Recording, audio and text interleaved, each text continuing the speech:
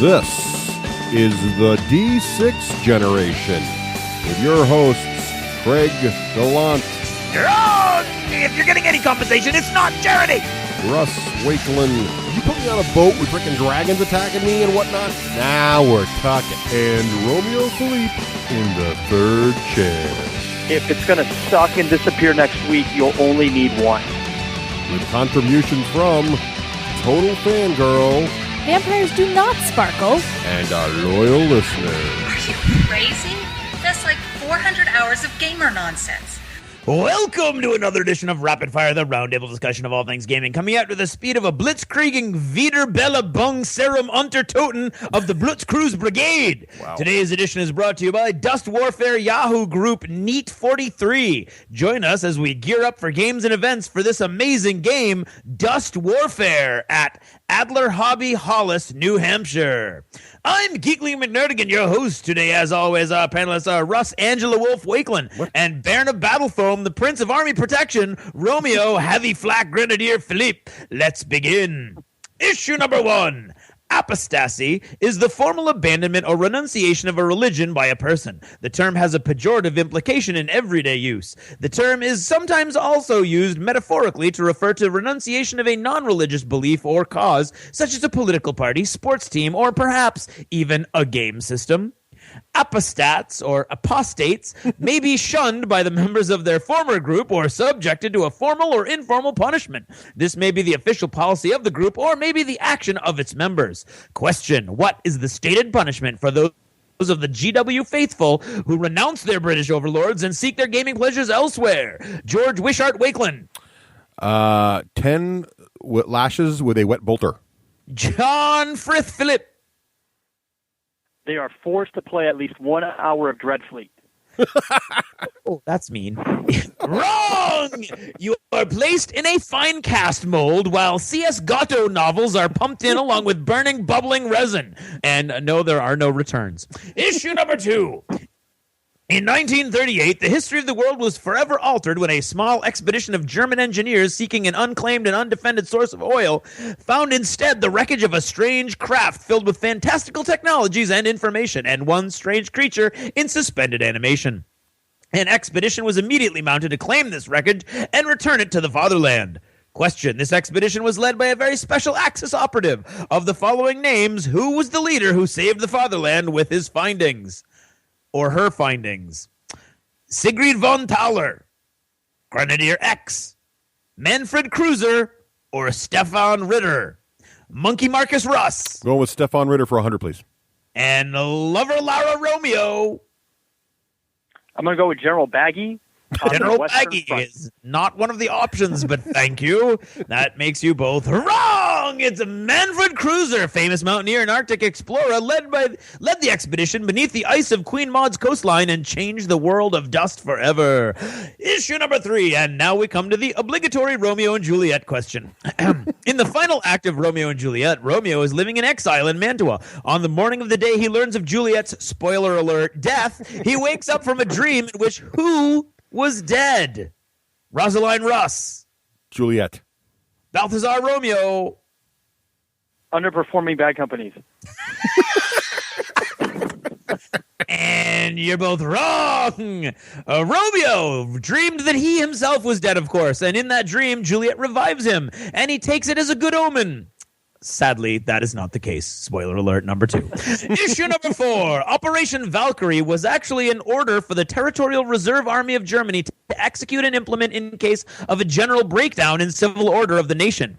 German army officers General Obrecht, Major General von Treschkow, and Colonel von Stauffenberg modified the plan with the intention of using it to take control of German cities, disarm the SS, and arrest the Nazi leadership once Hitler had been assassinated in the modified plot.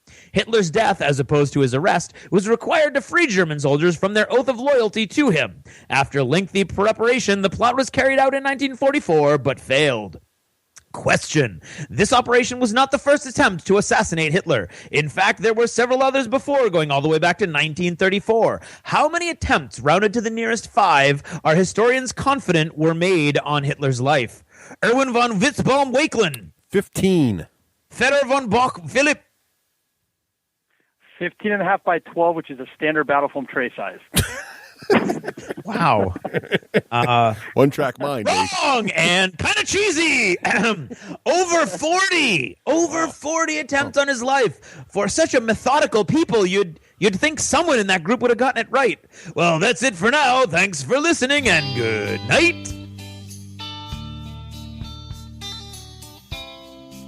This episode of the D6 Generation is brought to you by GameSalute.com. Check out gaming news or find out what the new hotness is on Springboard. GameSalute.com. And by Lone Wolf Development. Take your game to the next level. And the War Store, bringing the war to your door since 1999, and that is for a decade or more. And by Audible. Try the service, get a free book, and support the show. All by visiting audibletrial.com/D6G. And by Geek Nation Tours. Rise up and join the Geek Nation, touring the world at geeknationtours.com. Hello. Hello. And there he is. There we go. There he is. And welcome to episode 102 of the D6 Generation. I'm Russ Wakeland. I'm Craig Gallant. And I'm guest hosting Romeo Filip. Hey, Romeo. Welcome to the show. Thanks for coming on again. Thanks, buddy. It's like home. It's like cozy. It's like a warm blankie. It's like I only just saw you this past weekend or something. That's right. I feel like I just left you. I know. We just saw Romeo at Adepticon. We had a great time hanging out with him and the rest of the Battle Foam crew there.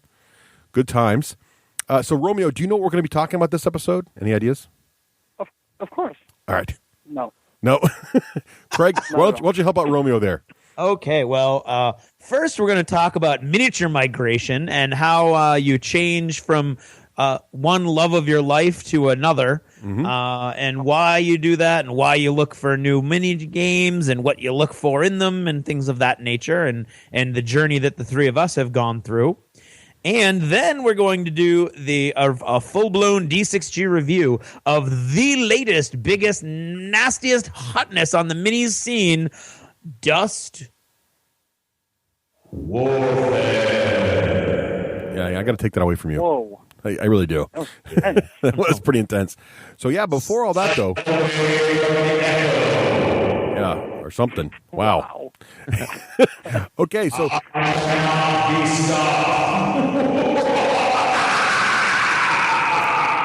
Yeah, see, this is becoming a problem.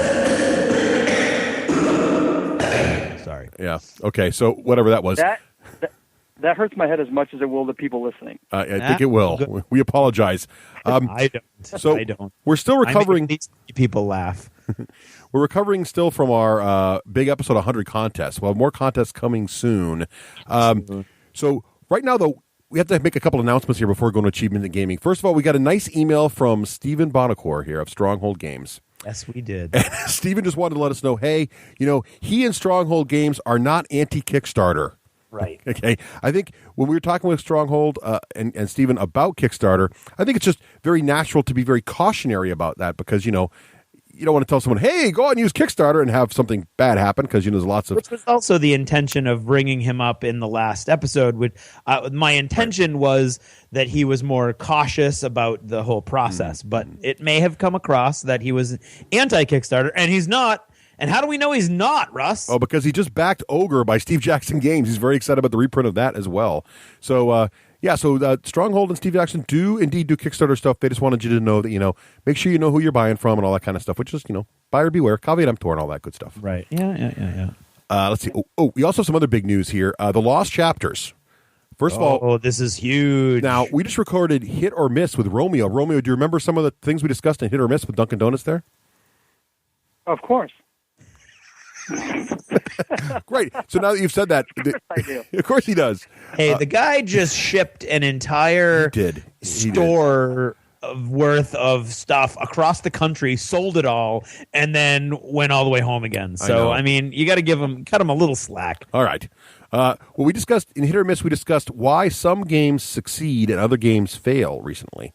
Right? That's right. And we looked at different miniature games. Do you remember some of the games we discussed there, Romeo? Of course. All right, yes. Such as we looked at Arcane Legions and Excellus, and then some of the ones that worked out, like Malifaux and others. So if you want to listen to that and take our take on why, and Romeo's take too, on why some of that may have worked and may have didn't, head on over to that one. Now, it's time now for what, Craig? I don't know. It's probably time for something along the lines of...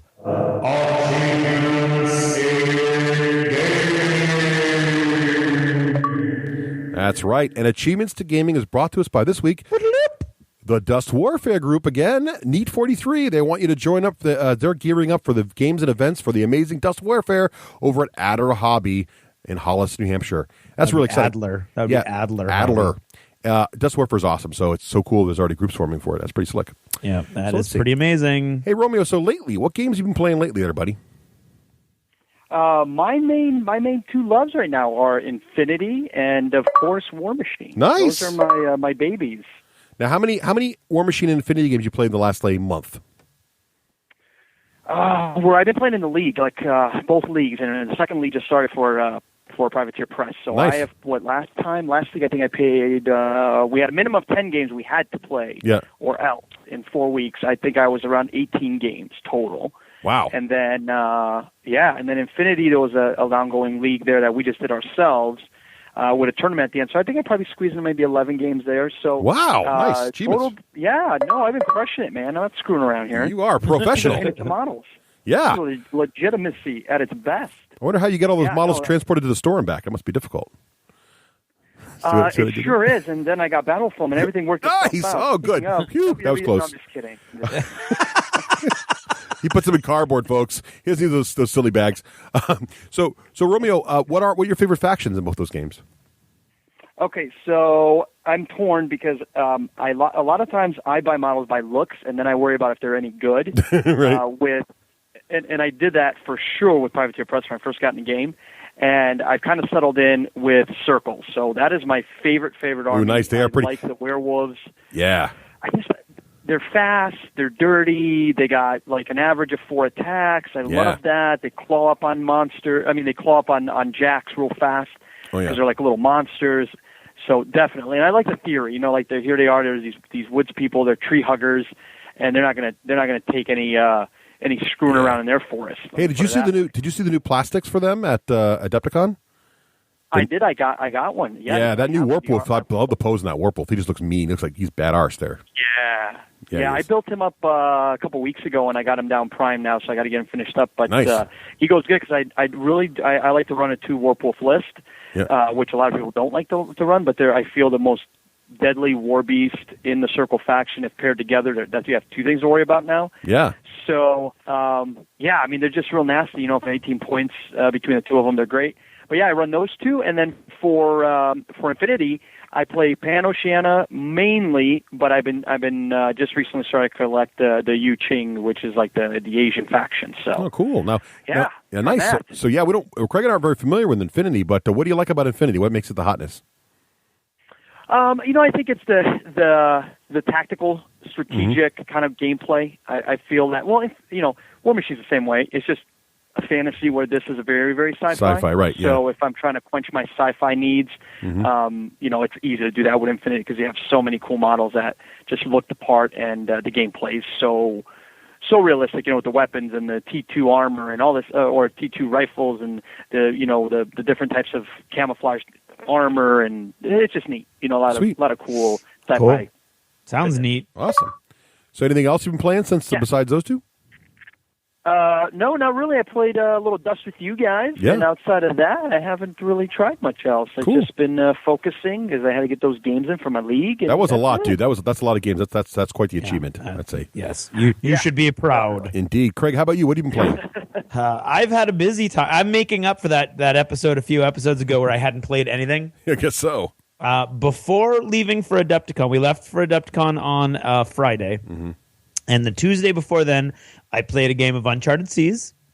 I played a game of Lords of Waterdeep. I got my first win. It was awesome. Nice. The first 2 missions that I got dealt to me were a 25 and a 20-point mission.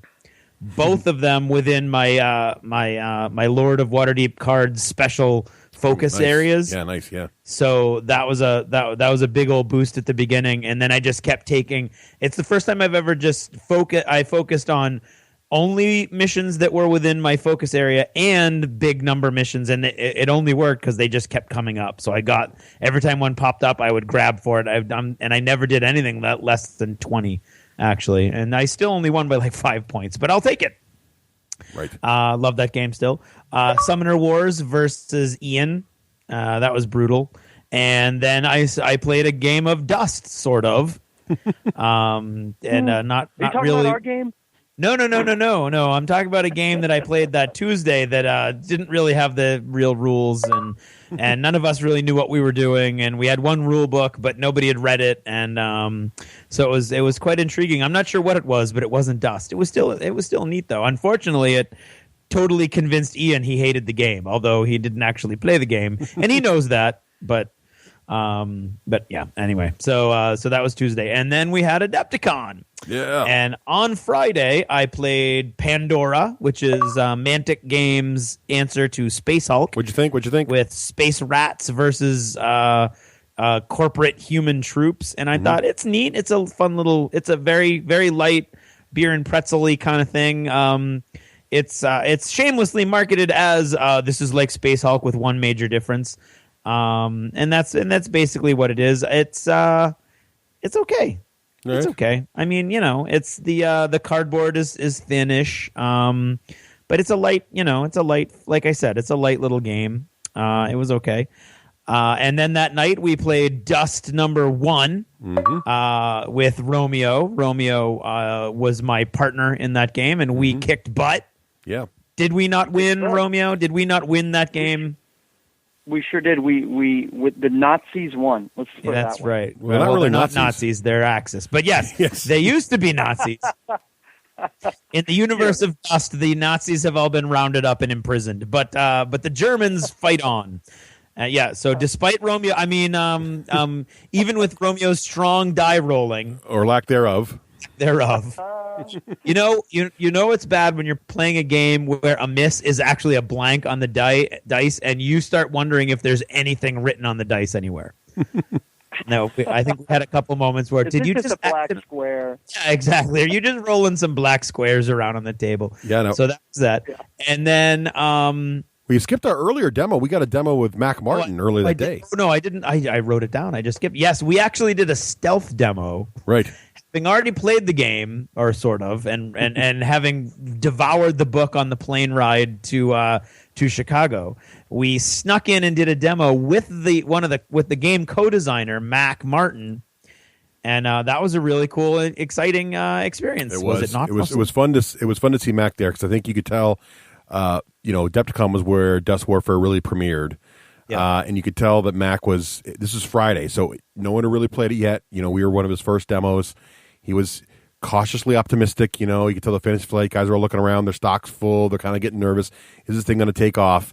And it was fun to see the transition from, nervous little guy kind of putting his baby out there and seeing if it can walk, to the end of the weekend going, yeah, everybody loves it. It's kind of fun to watch the whole transition. So it was really cool. It was also great to, it's always fun to get a demo with a designer, because you really get the rules down right off the bat, which is nice too. So a couple things we had thought we were wrong, and then we're like, it was funny because Craig and I looked at each other. We're like, we were sure. We're like, maybe he got that wrong, because I'm pretty sure I read it the other way. And sure enough, nope, he was right. I read it in the book again. Yeah, we were walking to dinner, and as we were walking to dinner, we were like, it's weird though that the designer would get a couple things wrong, and we were both like, yeah, well, he's got a lot in his head, and he's been working on it, and the rules change. And then we went and read the book, and oh my god, if he wasn't right every time. Look at that, amazing how that So works. then, from that moment on, we knew who we needed to call every time we had a question. Right.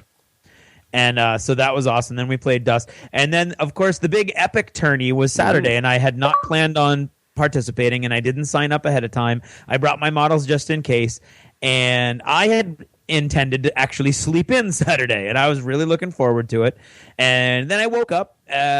All of a sudden, Russ, this is my favorite part of the whole weekend, was Russ. Oh, I can't wait to sleep in, man. No kids, no wife. I'm going to sleep in till like noon. Don't get me up, man. This is like my vacation. 7:00 in the morning. See, it turns out when the biological clock is set. I think I'm going to go for a walk. Oh, I can't sleep. I was awake. I always get up every morning at like 6, so sleeping till 7 was late for me. That was about as far as I got. Yeah, there you go. Yeah. So I was awake, and then Matt of the Nerd Herders fame called me and or texted me actually and said somebody just quit the Epic tournament, so if you get down here now you can play. So I was like, well, what the heck else am I going to do? So I went down and I played, and I didn't even place remotely as well as I placed last year, but I had fun. It was a good time. It was extremely well run, and all there was no special weird missions that were going on. And again, the terrain was all really neat. Met a bunch of really nice guys, a whole bunch of listeners, so that's always cool. And had fun. So they played 3 games of Epic then, and then that night there was another game of Dust with Matt working with the Axis.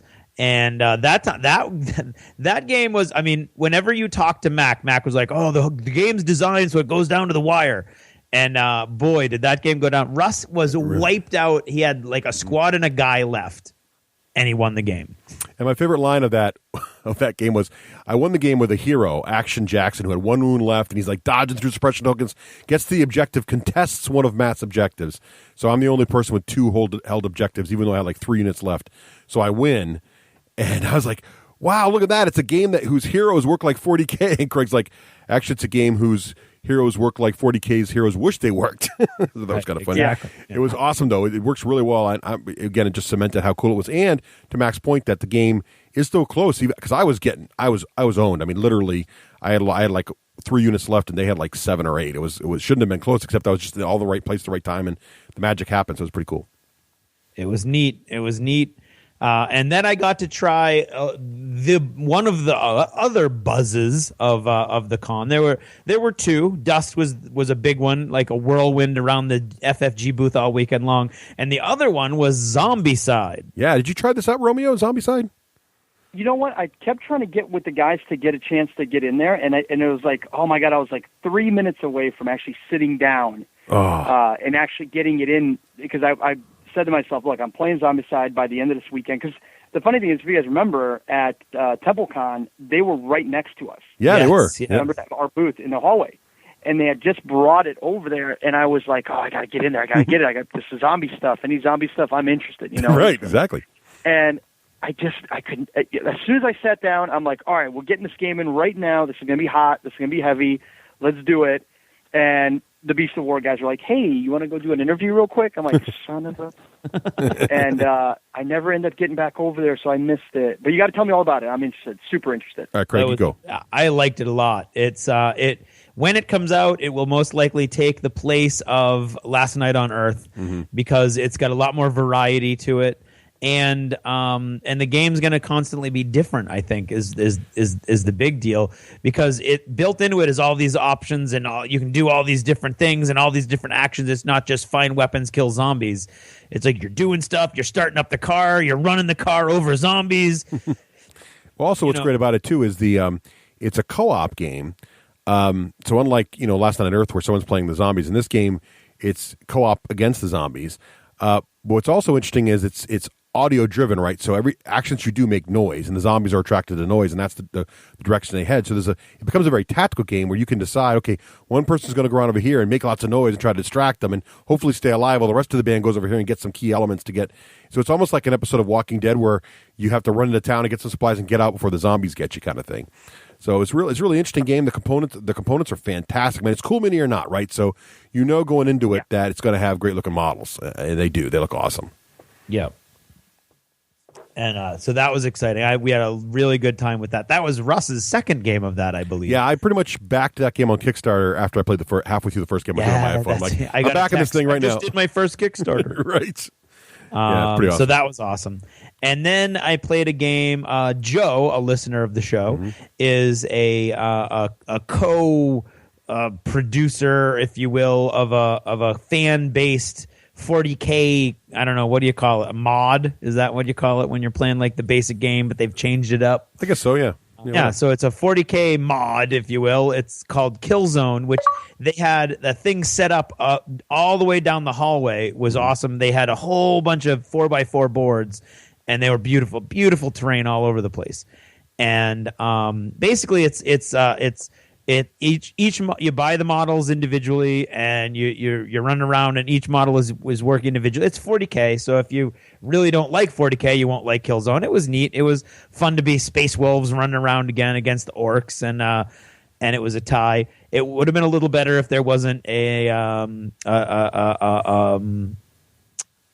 expletive deleted playing right next to me. Who, like, at one point I had accidentally moved his objective counter, and he was like, "Hey, want to put that back?" I was like, "Seriously? No, I want to shove it up your left nostrils. What I want to do with it?" Wow. So that was unnecessary. But you know what? You're going to find people like that wherever you go. So that was fun. And then, of course, we started our board game night, which was ridiculous.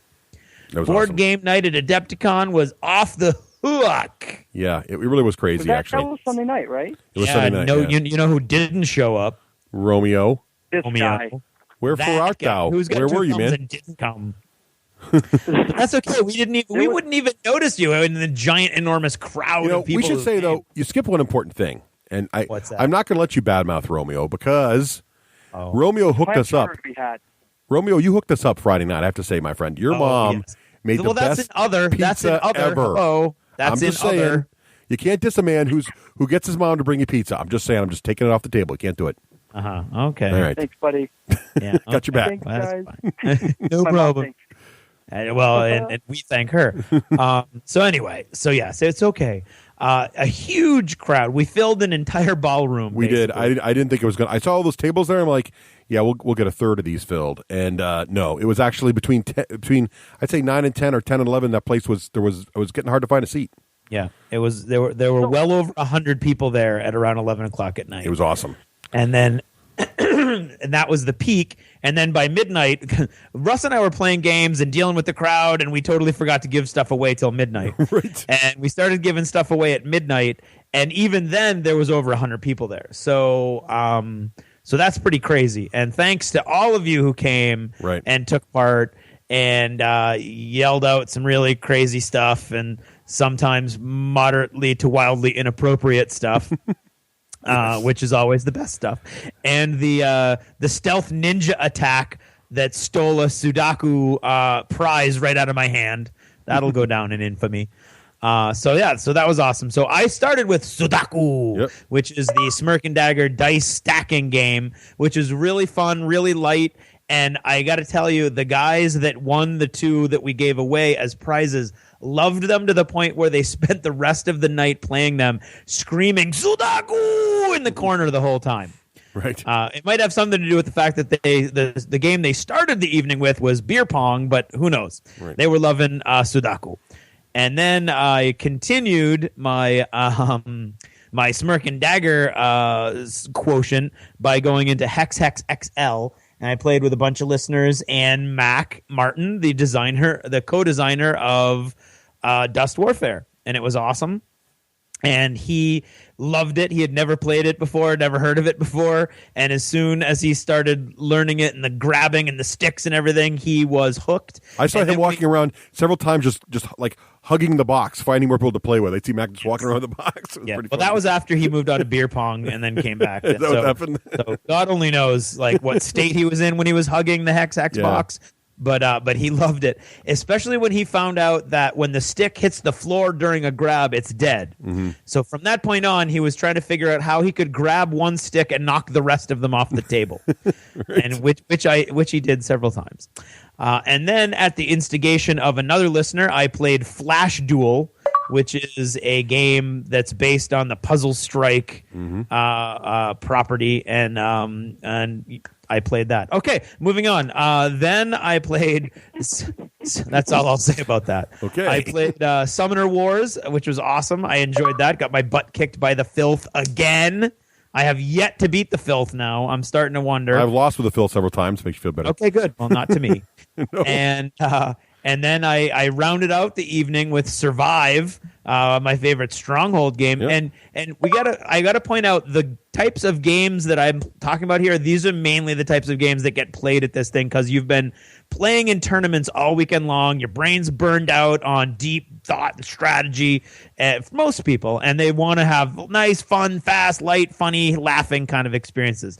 I also hooked up a big crowd from Geek Nation with Cutthroat Caverns, and they were having a blast with that. Yeah, they also played Lost Temple, the new Stronghold game. They played that, and we also saw a copy of the new Revolver game get given away too. Yeah, there's some hot right. And didn't you guys demo out Revolver at TempleCon a couple years ago? Something like that. No, Revolver's new. That's a different. I think it's a different game. No, I think you're thinking about Gutshot, the zombie game. Gutshot. That's it. Yeah, I love that. Totally, I know you did. You had a blast. Oh. And you wish you lived. You wish you lived in my little Gutshot town. That's the thing. I did. I still want that Gutshot town. God bless it. And so that was it for gaming at Adepticon, and then I came home, and last night I had another game of Uncharted Seas, and then because I'm insidious that way, I staged a massive demo with all of my brand new terrain to be discussed in modeling, and at Myriad, right there in the front of the Myriad store, and I got a minimum of 4 more people locally totally hooked on the game. Nice way to go, man. So that was awesome. And the game sells itself. So when you're demoing these games at Myriad, you choose Myriad. Why? Well, because Myriad is one of the best game stores in the world, and I've been to many all over the world. And they are awesome. They're a friendly, professional gaming store where the staff knows exactly what you want. They'll order it for you and then put it aside for you when it comes in, as opposed to just selling it to the first schmo off the street. It's clean, it's nice, it's fun, it's friendly, it's cool when it's hot outside, it's hot when it's cold outside. Right. And they've just got everything you need, including fun and boxes of fun and tons of friends. Well, it was great because on Sunday, we were all getting into Dust Warfare, and we knew we were going to Adepticon the week before Adepticon. We ordered the new redone core set because Craig and I wanted the new models in there, and sure enough, they got them to us before we had to leave for Adepticon. Yeah, that was great. Crazy. That was crazy awesome that they got that in that fast. So let's see. Well, I cannot match your awesome list there, Craig. That is pretty awesome. I couldn't match your list I can't even match Romeo's awesome 18 games of War Machine, and but I did a few things. I did play Survive at Adepticon there. The board game night was awesome. Also played a couple Zombicide, and I do like Zombicide a lot. I really like it. In fact, I think I even got a rule suggestion into the core game. So if you see a core rule, because one of the things we were talking about in co-op games is that there's always that one guy, right, Romeo? You know this guy, right? There's always this one guy that's like, okay, so I know this game best, so if everybody just does what I say, we'll beat the game. Okay, just follow. No, don't move there. Just you got to go here, and then we'll beat the thing in 2 turns. You got it? You know that guy, Romeo? You know what I'm talking about? Are you saying that guy might be me? No, not you. I'm just saying, a guy like that. Sensitive. No, don't be sensitive. I mean, are you that guy? Well, look, you always like that guy's every time. Right. That guy's everywhere. He's in every game. So here's what we decided. Here's what I said. It would be cool because there's this cool sound thing where certain weapons have little sounds on them. So like, if you kill a zombie with a samurai warrior sword, it makes no sound. But if you kill a zombie with a shotgun, is that what it's? Is that its full name, a samurai warrior sword, and people just shorten it to samurai sword or katana. Look, if you want to just say katana like at some lame-o, you can. But if you want to have fully samurai warrior sword, this is radio. My samurai warrior sword. This is radio. I got to give extra description to these things. Samurai warrior sword. Exactly. So there's this little audio stuff, right? So I said, wouldn't it be cool if you're in the same square? Down at the family, is it the ancestral samurai warrior sword? Wow. So if you're standing in the same square, you can talk to anyone else in that square, no problem. If the person's 1 square away, you generate noise. If he's 2 or more squares away, you generate even more noise. And so they said, we're going to try this out. So he started demoing it and offering it as an optional rule. And people would start talking. He goes, oh, I'm sorry, you're generating noise. I put noise things on there. And I came by later. I said, how's that rule working out? And this one girl who just sitting there said, it's the only way to play the game. It's awesome. So hopefully that gets in there as an optional rule because I think it's pretty cool. It kind of solves that whole silly, one person taking over the game thing, which is kind of fun. I also like the sound mechanics. Really cool. I also played Blood Bowl Team Manager for the first time. I played a couple demo games, but it's my first full game. Really enjoyed that. A couple listeners taught me that game. Thank you very much, guys. And, of course, the 2 Dust Warfare games that Craig discussed at Adepticon. And also, I played another Dust Warfare the week before at Myriad with Ryan. Really loving it, and we'll talk more about Dust Warfare later this very episode. So that is all of our gaming. Phew, that was a lot. There's a lot of gaming. How about modeling? I'll go first on modeling because I don't have much. I've been doing dust painting. Yes, so I'm at Adepticon. I want to paint something up. And I got the brand new British paratroopers dudes who are awesome. They're like heavy armor. They got the little red berets. You see those guys, Romeo? The little beret dudes with their guns? I don't know if you saw them. Yeah, they're the ones that got the phasers? Yes, yeah, the phasers. Little phaser guns? He's on it. So I grabbed 4 colors. He's on it. I grabbed the red, I grabbed a flesh, and I grabbed a light brown to dry brush and a black for the guns. And I just zipped through in like 10 minutes a guy, cranked out like a couple squads. And I really like how they turn out. It's great that they're pre-primed. So I cranked out a little squad of dust guys. I'm going to do some more this weekend. Romeo, how about you? Been doing any modeling lately? Actually, yes. Speaking of devil, I got some modeling in actually before I left. One thing I like about Infinity that I do like and enjoy on a regular basis is that I don't have to paint a lot of stuff to fill out my army. So just similar to a lot of these skirmish games, you're able to quickly have a good-looking army, especially if you use efficient painting system or styles. Right. So I started painting up my Juching, and a friend of mine, Aaron, who I actually bought some Juching from to get my army going in the right direction, he had finished up painting some of his that I purchased. Nice. So I have almost 300 points, which is equivalent to about 13, 14 models fully painted to a high quality. So that has been my latest. Well done, sir. Nice. Yeah. Nice. How about you, Craig? Very good. Well, I've been busy since the last episode, so that's 2 weeks. I've painted 16 Axis soldiers from Dust, and the 2 Axis walkers, and a couple tank traps, and 4 little boxes. And that was all done in 2 days, by the way, because it's so easy because of the way they package it, which we'll talk about later when we review it. I am almost done with an entire Thaneris Elves fleet for Uncharted Seas. I don't even know where you find the time. What's that? I don't even know where you find the time, dude. I don't know either, because now I'm like, how am I going to finish any of this? Because I don't know how any of it's going to work out. Yeah. And so, anyway, during Adepticon, we wanted to play Dust. Okay, can I just say, I tried to sort of steer you away from this train thing, but you just kept. You were like a. You were like unstoppable. You were like a terrier. Like, I must buy one more wall. We had access to tables, but no real access to any terrain. Right. And Dust is a very terrain-heavy game. Yeah, you want most of the fights are in urban areas, and you want ruin. So I went around and I priced all the stuff, and the best stuff I came up with that would look good and wouldn't like drive me into bankruptcy was the Armor Cast resin ruined city terrain. So on day 1, Friday, after dropping a ton of money on Dust models, I went and I dropped a moderate amount on Armor Cast buildings and then super glued them together. And then the next day I bought some more. And then the next day I bought some more, until now I have 8 very large ruined brick buildings, which then, of course, at the end of Adepticon, I had to tear down. And get home. And so I could ship. So I put them all together. Or actually, Russ put most of them together for me. What was I doing? I was running around trying to find somebody. You were actually coordinating with Romeo. You were hunting down Romeo for our game on Friday, and I was gluing them together. But as I was gluing them together, I wasn't being very careful. So I may have glued a couple to the table. So sorry about that, Adepticon people. Sorry. Yeah. My bad. That was kind of amusing. In fact, I just finally got to them yesterday, and I glued them all together again and based them all. And sure enough, there was still some tablecloth on some of them. It's decorative. So that was kind of funny. Crass. It's crass. Yeah, it was a little crass. Exactly. So I put all those together, and the guys at the Armor Cast booth taught me very quickly how to get a really good brick effect on ruined brick buildings, for resin brick buildings, very, very quickly. And I went to Walmart and I got this. It's called a Ruddy Brown Primer, which is the perfect color for brick, and it dries in 10 minutes, which is awesome.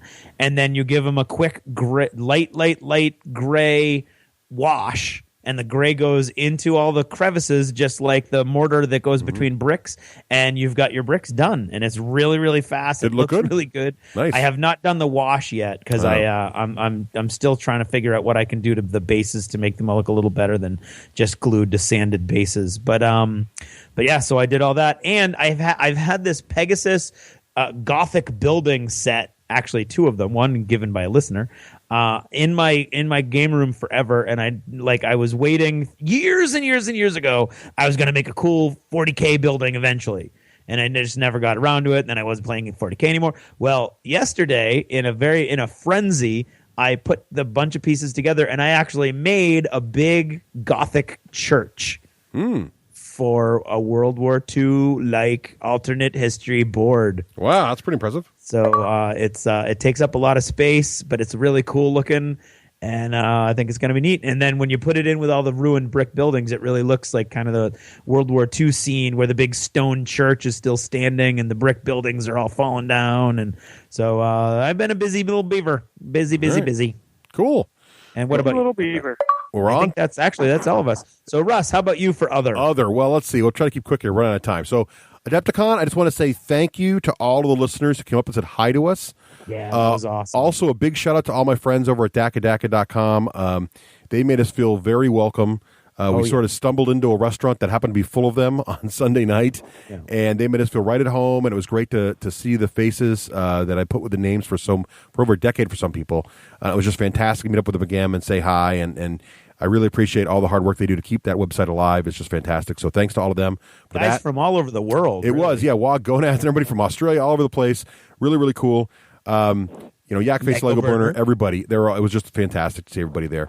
The board day night was awesome. I want to thank our sponsors, Game Salute, Stronghold Games, Smirk and Dagger, all came through. Fantasy Flight Games came through in person. Really impressive. They gave away, they sold out of Dust Warfare over the weekend. Yeah. And they held 2 copies to give away at our event, which was really, really kind of them. And they gave away all their demo games that they brought to play, like Battlestar Galactica, all these great, great games. Let everybody have them. It's kind of like a wedding. Like, you win the centerpiece. Like, whoa, that was pretty cool. So that was awesome. So thanks to them for coming out. And thanks to Mac Martin for judging our wacky contest. And he scored his own happy ending there almost. Just saying. Anyway, moving right along. So quick about audiobooks. I just got on Audible, friends at audible.com. Check them out at audibletrial.com/D6G. Get our big Audible deal there. 30 free days as well as a free credit. Or go to the website and just click on the Audible link. I just got the Wind Through the Keyhole. The day it released was on Audible as well. The new Dark Tower novel by Stephen King.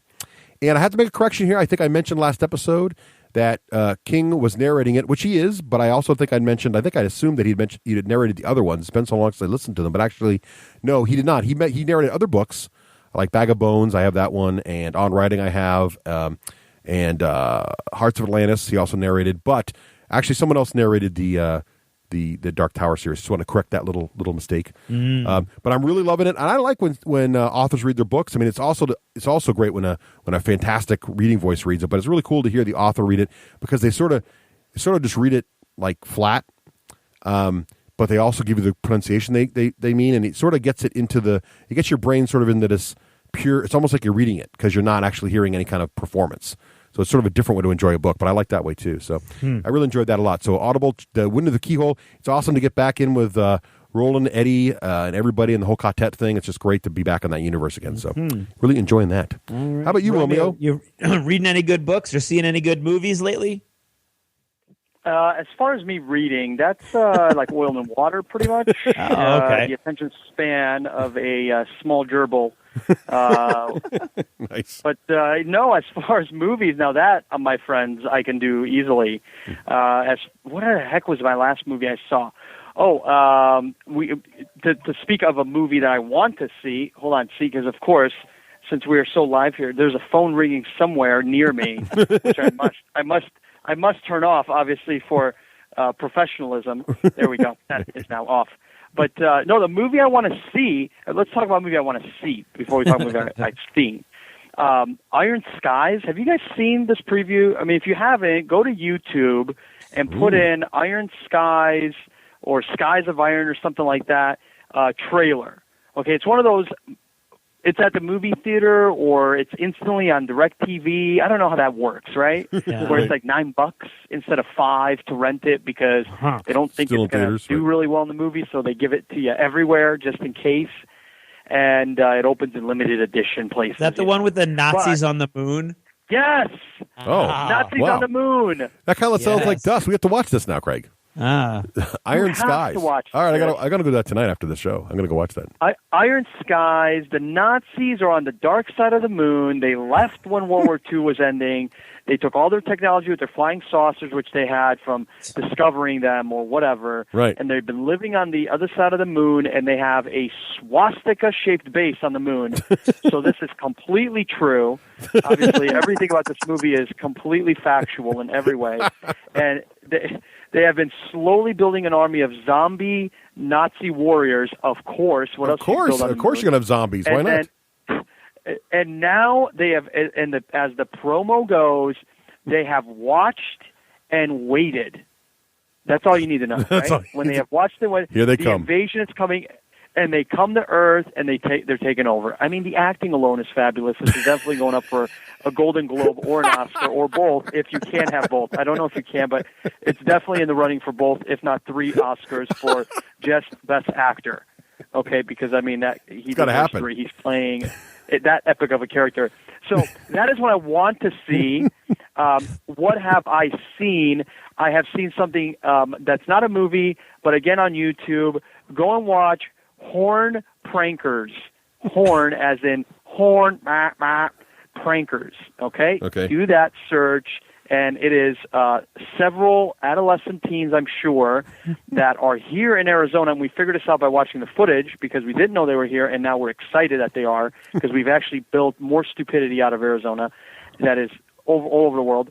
And they have attached 4 train horns underneath their Scion and put an air compressor in it, and they basically go driving around the Arizona area here in Phoenix and scare the out of everybody with a train horn. You can watch that for hours. That's all I have to say. So that's what I've seen recently. Okay. Wow, last great, night and Romeo. today at work. Wow. I think you should start a TV network with that kind of. That would be awesome. I'll listen to that kind of programming more. Nazis in the moon and people scaring people with train horns. That's awesome. I do want to see Iron Skies. That sounds pretty cool, actually. Now I got to go check that out. Craig, how about you, man? Okay. Well, let's see. For me, I am still reading on my Kindle, downloaded from the Black Library website, Tales of Heresy, which is the latest anthology of the Horus Heresy. There are some really good stories in there. Really enjoying it, especially the one about the Iron Warriors, where the Iron Warriors beat their bolters into plowshares and then shoot them at people. No spoilers, dude. No spoilers. That was a joke. That was a joke based on the spoilers, right? Okay, it was a joke. Oh, my God. Anyway, the Iron Warrior story is awesome. All right. I'm trying to finish Wicked on audio, on Audible, and the audiobook, and you can get your own free at audible.com, and I highly recommend you don't get Wicked. Right. I don't think there's anything here really to like, at least for me anyway. There's a lot to just be kind of like, curl my lip at a little bit as far as the stuff that he wants to talk about and the stuff that he wants to focus on. The plot is at best moderately interesting, and at worst just kind of lame and boring. And it's not like the musical at all, which I feel like I've been cheated. It's dark, and a lot of people who defend are like, it's not like the musical, it's darker. Yeah, I would say it's not like the musical, it's worse. Not that it's darker, it's just not nearly as good. And I didn't particularly care for the musical, so which makes me a strange person amongst theater people. So so right now I'm loving the reading, and I'm not liking the Audible that much. I want to try to just finish it because I have that kind of personality where I have to finish it once I start it. Of course you do. But I'm not enjoying it that much. Right. And I can't make it go faster like Russ can, and I wish I could. I forgot to mention one thing too. I know you want to talk about Dust Fluff. I did get, for anybody interested in the background of Dust, for real cheap, 99 cents on your iPad or your iPhone. If you search for Dust, you will find there's a Dust comic. on there, and it gives you nice. And it's NSFW. It's not safe for work. It's not. It's NSFK. Yeah, it's also not safe for anybody. It's definitely M17. But it's M17. In case you're like, well, how bad could it be? Think Game of Thrones. Right. That's where you are. Okay. Yeah. That's exactly where you are. Yeah. Way too much genitalia in that show. Yeah. Well, this is definitely. I will say this: the iPad version at least has things blurred out. Yeah, because on the iPhone, there's some rules in the Apple Store. But so basically, these comics from Dust are all done in Europe, where these kind of things are much more not a big deal as they're here. But yeah, so in the iPad version, but it's actually a really good story, and it covers the Russians drop podding into a German castle, which is pretty cool. Yeah. But there's just like 2 pages of the stuff, but whatever. But it's pretty good. I actually enjoyed the story. I didn't do any reading all weekend long except for the Dust rulebook because there's so much cool fluff in there and alternate history and the character backgrounds and even the weapon descriptions and so including this and other, I would just say other than the rules, the Dust Warfare book has been which I read also. Just saying that those weren't like a super pleasurable read. They were as good as rules are going to get. For reading, but all kinds of other awesome stuff. And Russ focused on the rules over the weekend and didn't get to the fluff till the airplane. So the entire airplane ride home was, oh, dude, they did this. Oh, dude, they did that too. It was really funny. He was enjoying it as well. Look, Japan's building samurai walkers. That's that kind of stuff. That kind of thing. Yeah. All right. So cool. And that's my other. There you go. So that achievements? That is achievements.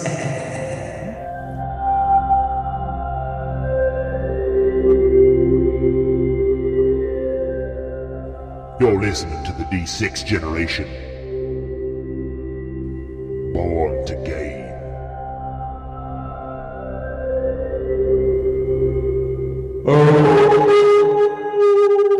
That doesn't sound right.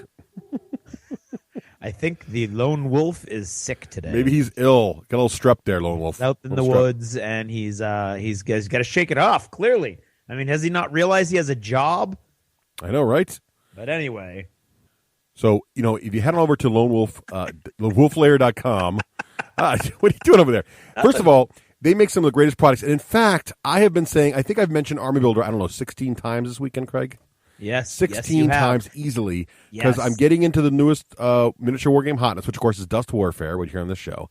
Yeah. And the first thing, as soon as you get back into miniature games, the first thing you're thinking is, man, building these armies is such a pain in the rump. Yes, it is. It's like, how do I got to balance it? Oh, I'm 5 points under. I'm 2 points over. How do I fix this and make it balanced and make it safe? What's available for this platoon or that platoon? And then I need to print it out, and I need a quick reference card. And I got to flip to the special rules section for the guns and then the special rules section for the units. That's right. Not if you have Army Builder. Army Builder handles it for all the major miniature war games. Fans put together the data files. And if you were thinking, I love the idea of Army Builder, but I'm a PC guy, don't worry. The Mac version is totally out. It's not in beta. It's not in test. It is out on the streets. Get yourself a Mac version as well if you're a Big Mac fan. What was that? Or fries. Big Mac fan or fries. No? Okay. That was it. That was Army Builder for Mac hitting the street. Okay, I'm with you now. Okay, so check that out. I'm actually also, what's cool is if your favorite game is not in there, like for example, Dust Warfare is not there yet. Some enterprising young, college kid with too much time in his hands has to enter it in there. But if you are one of those enterprising college kids or just a frustrated gamer like myself and wants you had data files, I'm going to download the little data file creator myself, which is free if you have Army Builder, and I'm going to start cranking out the data files for Dust and see how hard this is. It's actually not that hard. So I'm going to do some of that. Have you been trying? I have. I'm on my Russ way. Promised, actually, after we were all going crazy over the weekend at Adepticon, he promised to get this done by the weekend. I'm working on it now. So when my models aren't painted, this is why. But still, it's going to be awesome. Make it easier to play. So if you're interested in all their stuff, Army Builder, Hero Lab, Realmworks, all the great products from Lone Wolf Development, head on over to wolflayer.com and check it out. Or follow them on Twitter at Lone Wolf Dev. Lone Wolf Devel. Devel.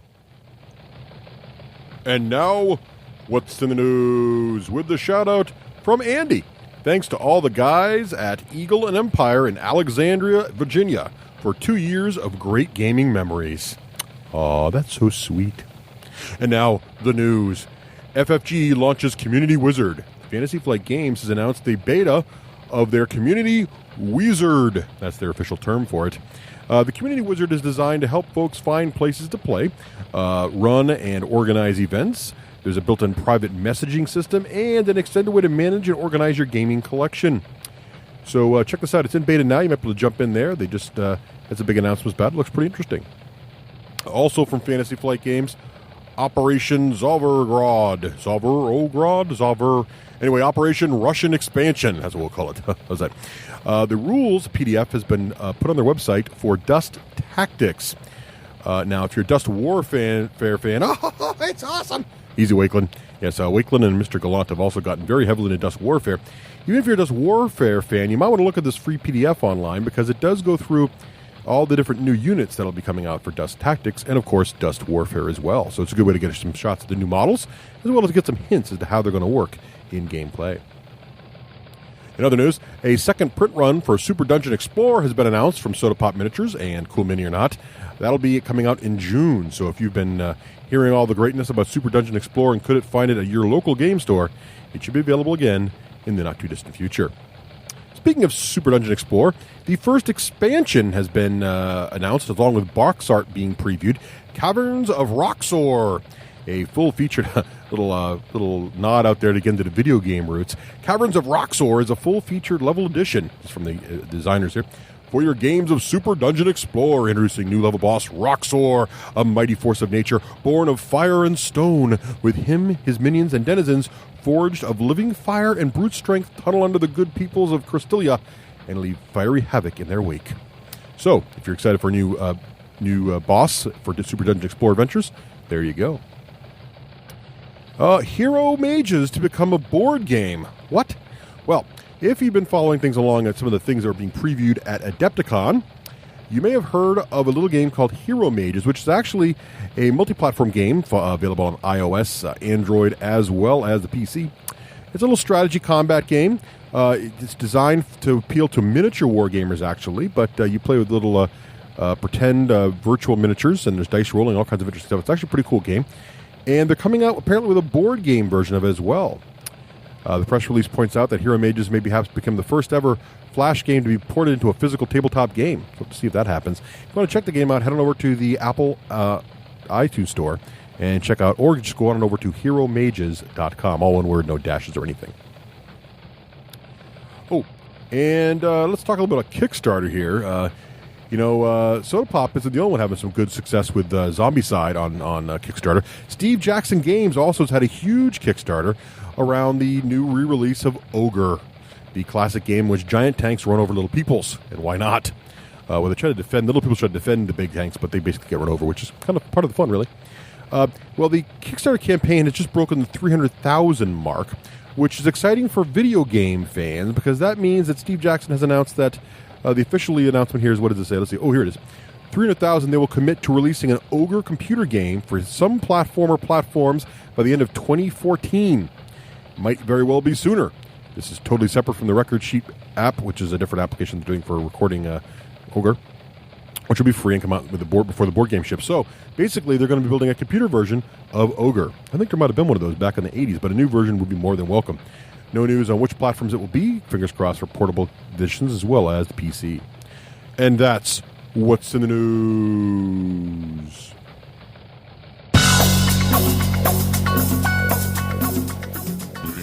You looking for news, reviews, and interviews? The D6 generation. It's groovy is as groovy does define, baby. The D6 generation. Born to game. Oh, yeah. Welcome back. And now, Romeo had this great idea today. Didn't you, Romeo? I sure did. Don't I always? You always have great ideas. You've moved on. You used to be a diehard, if it's not 40K, I don't even want to look at it, war gamer. Yeah. And now you have moved on to other games that you like. And so we thought it'd be kind of fun to talk about. Now, are you coming out of the closet with this? Like, don't you have a podcast or? It's such a oh God, I don't know if my freebooted members are going to accept me back into their little hut of nerdy forum goodness. To be honest, I've slowly progressed out, so it's been kind of like a slow peel on the Band-Aid. It hasn't been like a rip-off. Mm-hmm. So I think people are just kind of like, oh God, he's changing.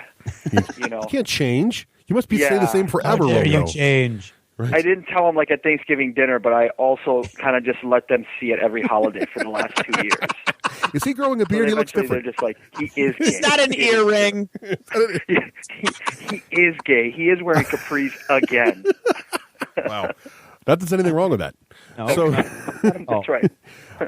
so before we get into your new love, why don't we talk a little bit about how we got to where we were? So was 40K your first miniature wargaming love? Yeah, I mean, I think a lot of people come into it with 40K because it's so easy and it's such a huge, wide range of model styles and types. I mean, if you look at Games Workshop on the fantasy or the sci-fi side, either one of them, you're going to find something that you might be interested in. I mean, if you're into rats, you got Skaven. If you're into fairies, you got high elves. You know, dark elves, 2 versions of fairies, wood elves. You know, if you're into robots, you know, you got Necrons. So there's really just about everything covered under GW. So I think people, I know I was that way. When I came into it, you know, I was into like G.I. Joe looking, Commando Rambo looking dudes. Of course, Catechins, boom, there they were. IG, perfect. Army, military.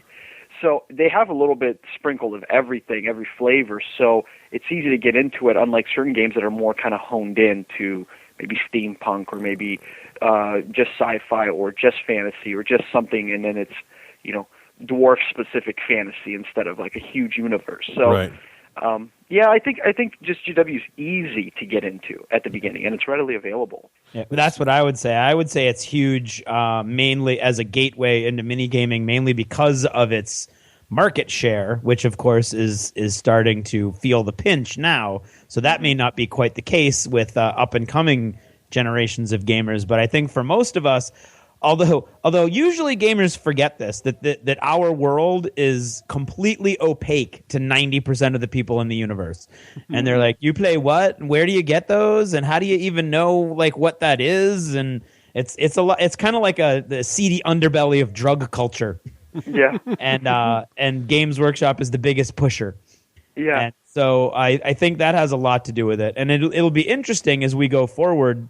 And now that the market has fractured so much in the last 10 years or so, to see like more and more people who haven't started with GW and then moved on, and in fact have never played GW before in their lives.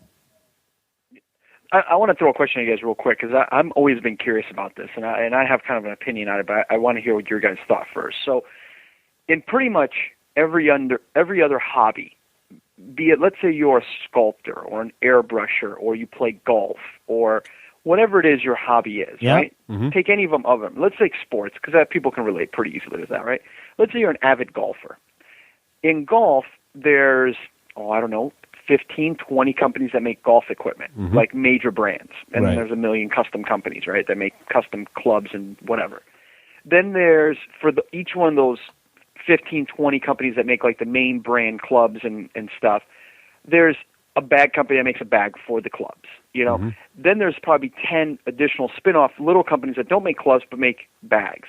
Then from there, there's, 100 other guys that make tees and, 200 other guys that give lessons and 500 golf courses. And it just spirals into this huge thing, right? Now, obviously, a lot more people play golf than play miniature war games. Right. Do you think, though, that because of a company like Games Workshop, who right now we all agree is the market shareholder, right? They control the most part of our industry. Do you think it's because they are so selfish with their IP and the growth of their brand, and they don't advertise, and look at it, barely made a commercial on Spike TV for their video game, and then that lasted like 2 weeks, and they're like, oh my God, pull it down, too many people know about us. It's like, oh my God, you mean kids are playing these crazy video games and they're going to transition over to models? Quit! They'll stop spending money over there. We're going to get big. It's like, you look at the two like different hobbies, and one, everybody at some point has either golfed, will golf, or knows somebody that does golf. Like you just said, Games Workshop, miniature playing of any kind, you ask 1 in 10 people, like, what the hell are you talking about? Do you guys think, so here's back to my question, do you guys think that, is it because of Games Workshop's strength, two-part question, is it because of Games Workshop's stranglehold on the industry with their legal action sometimes with their just advertising technique and their way, keeping the industry from truly growing to be mainstream? That's question number one. And question number two. And a follow-up.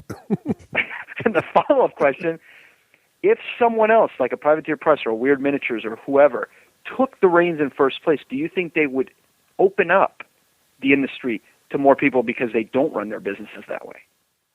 Ooh, that's a good question. It's very good. You want to go first, Craig, or want me to go? No, you go first. You haven't been talking a lot. All right. So the two questions. First of all, I guess the first one was GW's stranglehold. Are they the ones that keep it from being popular? Yeah. I don't think so. First, I think the Craig calls it fracturing. I think the industry is maturing. So like if you look at industry, whenever a new industry starts out, like you look at something like the iPad, right, where one didn't exist before. So when that first came out, there was only one choice, right? And everybody had it. And now slowly, or look at the iPhone's probably a better example, right? The only phone with a touch interface that was really worked well. And then slowly over time, other options came along with the Android and the Windows Phone and things like that. So the market matures, you have more choice because other people figure out what made it work.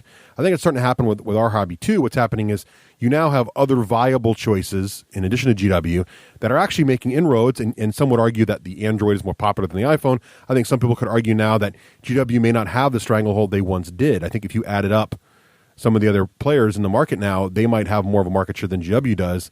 I don't know. There are certainly other companies too that are starting to produce miniature games that are as big as GW is.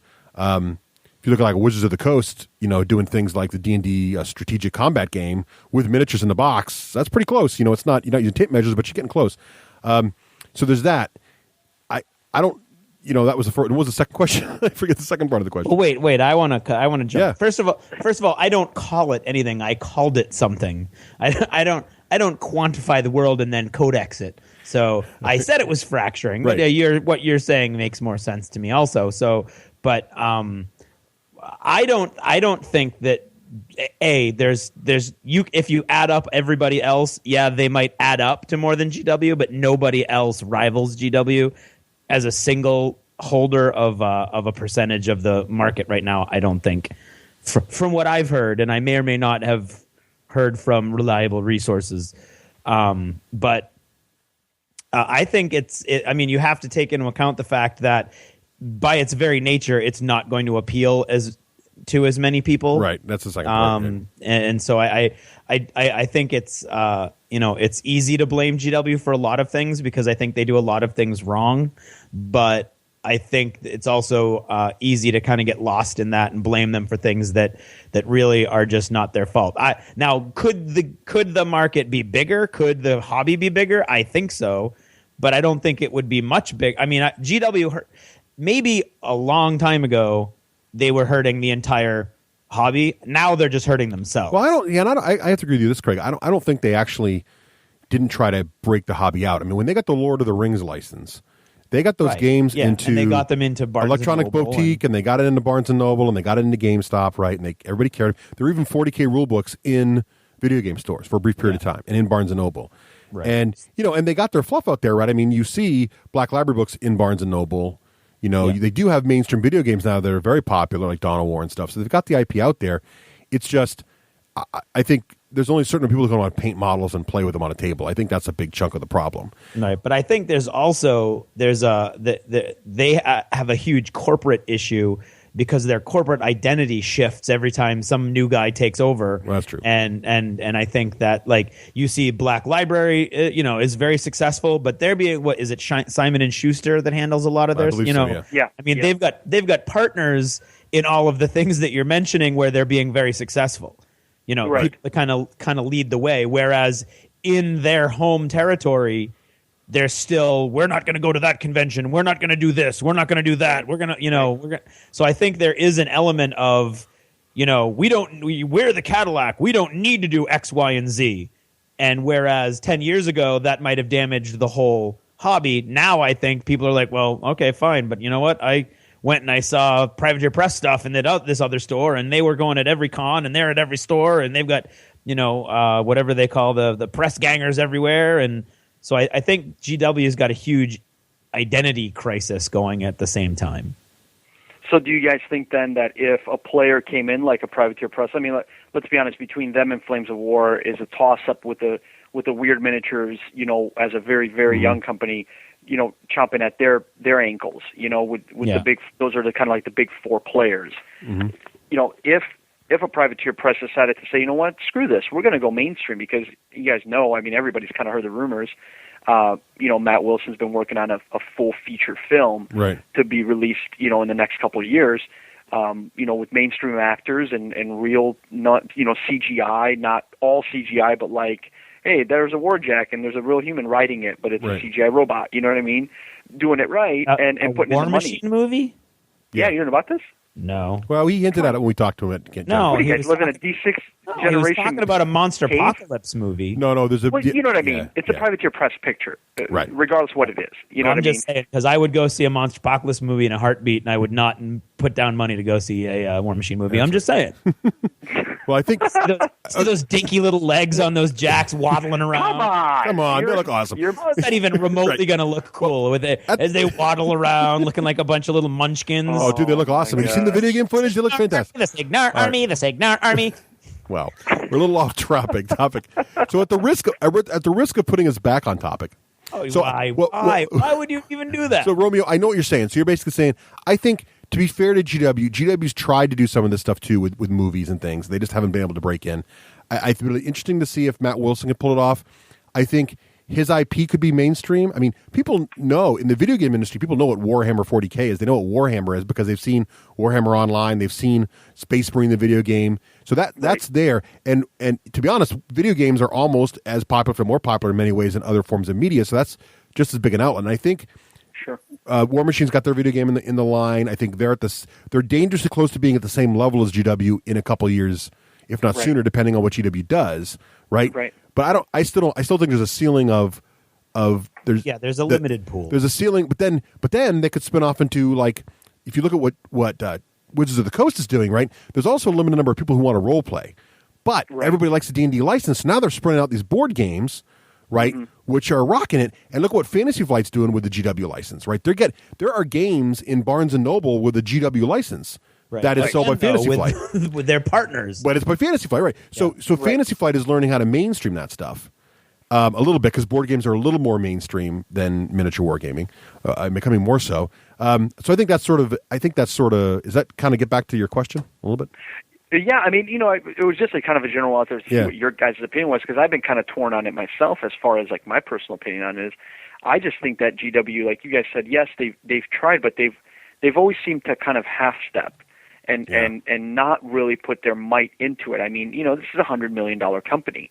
This isn't a $10 million company. This isn't a $5 million company. I mean, we're not even 1/10 of their size of annual revenue, and we drop in, over six figures on advertising if you add up all of our, contribution to podcasts, giveaways, and so on and so forth. I mean, we average it out as 10% of our overall revenue should go to advertising of various streams, and I can guarantee you there's no way GW is doing $10 million in advertising, because where the hell is it? We don't see it. You don't see it? They call it the White Dwarf. I mean, which you pay for, by the way. Which I pay for, by the way. Right. So quite often I'm wondering why.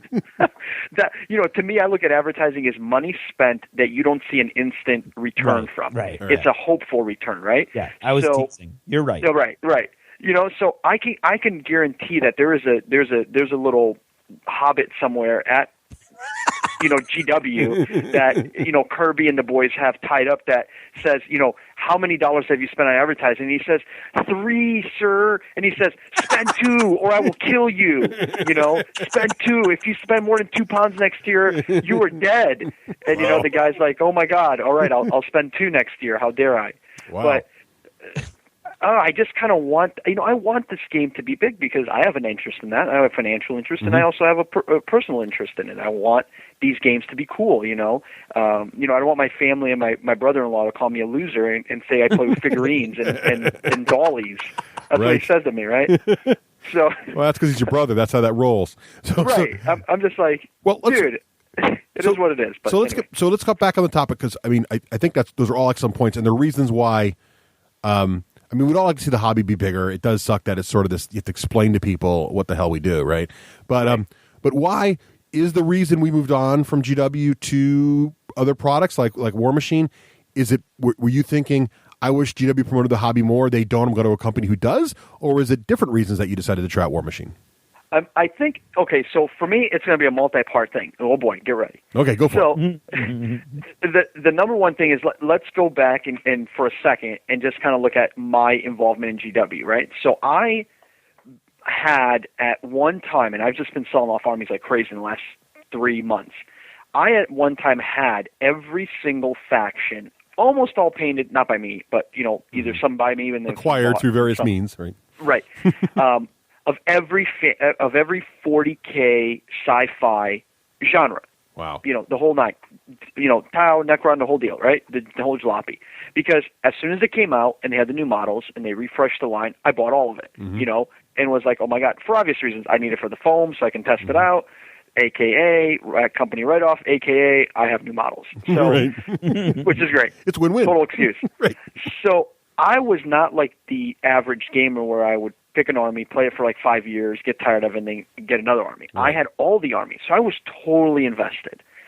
For me to switch would cost not only lots of money, but time, effort, and just dedication, right, to go to another line.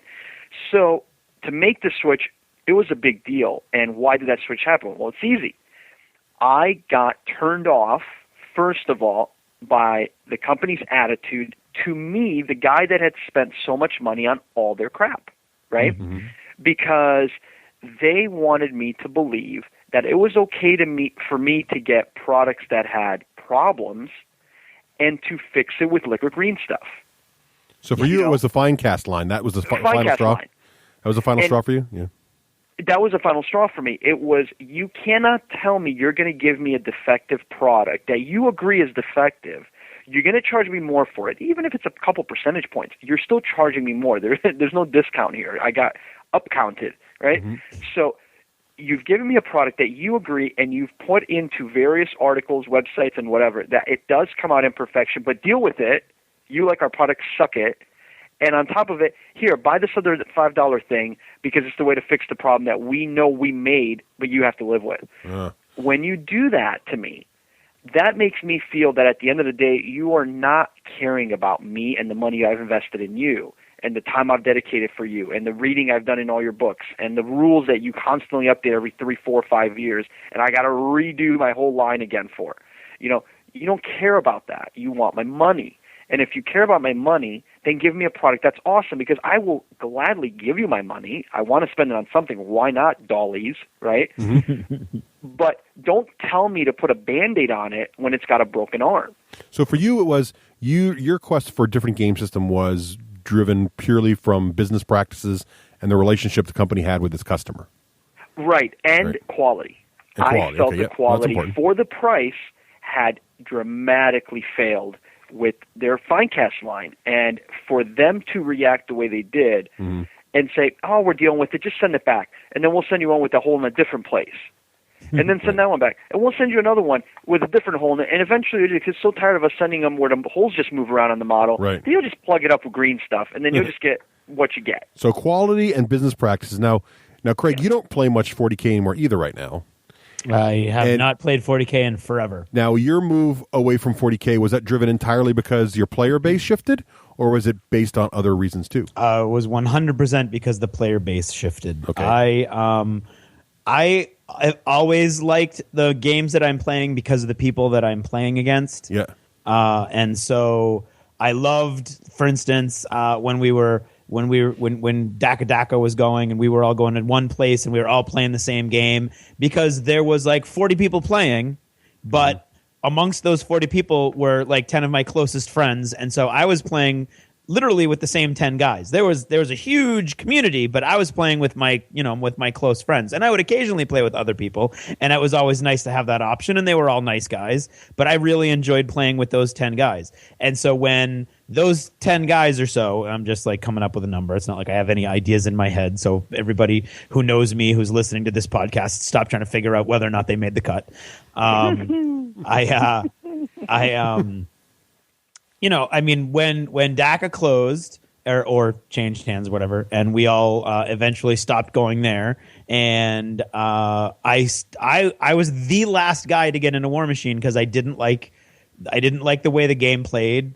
The rules, even back then, I would say the rules were very well written and very nice and concise, but I didn't like the way the game played, as I've said many occasions. Us, but so basically though, you followed us from the game to game because War Machine wasn't our first migration, right? So we went. Yeah, so it was Flames of War. Yes, and that was my fault. So just as a step, I had sort of a similar experience to Romeo, but mine wasn't. This is longer ago. Mine wasn't based on modeling. Mine was based on the mechanics of the game. I just got to the point where I got tired of being frustrated by the rules and rules arguments with my friends and all those things involved with the game. And so I started trying to look for a game that had tighter rules. So the first game I found that was army scale still and had those tighter rules was Flames of War. And so I started trying to get everybody who would sit still to play Flames of War because that's what I do. So I'm like, this game's awesome. And so, Craig, you got into it, and we got several other people into it, and we got people playing Flames of War. I got into it because Empire was doing a campaign. Right. Yes. That's true. And that was because there was that core of historical gamers that's still hanging around that was doing a campaign, and I loved the idea of a campaign, and I got all into the New Zealand units and the Maori, and I found that book online and I downloaded it page by page and I read the whole book. And Flames of War is a fantastic game. And Romeo, have you tried Flames of War? Yeah, absolutely. Yeah, I mean, we carry it in our store, so obviously any of the stuff. So it's a write-off. You own it all, right? What's that? It's a write-off. You own it all. Oh, well, absolutely. Right. Of course. You just go on the wall and pick a model you want, take it out of inventory. Now you got the latest model. So now, compared to as you looked around and you've tried Flames of War too, did Flames of War float your boat, or was it sort of like a nice product, but not your? Didn't really feel like it could replace 40K for you? I was the same way, I think, with Craig when it came to as far as how the gaming community shifted for us. We shifted dramatically when the Finecast and the price hike and all that happened. Literally overnight, it shifted from 40K, dabble of fantasy to straight to War Machine. They skipped go, didn't collect $100 and went straight to jail. And it was funny because there were other people that would come in and say, hey, you want to get a Malifaux game in? Hey, do you want to get a Flames of War game going?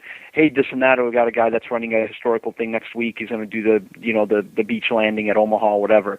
Oh, yeah, we're playing War Machine, man. We got a tournament Saturday. Screw you. It's like, whoa. Give it a try. It's the beach of Omaha. I mean, this is cool. Saving Private Ryan. People get shot. It's great. And people are like, no, the guy's bringing his own seed table in here. Are you crazy? It's like, screw those guys. War Machine. My Warjack's got bigger legs than your small leg jack. Whatever. So there you go. That's for Craig. Thank you. Yeah. But I mean, so we skipped right over it. And I mean, it's not because I don't like the game. I think what Flames of War does, and with their, attention to detail for the historical side of it, I think it's epic. I mean, you look how many models they have. They got 800-900 SKUs easily, for individual models. As far as styles, designs, you can get a Jeep with the machine gun on top. You get a Jeep with a little cover over it. You get a Jeep with a tire on the front, Jeep on a tire on the back, because every year of the war it changed. Yeah. So you're not going to miss out if you play Flames of War. We just skipped right over it. Would I like to play it? Absolutely. I mean, it's a great game. And like you said, the rules are tight. They know what they're doing, Right. The whole playing off your opponent's ability to dodge bullets is cool, right. I think that's neat. I think that's realistic. I mean, an 18-year-old German is going to dodge bullets way different than a 25-year-old German would. Right. And that's kind of how they build it in there, with the different levels of the enemy and the allies and access, right? So it just our community shifted, so I shifted with it, and I just got pulled right into the War Machine Hordes crowd. So you ended up in War Machine and Hordes, and I eventually did too, as I would say one of my primary miniature games, because I've never really settled down the way I was with GW back in the early 2000s, but so I ended up with War Machine. Similarly, I had friends that kept telling me to try it. And it wasn't because the group all had shifted, because there weren't very many people playing it in our core group. They're mostly, but actually, Rafe kept saying, "You got to try this game," and I kept saying, "No, it's magic." Everybody kept telling me War Machine was magic, And I'm like, with miniatures, and I don't like Magic. So I'm like, no, I don't want to play Magic. I don't want to get all that combo stuff. No. And so finally, Rafe sat me down and said, it was some kind of bet we made, and I'd have to play the game with him once. So I played the game with him once, and I instantly fell in love with the elegance of the mechanics. Like, that was what I liked about the game the most. It was so straightforward, and there were so many different options, and you could have such an interesting tactical game with a very low model count. I just thought, well, this is really, really interesting. And as I started reading the fluff and looking at the pictures, I realized I do like that anime style. I love the tricorner hats, and the gun mage Signar just like cries out to me. I look at it, the chain guns and the brass and the big steel. That whole thing is just awesome. So that got me into it, and that's what really dragged me in to War Machine, to the point now where if you told me you have to get rid of all your miniature war games except for one, that would be the one I would keep. Right.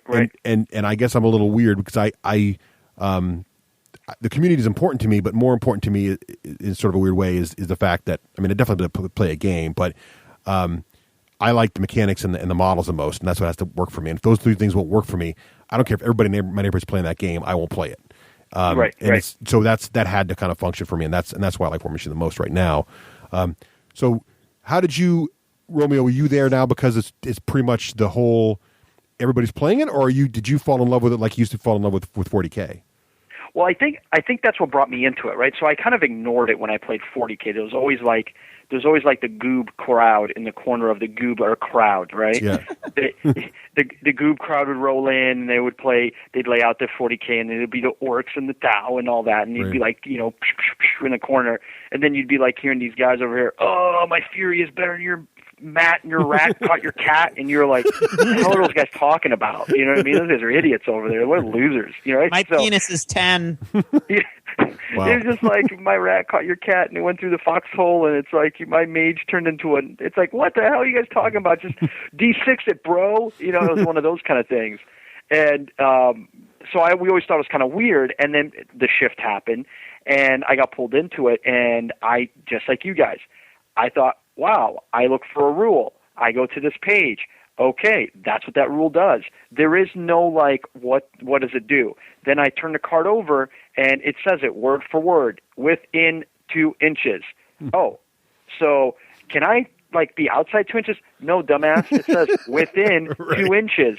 There's nothing there that could be, construed as, oh, is he half in cover? Do I get cover? Is the half my hull out? Well, what's part half the hull? What's 45 degrees? What's 12? It's like, it was easy. So transitioning over to it, my guy had this, your guy had that. I'm bringing 10, 5, 10, 15, 20 models, whatever, depending on your game size. And all these guys have a little cheat sheet with their card that says, this is what the little guy can do. Right. And he's going to do it with these 4 dice or less, and you're going to do it with your 4 dice or less, and that's the end of it. Now have fun and strategize. And if you shit the bed, you're going to be dead on turn 1 because you're not very good at this game, and go cry to your mom. And I made fun of you now because I beat you, and you didn't even move your model. So you actually like We Gotta Play Like You Gotta Pair. You like the caster kill. You like being able to just have a good chance to own your opponent kind of thing. Like that appeals to your sense of play style. I don't like it when it happens to me, right? Right. I hate it when a guy pulls a shenanigan and I'm like, what do you mean I don't get to move my models? And that doesn't happen very much. They fixed that in Mark II, MK2. Yeah. Right. MK1 was, you know this. It was much more prevalent to get caster killed on turn 1, where they've really helped that out. I mean, you really got to be a boner to get killed on turn 1. Happens still. We'll have to adjust our rating for this one. This particular episode. Well, you started it, Craig. I'm not going to lie. I did. Boner's not a bad word. No, it's not. No, it's not. Craig may have said the P word earlier. I said. Oh, yeah, he did. He did say the P word. He did say. Oh, is that what you said? Fight game, power and strength. I'm just saying, War Machine Hordes, buddy. Dude, whoa. Wow. I thought you don't know your own game. I love this game. I just don't know what P&S means. My hammer is my. Wait. So Romeo. So is it now? Have you ever? Is there parts do you consider War Machine your favorite miniature war game now, or are you still playing it mostly because that's what everybody plays? No. I mean, and like I said, this brought me into it, Yeah. was the changing on the shifts, and then I fell in love with it. Yeah. I started reading the books. I started reading the backstory. I started understanding why there's a war, and the war before the war, which is the cool stuff. If you read their fluff, I won't give any of this stuff away, plus take all day to talk about it, but, you read what happened to all these people in this Iron Kingdom, right. Called the Iron Kingdom. How did they get where they're at? I'm pretty sure Seacat is the one that writes most of this stuff. Mm-hmm. And you think of like his mind. This is just one dude. I mean, again, comparing the little guy to the huge guy. Black Library's got like 30 amazing, people that don't even play the game that are amazing sci-fi writers. Abbott, right. McNeil, all these guys, right? These guys are geniuses. They're in the bestseller list on some of these. Right. Here you have one guy, a team of a very small team, 2-3 guys that have input that directly affect the history. Obviously, Matt Wilson part of it, and so on. But you look at these minds that work for Privateer Press, and you're thinking the amount of cool information this guy's thrown into these books. This sounds like a total sales pitch, and it's not. I'm just like a fanboy. Well, you're just fanning out, and that's important. Yeah. So it's really, really cool that these guys put this effort in. So I fell in love with the fluff, and I believe the fluff. I believe that, I don't believe anymore that there could be a human Terminator guy that doesn't have any genitalia, but somehow gets his seed pulled out of him and they make more of him. Like, I just think that's silly. Not that I believe there's jacks that are magically controlled that have small brains, okay? That's also ridiculous. Don't get me wrong. But I can believe the universe more in Iron Kingdom because it's more humanistic, right? Okay. Versus, we have laser cannons, but it's a what do they call it? A dreadnought, right? Right. It's a box with legs, but it has laser cannons on it, and they put a guy in there because they can't really control it. Yep. It's like some of it doesn't make sense to me anymore, whereas the Iron Kingdom does. So that's what lured me in and kept me in. So I have one more question about your current position in War Machine, and then I'm going to go back to Craig. So the reason you left GW, in addition to the mass exodus, but you said that the company, you felt the biggest problem wasn't even the rules or the models or anything like that. Well, it was quality was an issue, but really was the relationship the company had with its client, its customers, and its business practices. Do you feel, since that's a big part of you, partly because of how you are as a customer, but also because you can't really separate your personal from your professional life at all. Do you feel like you have to worry about that as much as Privateer Press? Do you feel like you like Privateer Press's business practices better? Or is that something you're like, that's probably going to get me again too, but I'm just enjoying what I got right now? I feel that they have done a lot of things with the benefit of their community, where instead of benefiting from their community, right? So there's a huge difference there. So GW makes moves that benefit GW from the community, whereas I think Privateer Press does things to actually benefit the community. And the way I mean that is, for instance, they'll release all of the rules for all of their factions in 1 year, with a book a month, right? When they just redid all their books. Right. So they all got codexes, we'll call them that, whatever, army books, whatever. And they did it in a year because they knew everybody would need them. GW releases a new book for a faction 4, 5, 6 years, and then they release the Space Marines like 5 times because they know that's their cash cow. How is that benefiting your community? It's not. That's benefiting you. Space Marines sell, so you're going to redo the Space Marine Codex 3 times in the time that you've redone the Necron Codex or the Tau Codex or whatever small one that doesn't do any good. That's basically taking a gigantic brown you-know-what on all of the guys that invested millions of dollars into your business worldwide into that line. So you're saying, you know what, you like robots, anime robots, and Tau's cool and cute, but you know what? You only make us like 3 million pounds a year. You guys can wait another 7 years. You guys over here, you're suckers. You all buy blue Space Marines.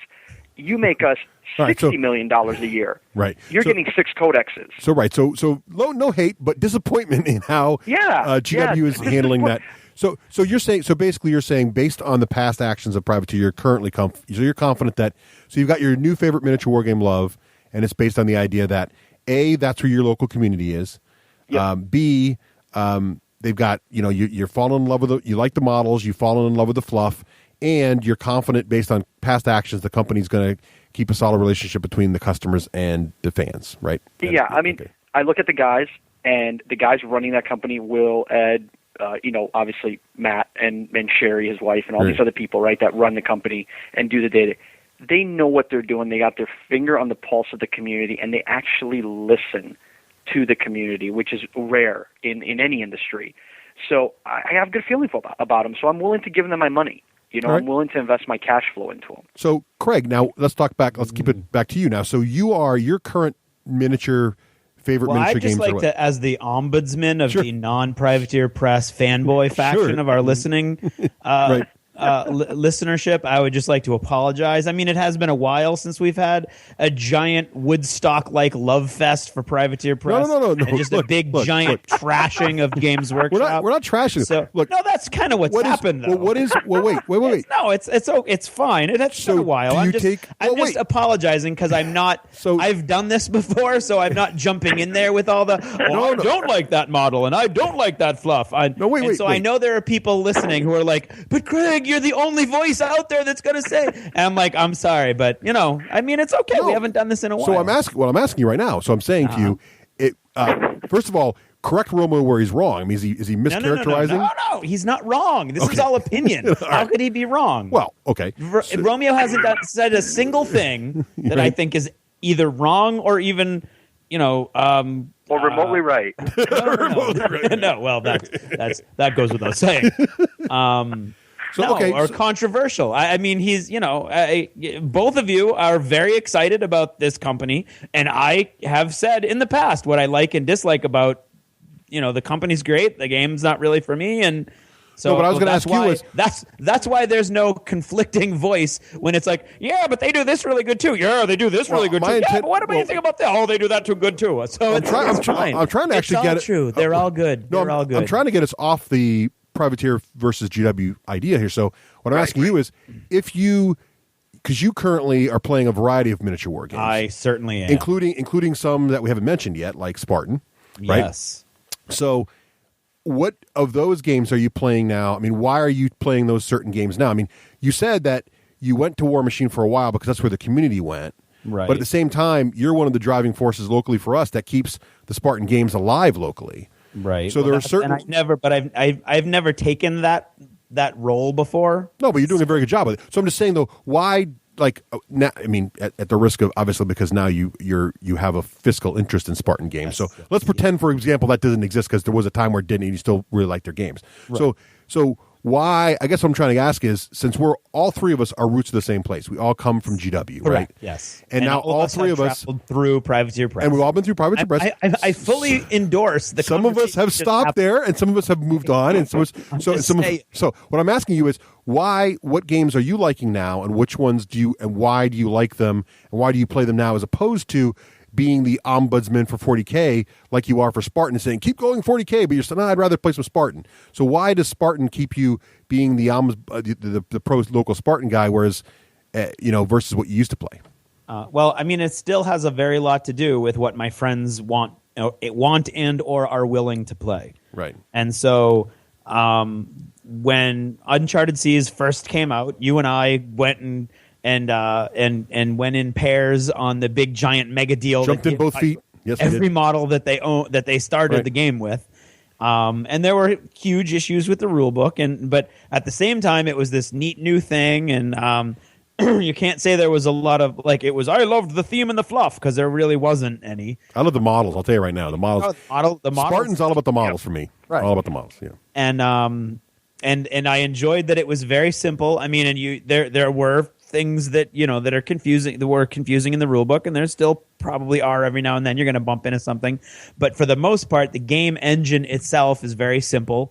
It's very beer and pretzels, which is what I like, and what I've discovered that I like is a nice, fun, light game where I'm not going to be spending literally hundreds of hours painting the army and then hunkered over a table for 3 or 4 hours and feeling every failed armor save as a personal insult because I've spent all this time painting. And I mean, the intensity isn't there anymore. It's more fun. It's more good natured, in my opinion. And it's the games that I'm able to get into, because now there's all kinds of fluff, and now there's all kinds of, I mean, Dystopian Wars has all kinds of awesome fluff, and even Firestorm Armada, when we were playing it briefly, and hopefully again someday, there's all kinds of cool, there's stories developing now that are not at all, like, and then the Emperor is in charge from his silver throne. It's not like a carbon copy of 40K with a little changes. I mean, it's totally different. I really like it. And the game is simple. So when the game is simple, it's easy to make missions and campaigns and stuff. But it's primarily, it was some communist. I can't remember who it was, but they're like, there goes my people. Wow. I'm their leader, or something like, indicating. No, it really was. It was I believe you. It was Marx or something like that. I'm not throwing any sucker punches. I'm literally, it was like, there go my people. I have to catch up to them because I'm their leader, or something like that. Meaning that I don't really direct people so much as I focus them where they're already inclined to go, my friends. Yeah, right. So for a variety of reasons, Spartan, because it's simple, because it's extremely cost effective to get into any of those three games. I mean, you go buy, 2 or 3 decent sized, amazingly beautifully detailed resin models for $12 or $15, and then you go like, you know what, maybe I will get into Flames of War, and you're like, holy crap, $20 for that one tank, and it's like, that takes 5 for a unit. I mean, it's like, it's a total, and that's made up. Those numbers are made up, so don't email me. I'm just saying, it costs a lot more to play Flames of War than it does to play any of these other games. Well, the army scale games are expensive too, and I think that might also be why there's been a migration to more and more skirmish scale games, right? Because and so even model per model might be the same price, you just need less, so it's cheaper. Yeah, and so that's so what I've done is kind of I've tried to make, in every way that I can, games that I enjoy that other people are willing to play more enjoyable for them, so they'll continue to play them. So campaigns and terrain and tournaments and stuff like that, I will try to do. So I mean, I don't flatter myself to think that if everybody wakes up tomorrow and like, you know what, Uncharted Seas stinks, we don't want to play it anymore, I'm not going to be able to go like, oh, wave my magic resin wand and everybody's going to want to play it again. I mean, I'm just probably going to have to run, catch up to my group, get in front of them again, figure out what direction they're heading in, and make that direction look attractive for me as well. So if you could, what is your favorite miniature war game right now that has what you would call the complete package? I mean, because you play, you actually own some Malifaux stuff. I don't know if you played very often. I haven't played Malifaux in a while. Yep. I don't want to say I don't enjoy the combo element. It's just that I'm no good at it. Right. So it burns my brain out. I love the game. I love the engine. I love using the cards. It's really neat. And occasionally people will be like, no, Craig, come on. Well, I'll give you a refresher game. And I'm like, oh, awesome. I want to do that. And I'll watch 10 minutes of a game and go, no, I can't. Because it's like, you added 2 models to a faction that I knew pretty well, and now the entire faction runs different, and they're doing different things, and I don't even know what half those words mean anymore. And so it's just really brain burning. Whereas most games, like I would say that and the Privateer Press games, that are very similar in that, you change the Warcaster, or you change the Warlock or whatever, and the whole thing changes, or you change your your faction leader and the whole thing changes. Whereas most other games are much more gradual in their evolution, so that you leave a game, come back in a couple months, and you're like, okay, they might have some units, but I still get what everything's going on. Whereas Malifaux just really burns my brain. So I love it. I love the models. My brain just can't hack that constant evolution. I still love Epic. Epic 40K is Epic Armageddon. I don't know. There's like 30 different versions of it. I have no idea what version I play anymore, but whatever it is, it's really fun. And I don't play it very often, but I just played it just a couple weeks ago. I played Matt because he was getting ready for the Adepticon. He has a brand new army. Crushed me with it, of course, but you'd expect nothing less from the national champion. because 12 guys went. But anyway, I don't want national champion hunting me down either. I just don't want any emails this week. Wow. But Spartan Games is really where I kind of go, because if I want to play land battles, I play Dystopian Wars on the land. If I want to play really complex sea battles, I play Dystopian Wars on the sea. If I want little more fantasy oriented or just more mainline and less frills, that I can play Uncharted Seas. And so it really with the same general rule set, I can do a lot of different things, and I've got this core group of people that are all enjoying those games with me. Good. So that I can always get a game in on those. So I would say, with the disclaimer that I do work for them part-time, that those games are the ones that I enjoy the most. However, of course, now we have to talk about Dust Warfare, which I don't think we really can talk about it a lot here, because we've only had a couple games. Right. We're reviewing it later this episode, so more information about that. But Dust Warfare definitely. When we review it, we will have played it a lot more, and hopefully by the rule book. Right. But yeah, so I mean, that's looking very promising. Except there's a few things that are concerning me about that we'll talk about then. But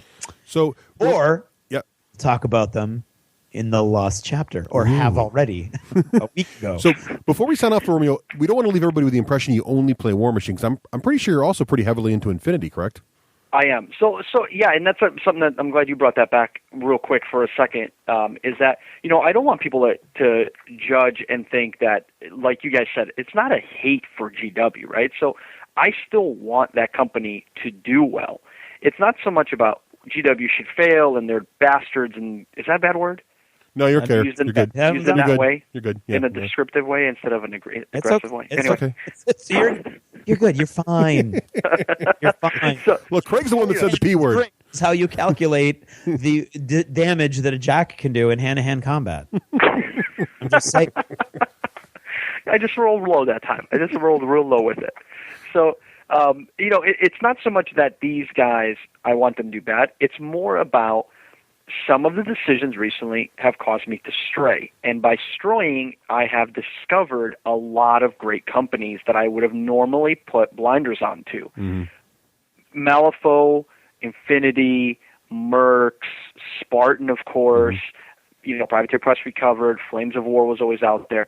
And by kind of pulling my head out of the sand, I actually just increased my love for the hobby as a whole, because I was able to get my head out of the clouds or out of the sand, or however you want to say it, and see what these other companies are putting out there for us to enjoy, because these people have teams that are 1/100th the size and are working just as hard, because it takes just as much effort to make rules for one genre of gaming as it does for another genre, especially if you want those rules to make sense.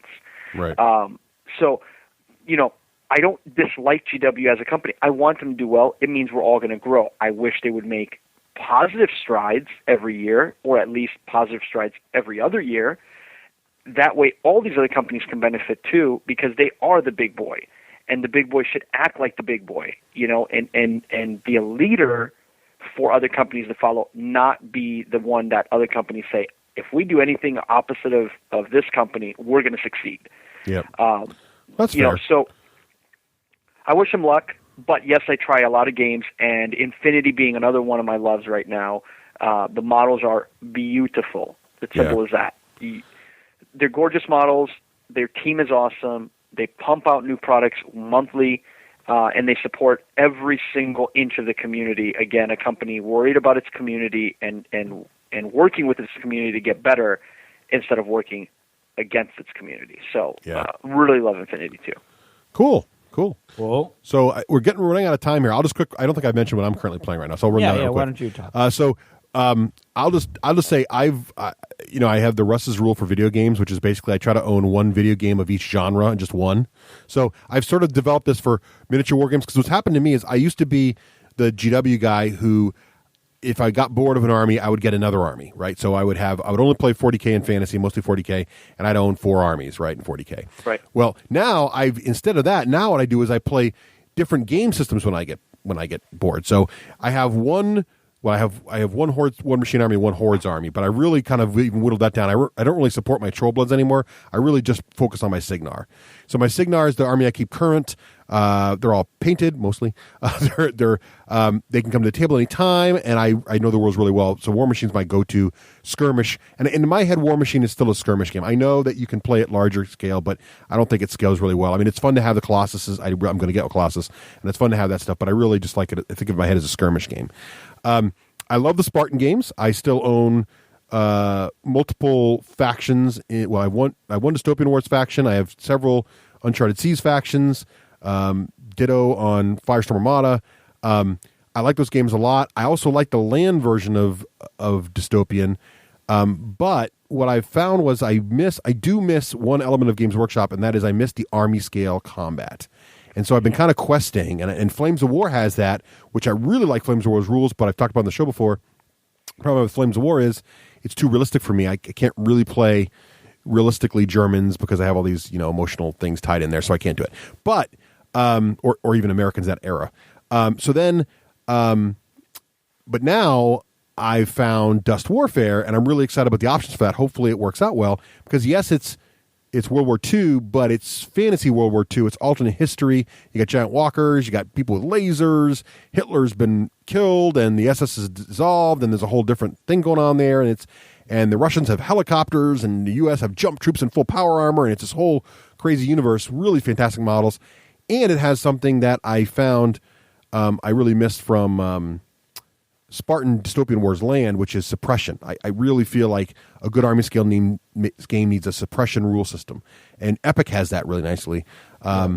And Dust Tactics now, or Dust Warfare has that really nicely too. So that's kind of why I'm interested in that. So that's my army scale game for the moment anyway. We'll see if it lasts. We'll see if it can hold up once we learn the rules more and all the factions come out. But so far it looks good. And then my last game I play only semi-regular is Malifaux, just because it's so freaking wacky cool. I like it. But it is, I'm with Craig, the rules are so, the card system is really, really innovative, but at the same time, I'm finding myself as I get older to really appreciating rules that are very, very simple. So maybe it's just I'm getting older and simple myself. I don't know. So because if you think about War Machine, however you pronounce various body parts, that's a pretty simple mechanic, right? You add the numbers to your dice, you beat your numbers, you're good. Right.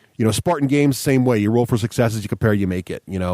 Dust Warfare is also pretty similar, where Malifaux's got a really slick system, but you really your brain's got to be fully on for you to be following what's going on there. So that's my only takeaway, the down system on that. So that's where I stand on all the miniature war games, in my quick 4-minute summary. Very well done, and not your natural forum either. The 4-minute summary. Sorry. So I think that's all the time we have for now on this topic that was supposed to be what we're playing now and where we've been. Which it was supposed to be where'd you start and where'd you end up. No, it included that and the reasons. Did that. Yeah, I think it's fair. I think it's fair. Everybody knows where we did and where we are. You know what? And I think very true. And I think whatever side of the fanboy fence you're on this whole thing. Most miniature wargamers have been down this path and have had this very conversation with their friends, right? We've all been down this. And so I think it's honest to say why we're where we are and what we're doing. And so let us know where you are, and send us emails, even Craig, and let us know what you think and why you're, and Romeo too, right? Romeo, send us things, let us know what you think and why you're playing what you're playing as well, right? Or go to DACA Discussions. It's always easier to track that, and that's more of a conversation amongst multiple listeners. Or our Facebook page. No, don't go to DACA, because anytime people go to DACA, listen, anytime people go to DACA and put my name up, it's a flame war and I get destroyed. I don't even go there anymore. Okay. If you want to, you know what they should do? If they want to, I'm going to give my email out. Is that all right? Yeah, go for it. It's okay with me. All right. If you guys want to destroy me personally after hearing this, which I'm sure you will, please do. Again, I don't want GW to fail before you start writing emails. I just think they are trying really hard to do it without me wanting them to. So I think that's if you hate me, or if you have some comments, and I'm really curious to see what you guys have, email me, please, Romeo 40kradio @battlefoam.com. So Romeo, the number 40kradio @battlefoam.com. And I'd be more than happy to reply back and let you know my thoughts too on more questions or whatever. All right, sweet. So that is our thoughts on miniature games where we are now, right? We'll be right back. We will. Yeah. You in the market for deeper D6G intel? There's only one place to go for your contact in the off weeks. What you seek is located somewhere in the lost chapters. Go to the d6generation.com for further instructions. Well, darn if that's not Vic the Viking charging right at you, wanting to sell you war game material at a low, low price. I know, right? The best I got. Oh my God, though. First of all, he's got everything for Dust Warfare. I know, right? Everything. The only place. And not only that, this is the cool part. He's got everything and all the new stuff up for pre-order. Mm-hmm. And he's got actual write-ups, again, from the company, like I talked about last time. He's got the write-ups from the company about what each unit is and what it does and what it comes with, up to and including Soviet Commissar squads. I know. It's one of the few places you actually can see all the SSU units. Now, Russ, did you know that a Soviet Commissar squad can be split up into individuals who then join different squads, bringing their own unique weapon and option choices to that squad? Sounds like the communication squad, except a little more advanced. Much more advanced. That Because sounds there's really no cool. other squad in the game that does that, actually. There is no communication squad that does that. Well, I mean, Russ just made that up. no, you can buy the communication squad of 2, and then you can instead use them as an upgrade in one squad each. No. Right? Yeah, sure. Yeah, you can. No, you can't. You buy that squad of 2, and there's. We'll talk about this during the Later in this show, Craig will explain to me why I'm wrong, well, yeah, and then I will exactly, explain to him what I meant, and it'll all work out in the end. Exactly. Yeah, you can buy them as a human being using American dollars and split them Right. up. I'm In any talking about in the game. All right. Buy this unit for a certain number of points, and it splits up in the army. Oh, interesting. You didn't know that, did you? Because you did not read the War Store's I didn't go to the War Store's website. I got to head over there now to read all about the latest Dust. So the War Store doesn't just carry Dust Warfare, although the thing about the War Store is, if it's anything, let's say you saw preview pictures of the latest stuff from Mantic, from Adepticon, or you're watching pictures from Adepticon and you're seeing other crazy nonsense. It's all on the War Store's website. You can check it all out there. They're the best prices on the net. They have fantastic service. Really, you can't go wrong. We just got a tweet the other day. I finally made my first order from the War Store. I can't believe how much money I saved and how awesome it worked and how fast I got them. That's exactly what the tweet said. Yep. And it's just, I'm just so proud to have these great sponsors like the War Store on the show, because they are one of the best stores you can shop at. If you're a friendly professional gamer who doesn't have it, a local friend of ours did his first order. He made the order 2 days ago. Last night he was asking us how long he could expect to wait, and he got all his stuff today. Right. So exciting and fast. It is exactly right. So head on over to thewarstore.com and check out all the hotness.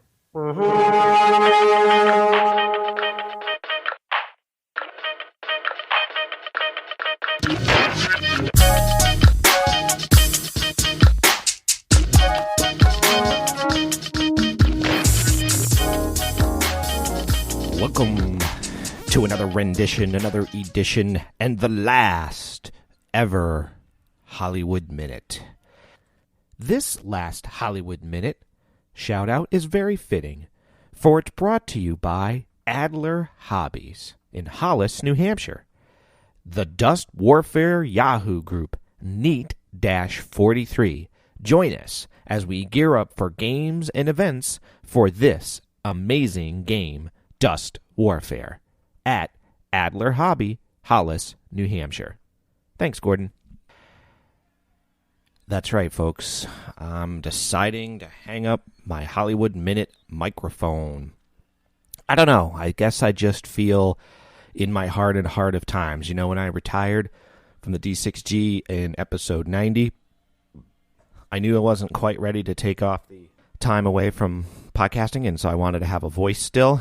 However, I have to be honest to you guys and to myself that, I don't know, about the past 5 or 6 Hollywood Minutes I haven't really felt have been much of anything but fluff. It wasn't done on purpose. I just, when time would roll around, I would be like, oh, crud, I got to record a Hollywood Minute, and then I would think that I have these good ideas to talk about, but then by the time I recorded it, I was like, man, that's nothing. I don't know, maybe it didn't seem like that to you guys on that end, but it did to me inside. And I think I just realized that it's time for me to completely move on. I think maybe a large impetus for this was listening to Cody and John's farewell episode, which, by the way, if you haven't caught that yet, their episode 82 was really good. I'd like to personally take this opportunity to reiterate a lot that they said as far as what they brought to podcasting. It was really wonderful listening to those two guys. They had such a rapport, And, a lot of callers in would say is I felt the same thing too, and I'm glad to have considered them gaming friends. And so, as you guys know, I'm not going to be completely gone and disappeared. I still have my blog over there, jimmyjango.com. You can still email me at Hollywood at the D6 Generation. You can still see me in cons and say hello. But, yeah, I think I'm ready for this to be my last. I know I'm ready for this to be my last Hollywood Minute. It's just I haven't felt like I've really given it my all, and I just don't think that's fair to you. I don't think it's fair to Russ and Craig. I don't think it's fair to the show. And I think that's pretty much it. All right, now on to a little bit of greener pastures here in the Hollywood Minute. If you haven't seen Cabin in the Woods, I highly recommend you go see that movie. I'm going to try to talk about it without giving away any spoilers. It's got a really different premise. It's made by Joss Whedon, and I didn't know that when I went to go see it. Matt Wilson sent out a tweet, Privateer Press. He said, go see it, so I went and saw it. He was right. It was just anybody who appreciates, English class and reading short stories with, a little bit of some fun, interesting, different plot points and some different premises will enjoy Cabin in the Woods. I honestly didn't even think it was that scary. I'm wondering if Dave, who hates zombie movies, would even be able to watch it. I think he could. It's not great because it's a scary movie. It's great because it's got an interesting premise. And so I'd love to hear what you guys think after you see it. On that note, speaking about movies, I listened to a really interesting interview with John Cusack on Howard Stern. Howard, think what you think about Howard Stern. He's a really good interviewer, especially when he gets into the serious stuff rather than the goofy, SEX stuff and PORN stuff. But he's got a new movie out called The Raven. I wonder if that's going to be any good, based on Edgar Allan Poe. Edgar Allan Poe was my favorite American author. Who doesn't love Poe? My favorite short story or story of his of all times was The Telltale Heart. Speaking of movies, I wonder if the Lockdown movie is any good. I'm going to try to get out and see some more movies recently. Still loving my Flames of War kick. Really having a good time. I'm building terrain. We're finally going to get a terrain day going on here with me, Andy, Matt, and Stino, the four of us who are playing Flames of War. Again, really listening and loving to listen to What Would Patton Do guys over there to scratch my Flames of War itch. Hey, I got to say, everybody who gave me a shout-out and a hello over at Adepticon when I wasn't there and asked about me, I really appreciate that. That means a lot to me. It is not definitely... you guys are the reasons why I did this, and it's fun, and it's really great to still hear from you. Please don't think that me signing off the airwaves means I don't want to hear from you. Anytime you think there's anything that would interest me or you just want to hear about, please feel free to email me. Check the blog, check the status of the documentary. Don't forget about that documentary, guys. I'm not giving up on it yet. We got until the end of May. We've got 3 written submissions, plus a handful of others who want to work on the tech side. And, I was hoping for a bigger pour out, but I'm beginning to think, that the 3 submissions that have written in are very, very interesting picks. So I guess I thought maybe I'd get about 25 written submissions and then maybe like 5 to 10 videos. But I got to say, the 3 that have written in so far are pretty interesting picks, and I'm curious to see how they'll do video-wise. I'm even thinking about taking a handheld camera to Gen Con and just kind of shooting my own footage and just kind of playing around with that. I have no idea what kind of camera to take. If anybody has an idea on that, that'd be great. And so, it's dips and valleys here with the documentary, but I don't want to give up on it. Despite what you may have heard in my Jimmy Django Journal number 2, I guess that was just different than what I expected, but there's still hope. So yeah, anybody who's interested in being in the documentary, drop me a line. I just want to know, that you think you want to be on film. Don't wait. We got until the end of May. And then I'm closing off written submissions, and I'm going to start focusing on getting videotape from those guys.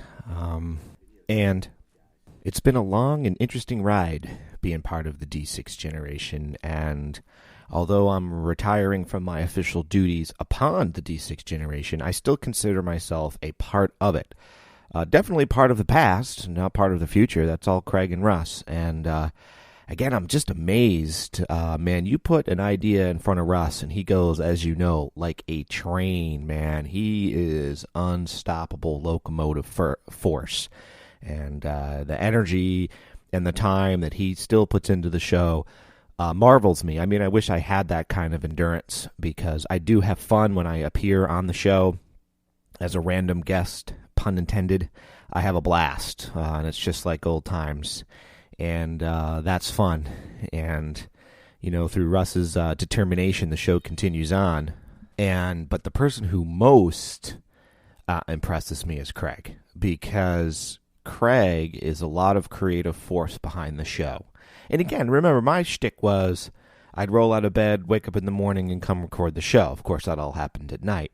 But I just tried to keep things current, break up Russ when he went on a huge, train of logical rules thought, try to add some stupid humor here and there, and just be present in the moment.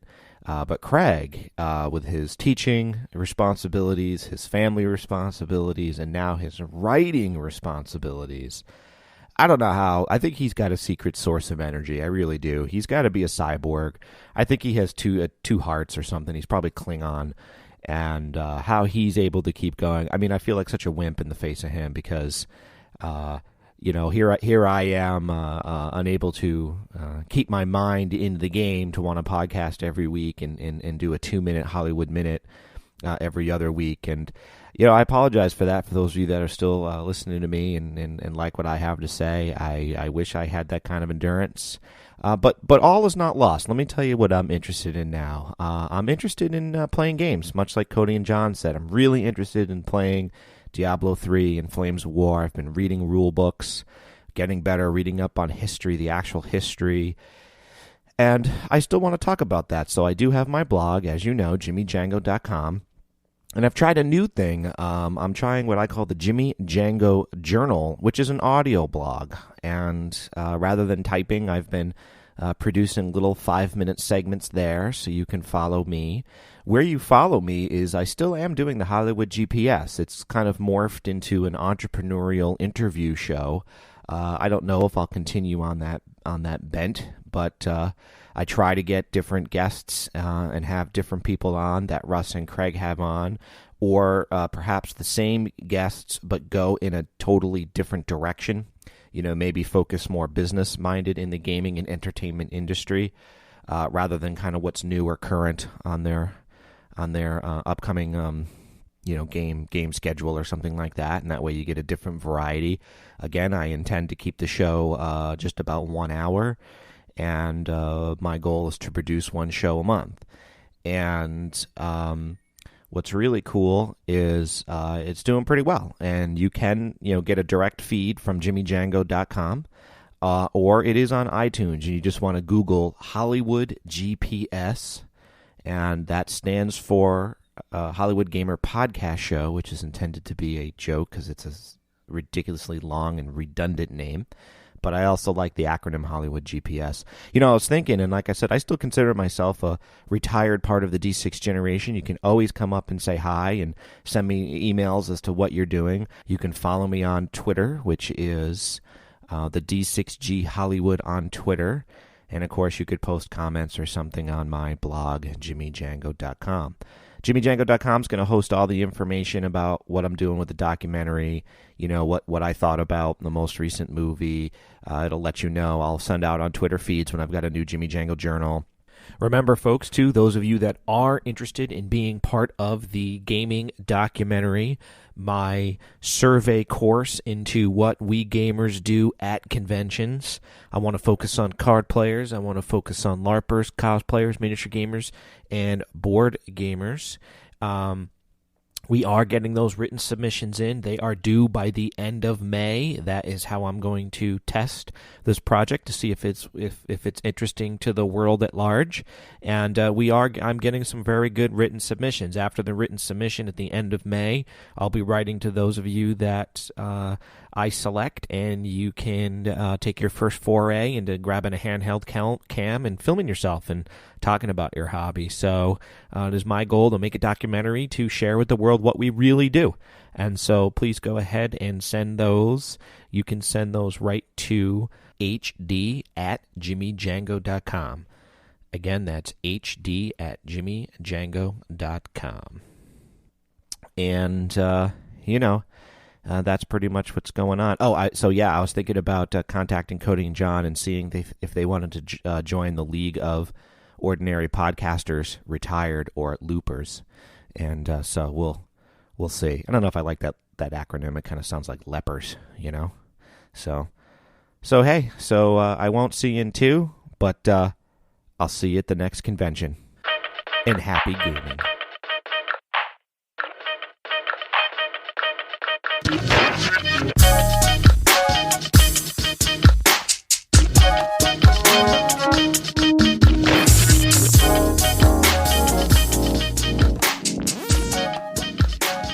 And now a quick shout out to all the followers, listeners, the people who enjoy listening to us on occasion, who we met at Adepticon. Yes, indeed. Through Geek Nation tours. That was awesome. That was awesome. That was really cool. Folks from all the way to Australia. Mm-hmm. Okay. And South Carolina. Right. So that was awesome. And speaking of Geek Nation tours, mm-hmm. And I seriously, I hope I didn't notice anybody dead in the corner when we were leaving from the board game night. So I assume that Cutthroat Caverns game I set you guys up with worked out okay. They seem to enjoy it. They did seem to enjoy it. We are actually, believe it or not, there are a couple days left for you to join us at Gen Con. Oh, really? I didn't know that. That's awesome. Yes.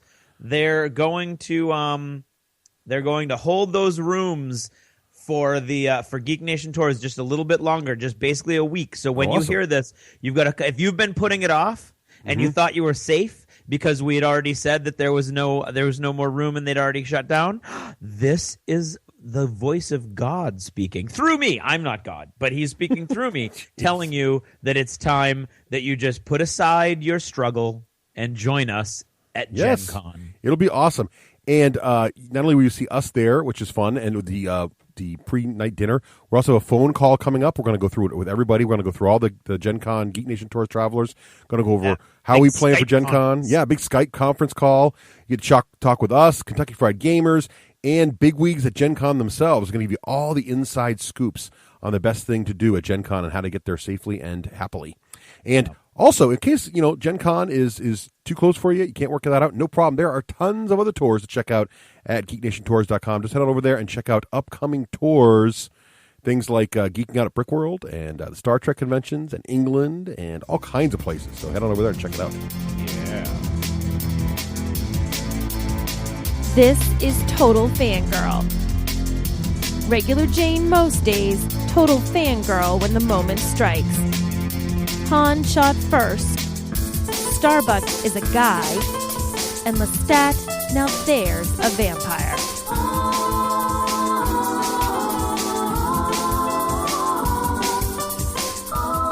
Hello, everyone. This is Nicole, your Total Fangirl. You can find me on Twitter at Nicole Wakeland. Check out my blog, TotalFangirl.com. This week's shout-out, I know it's going to shock you all. Dust Warfare Yahoo Group Neat 43. Join us as we gear up for games and events for this amazing game, Dust Warfare, Adler Hobbies, Hollis, New Hampshire. Today I'm going to talk about Adepticon. No, I didn't actually go to Adepticon. Russ went and Craig went, and they had a wonderful time. But I had my own experiences while Russ was at Adepticon. You see, I think you guys are pretty familiar with the idea that he is, in fact, an IT guy, and that I rarely touch anything computer or technology related without checking with him first. Not always because I don't know what I'm doing. Very often it's just because if I don't do it exactly the way he would do it, I get that IT guy look. You know what I'm talking about. When you've told them you've done everything they've told you to do and it doesn't work, and they look at you with that sad, sorry, Oh, okay, I'll fix it for you, poor pitiful person. I wasn't going to have any of that, so I stay away from the tech end of things unless I absolutely, positively must go near it. Well, Russ was at Adepticon. Our kids were playing with their brand new iPod Touches that they saved every last conceivable penny for. This was lots and lots of money for them to save. The things are $200. They're not cheap. So the kids saved them, and we were very, very, very specific about them not breaking them. That if they broke them because they were doing silly things like, leaving them on the middle of the living room floor so Russ and I might trounce them, then they were going to have to save up their pennies again if they wanted to get a new one. So they were being very careful. They were plugging them in each night and charging them. They were making sure that nothing happened to them. They were keeping them in their little cases. Well, they were also told that they could never play with them outside. But Rose and Kit were sitting there on the front steps, and they said, Mom, can we just sit here on the front steps and play them because it's a gorgeous day, and we just want to sit out here and play them? And I thought, okay, if you sit right there and play them, it's no different than sitting on a step inside the house and playing them. So go ahead. And then I made what might be considered sort of a fateful mistake as a parent. I jokingly said, okay, I got to do a few things. I'm going to go inside. Don't bug me unless there's broken bones or profuse bleeding from either one of you. So you can pretty much guess what happens next. A few minutes later, I hear the door open. I hear the door close. In come my children. Rose is, in fact, bleeding profusely from both of her knees, both of her elbows, and she's holding her scraped hands in the air and her iPod. Tears are streaming down her face. I say, what happened? She tripped up the stairs. Now, Rose is 10. It's not like she's a toddler, and she really wasn't goofing around, as her sister verified. She simply tripped going up the stairs outside. And in an effort to save her precious piece of technology, she fell on her knees, on her elbows, rolled right down the stairs, and still managed to smash the poor thing to smithereens. You cannot possibly imagine the heartbreak on this child's face. After having it for no less than 2 weeks, she smashed her $200 iPod. Now, in a very long parenting story, I decided that we would actually replace this for her because you can do an exchange and it's $100, and she really wasn't goofing around. She honestly just fell, which she could have done just wandering through the living room.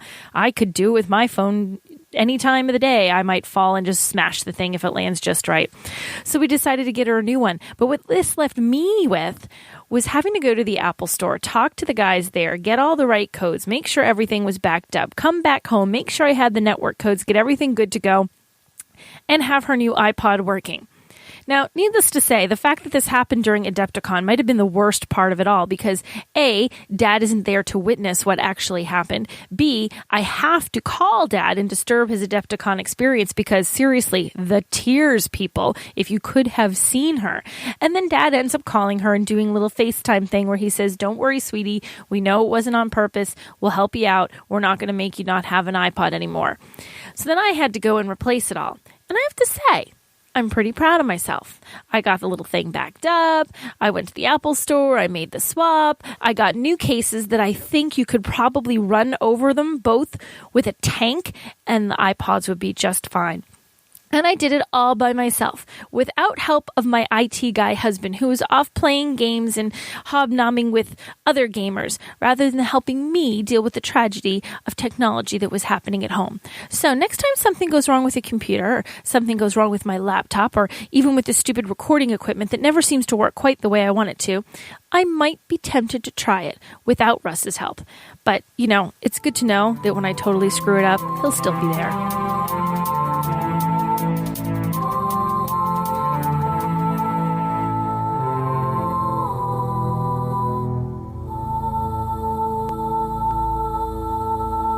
Hey, another one of our favorite sponsors and our newest sponsors is Game Salute over at GameSalute.com.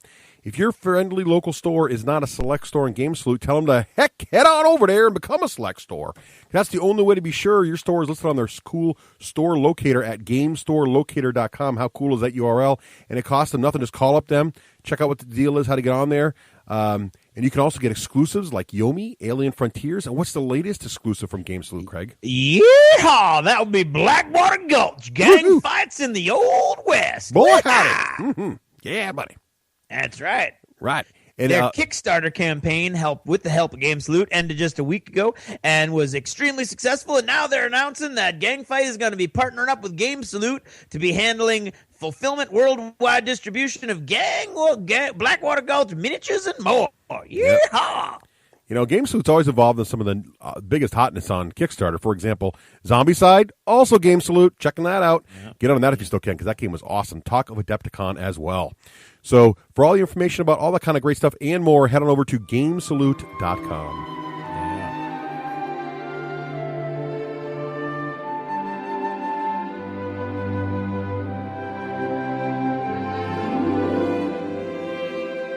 I'm Dan, your friendly professional game guide. Welcome back to When You Wish Upon a Game, where we discuss ways we can make the game industry better. Usually we talk about big, broad topics here, but I want to take this opportunity to talk about something specific this time around, namely Kickstarter and other crowdfunding sites like Indiegogo. There are a huge number of topics to address when talking about Kickstarter, but today I just want to approach this from the angle of someone who spends most of my days working with folks who launch projects through Kickstarter. I see the same things over and over again. In a lot of ways, they're the same things you'd see as a game store owner, or the same things you'd see as a person involved in any business in general. There's a lot of pontification, confusion, overpromising, miscalculation. People have ideas, but not the skill to execute them properly.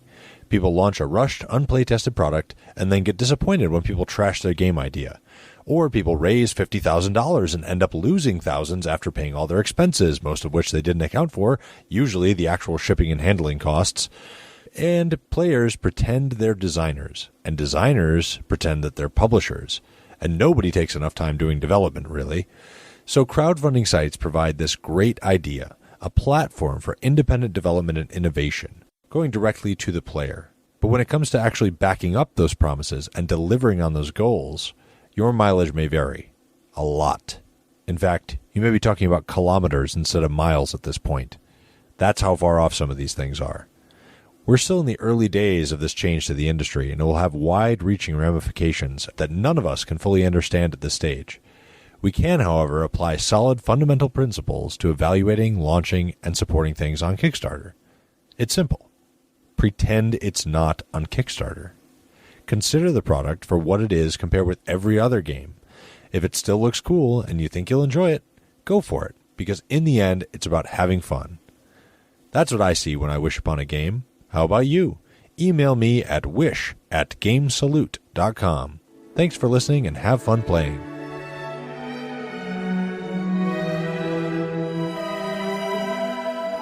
Well, welcome back. And now we're excited to talk about the new hotness, at least it was pretty hot at Adepticon, Dust Warfare, right? Yeah, oh, you better believe it. Craig and I are very excited about this game. We'll see what Romeo falls in all this excitement here shortly.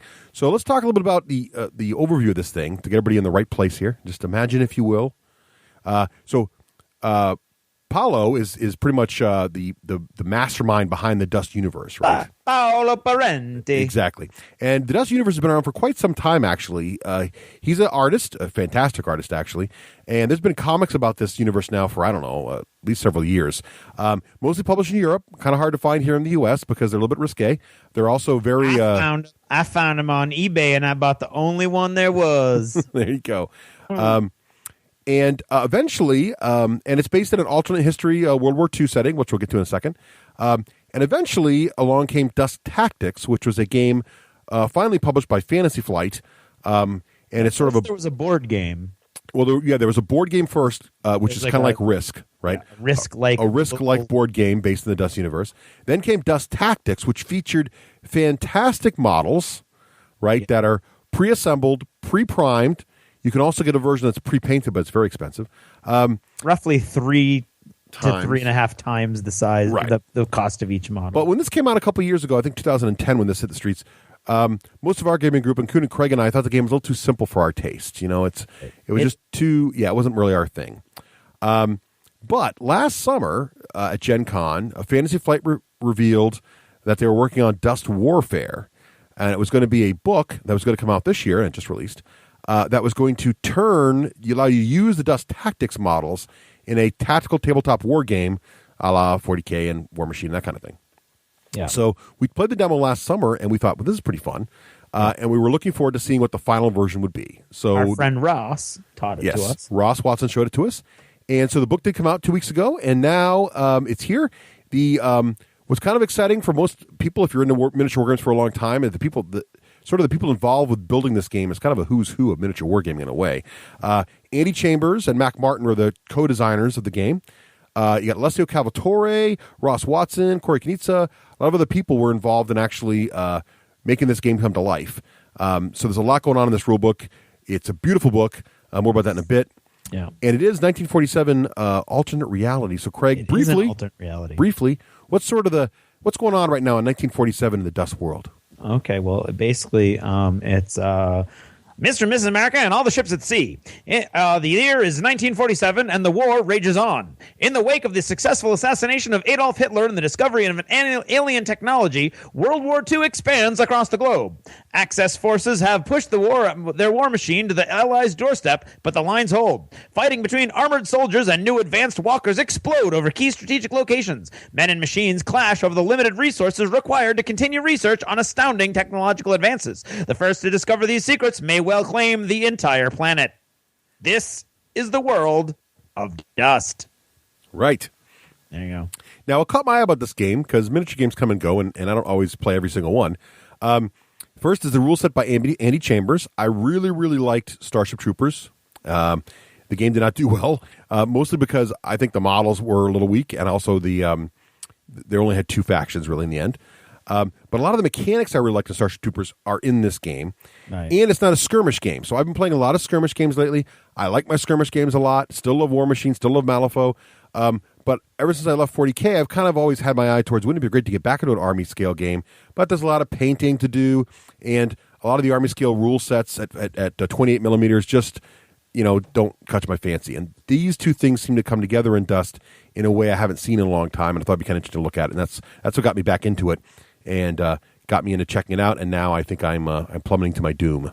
So what do you think of all that fluff there, Romeo? Does that sound like a game you'd be interested in, or was it kind of like, whatever, World War II, whatever? No, I mean, recently, let's be honest, a lot of companies are doing World War II, right? Yeah. It's the hot. It's almost like car insurance. It's always going to be there. It's just like if you get it, you're going to be all right. That's how I feel about when I see World War II. Let's take Spartan, for instance. They did a really good job with World War II because they did something really, really different, right? Mm-hmm. Very unique with the ships and all that, and people really weren't playing at that scale, and it really gave them kind of an open palette because now they can create all this crazy stuff, with their flying machines and so on and so forth, but still use history to some extent that people would recognize at least a little bit, right? Mm-hmm. And with Dust, I feel like there's some uniqueness in there, definitely. I mean, there is. You'll look at it and you'll say, "Oh, that's very unusual." And walkers, that's cool. I get that. But the thing that always scares me with games that follow this kind of genre, when it comes to World War II and alternate World War II and so on, is that you're always going to be limited to the amount of factions. It isn't like all of a sudden you have moon men that show up in World War II. It doesn't matter if it's 47 or 57. You're not going to really sell moon men to or Tyranids or a similar type race. Of course, you can really go nuts and try that. I think they tried it. Rackham tried that with the Ape Men, right? Wasn't that the Apes? Yeah. They tried to bring in, and not that it's the same alternate World War II genre, but they brought in this crazy alternate thing, and it did pretty well for them. But at the end of the day, I feel sometimes when people do World War II, they really got to do a great job with it, or it's going to come off as another World War II game. So it's a touchy thing. Now, the one good thing that Dust Tactics has, and Dust in general has, is, it has the power and might of Fantasy Flight Games behind them, and really anything Fantasy Flight Games touches tends to turn to gold to some extent, right? It does. I mean, they have a great promotional team, they have a great staffing in general, and a lot of their people, like the guys you mentioned, are tops in their categories as far as what they do. So you're going to have at least a good, reliable team of people that can not only put effort and time and years of experience into a project, but you have the financial, which right. In any gaming, financial is so important because you got to release new box sets, you got to release new models, and that's what keeps games going is the new models and the new box sets. The one turnoff for me is not so much the history because I could buy into any history. I believe in zombies, so that tells you right there how far you have to push me to get me to read your story or play your game. So I'm an easy sell. The thing for me then, it becomes automatically the miniatures. And I don't know if I'm jumping ahead in topic. No, we're going right. It's a great segue. We're going right into miniatures. So let me just set it up here, and then you can tell me what you think of the miniatures. So basically, what you do for the miniature in this game, you're buying the Dust Tactics miniatures. So it's not like you're going to see on a shelf, here's the Dust Warfare models. It's actually going to buy the Dust Tactics miniatures. They come pre-assembled and pre-primed with decals pre-applied. Okay, so they're pre-primed in one color, but they're primed in the color of their faction. So all the ally forces, basically the Americans, essentially with some allies in there, are primed in that classic OD green, basically. And all the Germans are the Axis, which are mostly Germans at this point, are all primed in that German gray color. And it is primer. Your acrylic paint sticks just fine to it. So now what they come though is, and I think this is what one of your concerns might be, Romeo. The quality, the detail on the models is actually, I think, pretty good. They're very, very detailed. I think the infantry detail, I think the vehicle kits are fantastic. But the infantry in particular is that plastic quality that it's somewhere between the super bendy board game pieces and the super rigid sort of GW plastics. It's somewhere in the middle. And is that the area, Romeo, you're getting concerned about? Yeah. So let me jump on my little choo-choo here and tell you where to me I'm left kind of like wondering, and I have like a big question mark above my head when I look at this game. Here you have these unbelievably beautiful cinematic effects when they, as far as pictures, posters, rule books, everything they have about the game is advertised in an amazing way. All the artwork is beautiful. The storyline seems epic. I haven't read any of it, but this is from what you guys are saying. And when I played it, the storyline, I believed it. So that's cool because if it's believable, obviously you can get into it. All that's great. The people behind the game, amazing people. Then you get into the vehicles. They're awesome, right? The vehicles are super cool, super detailed. You find very few mold lines, which is rare in any miniature in general. But in these things being so multi-part with all their little gizmos and guns and stuff, you find very few mold lines, which means they took care to make sure that the dies that they made these from the tooling was very precise, which shows, again, a good backing from the company. Right. So all that's amazing. And then you get to the troops, and they're like little Gumbies. That's why I call those kind of models. I call them Gumbies because if I move them from their heads, they bend right at their feet. And their base is there, and then their feet are there, and then my hand and the head are moving around, and everything bends all Gumby-like.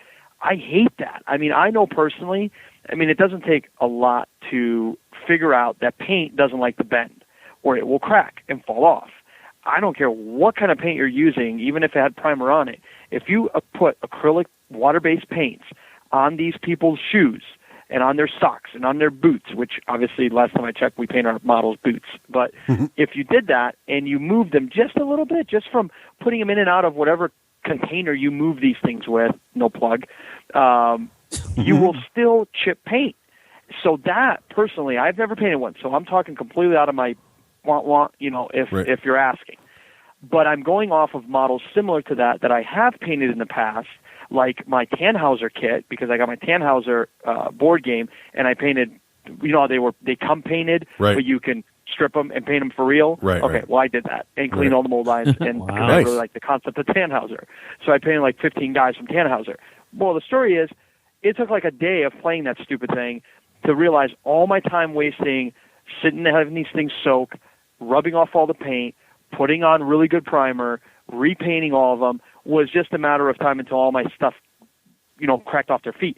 So I hated that about Tannhauser because I can never have great models for Tannhauser outside of what I can get with the game.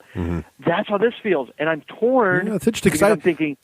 I see your point. I get your point. Why didn't they just use better plastic? They should just use better plastic for the minis, because they did it for the walkers and the vehicles and everything else. Why skimp on the key element? I don't get it. Well, they're a little bendy, but I haven't had the experience of painting, the bad experience, I should say, of painting the rubber that you've had, because I've painted a lot of board games too, and but you're right. You got to be careful with them, right? They will, if you bend them, they'll bend. But I don't know, Craig. What was your experience with them? Did you find them to be that bendy? Well, they painted very well, and they traveled. I've played with those models. Have been on the table like 3 or 4 times, I think, in and out of my battle foam case. I'll admit it. Hey. And yeah, I haven't had a problem. And I painted up the entire Descent set, the old one. Right. Now I'm faced the daunting task of having the whole thing to do over again. And I have had, that's actually weird because, and those are, I would say that those are even of a cheaper level of these are definitely plastic. These are not as bendy as Descent models, that's for sure. And my Descent, I am seeing, it's weird. Some of them, the paint is cracking off a little bit, and some of them it isn't. So I do think it's a question of you're going to have to be more careful with your dust minis if you paint them, which is interesting because if they fall from table height, they are not going to break apart. So in the short term, they are going to be more durable than a hard plastic model. Right. In the long term, you have to be in. So I'm in that dropping them once isn't going to make the paint crack either. But what's going to make the paint crack is throwing them all into a cardboard box or a shoe box at the end of the game, or tossing them around the table when you don't win, or things like that. Not being careful when you're bringing them out of storage. So I do think you're going to want to be use a little extra caution when you're doing that kind of thing, and it should be okay. I mean, I'm hoping. I spray clear coated all of mine. Yeah, I think it's a good. That may be a key also. Well, I think it's good. I'm glad Romeo is keeping us grounded in the reality of this, and I think you're right. I think we're going to have to keep an eye on them about that. I think the miniatures look fantastic. Even the infantry. I mean, I inked their faces. It came out great. I'm using all my standard painting techniques. I'm skimping on time, and they look fine. But you're right. I mean, they are pivoted at the waist, and some of them are pivoted at the head. And if you're not careful, I could see that rubbing. They are definitely the softer rubber. You're also going to have the problem where some of my guys had the bent gun issue, right? Where they've been in the packaging so long they bend. And the way you fix that is you put them in boiling water. So you got to go through that process. But again, the upside is, well, for 99% of them, though, they're fine out of the box, and you don't have to assemble or prime them. So there's those few extra guys you got to boil. That's still less than having to assemble all your models from scratch. So that might be okay. But I don't know is if I put them through the boiling process, where you boil them for a couple of minutes and then you put them in the cold water and they flip back to their normal mold position, which is great. I don't know what happens to the primer when you do that. That's what I'm afraid. So I don't know if I'm going to lose primer there or not. So I got to try that out. I mean, the primer I don't know, because if you look at Tannhauser, they're not like that. They're already pre-painted. They come with the paint job on them. Right. So when I had bendy parts, because Tannhauser had the same problem, I actually had already soaked them and removed the paint because I had them sitting in brake fluid to remove the paint. Yeah. I can tell you though, even after I use that heat gun because it's just faster than hot water. So I use the heat gun, and 2 seconds later, I can bend the thing and hold it for 5 seconds, and it's straight. The problem I have is it's hot as heck in Arizona. Oh, right. And Tannhauser, a lot of times, is a game that I travel with because I play at my brother-in-law's house, or we move around with it. So sometimes I forget it in the trunk of the car because we take it to a little mini party. Yeah. It sits back there. You throw it in there at the end of the night, and whatever, you get to it when you get to it. Right. Well, come to find out, those freaking barrels go back to the original position for some friggin' reason. So... And I don't know why they want to be crooked better than straight, because I would imagine being crooked takes a lot more effort for the little gun to do than just to be straight. But, so I was a little peed off, and I just stopped worrying about it. I don't care. I mean, I'm not that worried about it. And I don't think they're quite as soft as Tannhauser either, but they're definitely not the quality, and we should make that clear. They're definitely not the plastic quality of like a Games Workshop hard plastic, and which is probably why they can sell them so affordably, because the price points on these are pretty good when you remember they are pre-assembled and pre-primed. Right. So just to give everybody an idea what you're getting in the box, a unit of small infantry, so like regular standard size guys. And these are basically, I don't know, what's the scale? These 25 millimeter, 28 millimeter, no, right in there. They're 28. 28. So they're true scale 28. They're not like so heroic 28. So they're the same height as like an Imperial Guardsman or a War Machine infantry dude, right? It's between $15 and $20 for a 5-man squad, depending on the squad. Some of the squads are 20, some of the squads are 15. Then for larger infantry, same price range, $15 to $20, but they're 3-man squads. And these are bigger dudes in like heavy power type armor, right? And then small and medium walkers, and I think the vehicles are where the real value is, because the vehicles are the nice hard plastic, as Romeo says. They are articulate. They're joined very, very well. Some parts still move and rotate. Plates will flex. You can rotate the weapons. They come with different weapon variants in the box as well. So for small and medium walkers, are $25 for a box with all the variants of that type. And then the heavy walkers, big giant ones, the biggest models they make for the game, are $40, and these guys are the size of a Land Raider or a Defiler. They're very, very big. So I think the value there is really pretty good. What do you think, Romeo, of the miniature value for the quality, especially the vehicle range? Well, because I didn't buy any yet. I didn't know the price. I was just kind of listening to you right now talking about the price. And, if you're talking about $15 for 5 guys or $15 for 3 guys or whatever it is, that's not bad. I mean, at the end of the day, it's definitely not the most expensive. I mean, if you look at what GW is doing nowadays with their pricing, it's retarded. So, no offense to retarded model guys that buy retarded models. But the point is, there you go, folks. That's why we love them. But, at the end of the day, you look at it. The thing about it is you look at it and you say, wait a minute, why do I have such amazing vehicles and I have such corny guys? And then why am I paying $15 for a little rubbery gummy guy? And they're not that bad. Come on, they're softer, but they're not. They look good. I'm sorry. They look good. No, I'm going to stop. I'm being. No, but I will give you this. So there's a couple poses that are a little messed up. You have to kind of probably tweak. There's a couple poses I don't like either. But the price isn't bad. What are the vehicles? What's the cost of the vehicles? All the walkers you saw on the table, or anything except for the giant. The giant green one I had. The giant green 6-legged one I had was $40. Everything else was $25. Oh, that's a great price, man. I thought so too. It's a great price. Yeah. Yeah. I mean, what is that? Is that the one I call the 6-legged turtle? Yes, $40 for the 6-legged turtle. Okay. Yeah. Okay. I think. I mean, you compare it plastic to plastic. Let's go raw plastic. Yeah. There's more plastic in the 6-legged turtle than there is in a GW Land Raider, and GW Land Raider is $68. Right. And this thing's $40. So you're getting your money's worth. I mean, that's a very good price. And again, it's pre-assembled, pre-primed, and pre-decaled. Now, that may be a negative for some people, but and you said, Romeo, the vehicles look great. There's very little mold lines. So anyway, I think there's a good value on the vehicles. I mean, it's not the cheapest thing in the bunch, but when you factor in what you're getting for assembly, I think it's a fair price. Let's put it that way. Yeah. I think it's a great price. All right, so there's the miniatures. And again, your mileage may vary on the infantry. So check out what you think about the infantry when you look at them. And Romeo's right; they're not at that high plastic quality that we might expect from some companies. So just an FYI. Now on to the rule book. So let's see. The rule book is 138 pages. It's full cover, and it does have a table of contents and an index. So I'm happy. Yes, it does. Also, I like the graphic design. It's set up. Each chapter set up like a file folder. It's awesome. So it's pretty cool. Cool layout.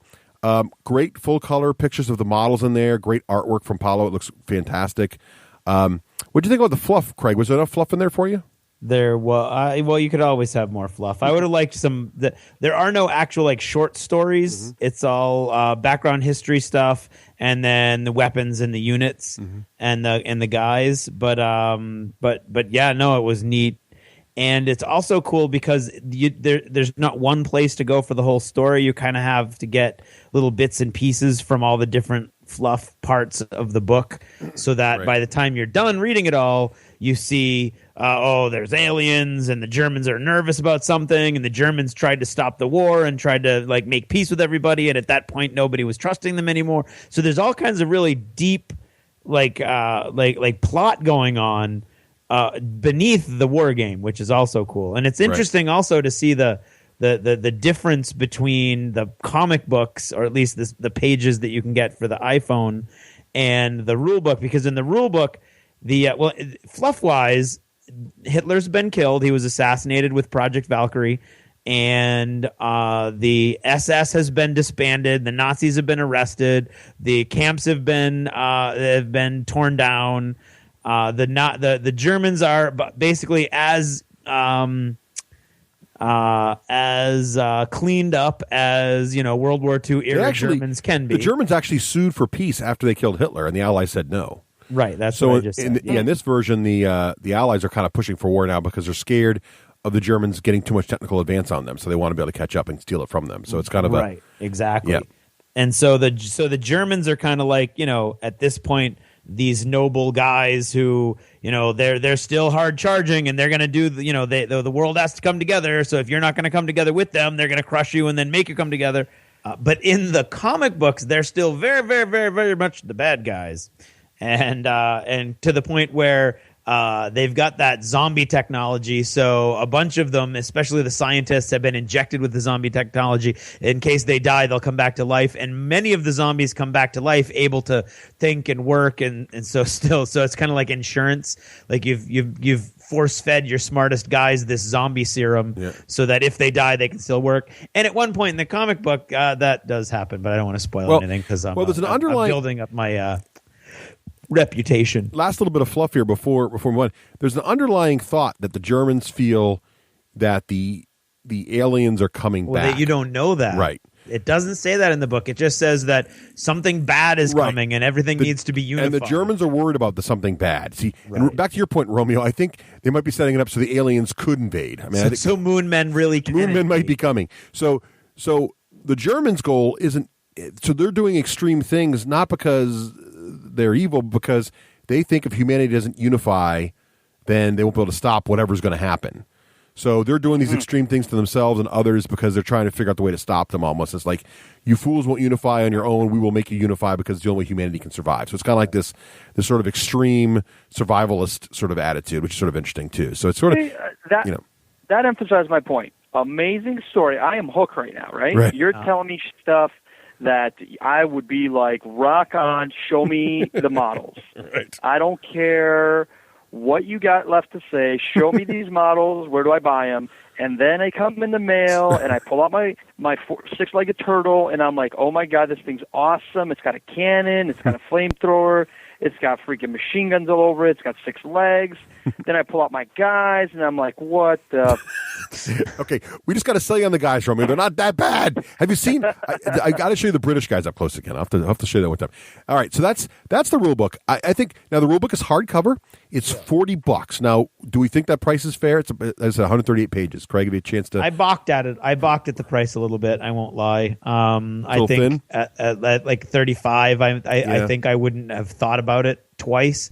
I think it is worth it in the long run, but I think $40 puts it in range of I don't know. It felt like maybe a few more pages would have not gone amiss at the $40 price point. But in the long run, I love it. So clearly, it's okay. Right. I'm with you. Actually, I think that price point puts it at the level of like the War Machine book, which is like 3 times as thick. So you got to kind of. But I was still happy with it. But yeah, and the artwork's great. But yeah, it could have stood to be $30. Everything about the book is awesome. I would have liked more of it for $40. Yeah. All right. So on to how does this game play? Because that's really what sucked me in, and beyond all the fluff and everything and the awesome models and the vehicles, because that's one of the things that got me involved with it. Also, is the fact that these, as Romeo said, there's these large vehicles that are really, I think they pretty much rival GW kits. And there's not many companies out there putting out really large vehicles. Privateers just started tinkering with the idea, but they're very, very expensive. Here you've got really nice plastic vehicle kits, reasonably priced, and they look great. So how does the game play with all this stuff? Well, basically, here's the overview for you miniature game players out there. Here's the basics. It's 2-player, obviously. You go, I go. But there's a little interesting twist in how you go, I go works. So it's a little more interactive than simply Craig does this whole turn and I do my whole turn. It's actually, I'm going to be doing things during Craig's turn depending on what he does, which is sort of neat. Right. It's you are constantly engaged through every moment of the game. It's not like, okay, I'm done. It's your turn. I'm going to go get a drink. Right. You literally cannot leave the table when it's the other guy's turn, because there will be things, and not just like rolling armor saves. They're literally going to be tactical decisions you have to make in his turn. Right. It does use the Dust Tactics dice, which are these basically black dice with 4 blank sides and 2 sides with target symbols on them, which basically, though, if you want to use normal dice, you can. It means you just roll a 5+ you hit. Right. Basically. And we're going to seed throughout this review a couple of funny little things that we learned by hanging out with Mac over the weekend. Right. And one of them was that FFG really did a research. They did research into... because technically the targets on the dust dice are on opposite faces, so that would be 6 and 1, right, or 5 and 2, or whatever. And so they literally did research with their playtesters and made half of the playtesters play with regular dice and 5s and 6s hit, and half of the playtesters played with regular dice and 1s and 6s hit. And they said that the people who had to play and remember that 1s and 6s hit didn't like the game. and they thought it was too confusing, and they were tired at the end of the session, and they felt like they were constantly interpreting dice rolls that weren't coming naturally to them. Whereas the groups of people that were doing it and hitting on a 5+ were like, "Oh, the game is great. This is awesome." And they're like, "No problem with the dice rolls." No, it's great. It all works out. So it's intriguing because we were told by people like, "Oh, I could just play this and just have 1s and 6s," and so that's funny. Well, let's make it a 5+. It's easier to remember. Which is 5+ is easy to remember. Also, pre-measuring is allowed in this game, which anywhere, I all like. the time. Yeah, I really like that because it just avoids the whole. I thought you were outside of 6 inches before the turn started. What happened? That's all good. Also, squad coherency is 6-inch radius from the leader of the squad. Right, so it's not like the Games Workshop, everybody within 2 inches, or the Flames of War model, or many games. It's the radius from the leader, which has most recently been seen in War Machine, but actually premiered in Starship Troopers. So that's the basics. Now, the game is divided into 2 major phases for each turn. First is the command phase. Yeah. Now, in the command phase, each player is going to roll a number of these dice equal to the number of units he has on the table. So units in reserve, or deep striking, or actually airdropping, as they call it, do not get to roll don't add dice to this. So you're going to roll a number of dice equal to your units. Each success you roll, each little target symbol that comes up, or 5+ you get, gives you an order you can issue in the command phase. And the player with the lower number of orders is going to be the first player in both the command phase and the unit phase. The player with the higher number of orders is going to get more orders, but he's going second in both phases. Right. Okay, so it kind of tilts the balance a little bit back towards the guy with the smaller force. Right. So if you're losing, it's going to give you some momentum, and you're going to get to move first a couple. And you'd think that, except when I play Matt. That's right. I had 2 units left, and Matt's still going first because he's rolling crap. But yeah, so what's nice about it is as your army dies, you're more often to go first. Now, that's nice, but what's also interesting about this game is that going first is important, but not as important as in other games because there's this whole reaction system that can mitigate it. So first what happens is during the command phase, the first player, who again, the guy who rolled less orders, he's going to get to issue his orders to his units first. And to issue an order to a unit, it's got to be within 12 inches of one of your command squads. And there's this, we'll get to this in a second, army composition, but there's a whole platoon structure for every army. And one unit in the platoon is the command squad, and they've got special rules, and one of them is they can issue orders. Now, if you've got a radio man in your squad, he or she can then allow you to give one order to anybody on the table, not just within 12 inches of your command squad. When you give an order to a unit, it's going to be able to perform a single action, which is basically move or attack, or one of its other special orders, but usually it's move or attack. And basically, you're going to use one of those actions you would normally be using in the unit phase. You get actually going to use an action earlier in the turn than you might otherwise. But you're also going to get a special reaction token put on your unit to mark the fact that it's already done something this turn a little bit. And then you resolve the order immediately. So it's in the command phase. I'm going to go first because I rolled lower. I'm going to say this command squad is going to order this squad with missile launchers to shoot Craig's tank or Walker, and I'm going to put a reaction token on him, and I'm going to resolve the shot right now. Boom. Yeah. Okay. Now, unlike the unit phase, Craig does not get to react to me if I do an action in the command phase. More about reactions later, but that's the big advantage of the command phase is there's no reactions going on, and you're also getting to go early. Now, then the second player, in this case Craig, gets to do all of his orders as well. Yoo-hoo! So if I rolled no orders, I'm going to go first in the unit phase, but Craig's going to get to issue his orders before the unit phase even comes, and that will allow him to get a few actions in before I get to go first in my entire army. Yep. It kind of mitigates, again, the going first thing. Romeo, did the whole command phase thing seem cool to you in the game? Yeah, not bad. I think it's another cute little element, for the game that right. Makes it a little different. Is that cute? Am I allowed to use cute? That's cute's totally cool, dude. Whatever floats your fancy. We want your honest opinion. We do. If cute it is, cute it is. Cute it is. Cute it is. No, I like that. I mean, I thought it was really cool. I thought it was it had an extra little level of getting ready and preparation and one more little move. So no, I think it's one of those things that makes it set itself a little bit apart from other games and how other games flow. So anytime you can I always look at any game that comes out that's new like this. If it has a little hook that makes it different, I think it's great because the more you differentiate yourself from the GW kind of stigma of gameplay, the better your game's going to do because it's something people can relate to and say, hey, look at that, this is new, I like this, and then this is going to become my baby, and now it's their little thing that they relate to all the time. This is my little guy that I just learned how to do this with. So I like it. I mean, it's a twist, which twists are good. Yeah. Now, the reason I like this so much is that I'm a big fan. When I play Army scale games, I like the idea of command and control. And one of the reasons I like War Machine so much is it's got this little element of command and control, even in a squad-based game, right? Because if you're not within, your control radius of your Warcaster, you're losing a lot of effectiveness of your Warjacks. Same is true with your Warlock, right? So in this game also, because the command phase it can be very critical, i.e., I get to do something and suppress one of your units before your main term even comes.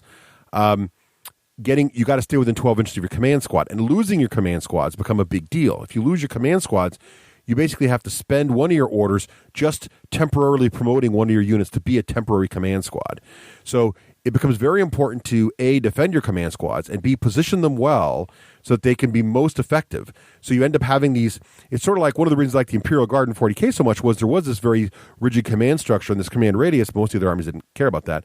This game, it's core to the concept of the game, right? What'd you think of it, Craig?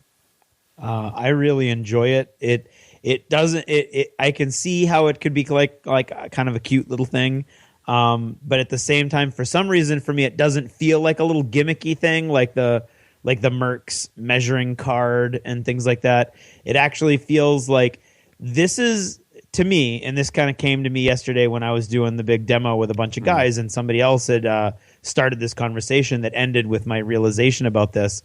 Is that this is where your standard 40K or War Machine, you go, I go structure meets the fully integrated Spartan alternating activations method, right? So you've got you go, I go, but at the same time you have two different things that are sort of mitigating it so that if you're going second or even if you're going first, but you don't have quite the distance or the range to finish up exactly what you want to do, the game is going to flow in such a way that it's going to seem more natural, and it's not like I'm going to do everything and then you come back and you do everything and then I'm going to do everything again.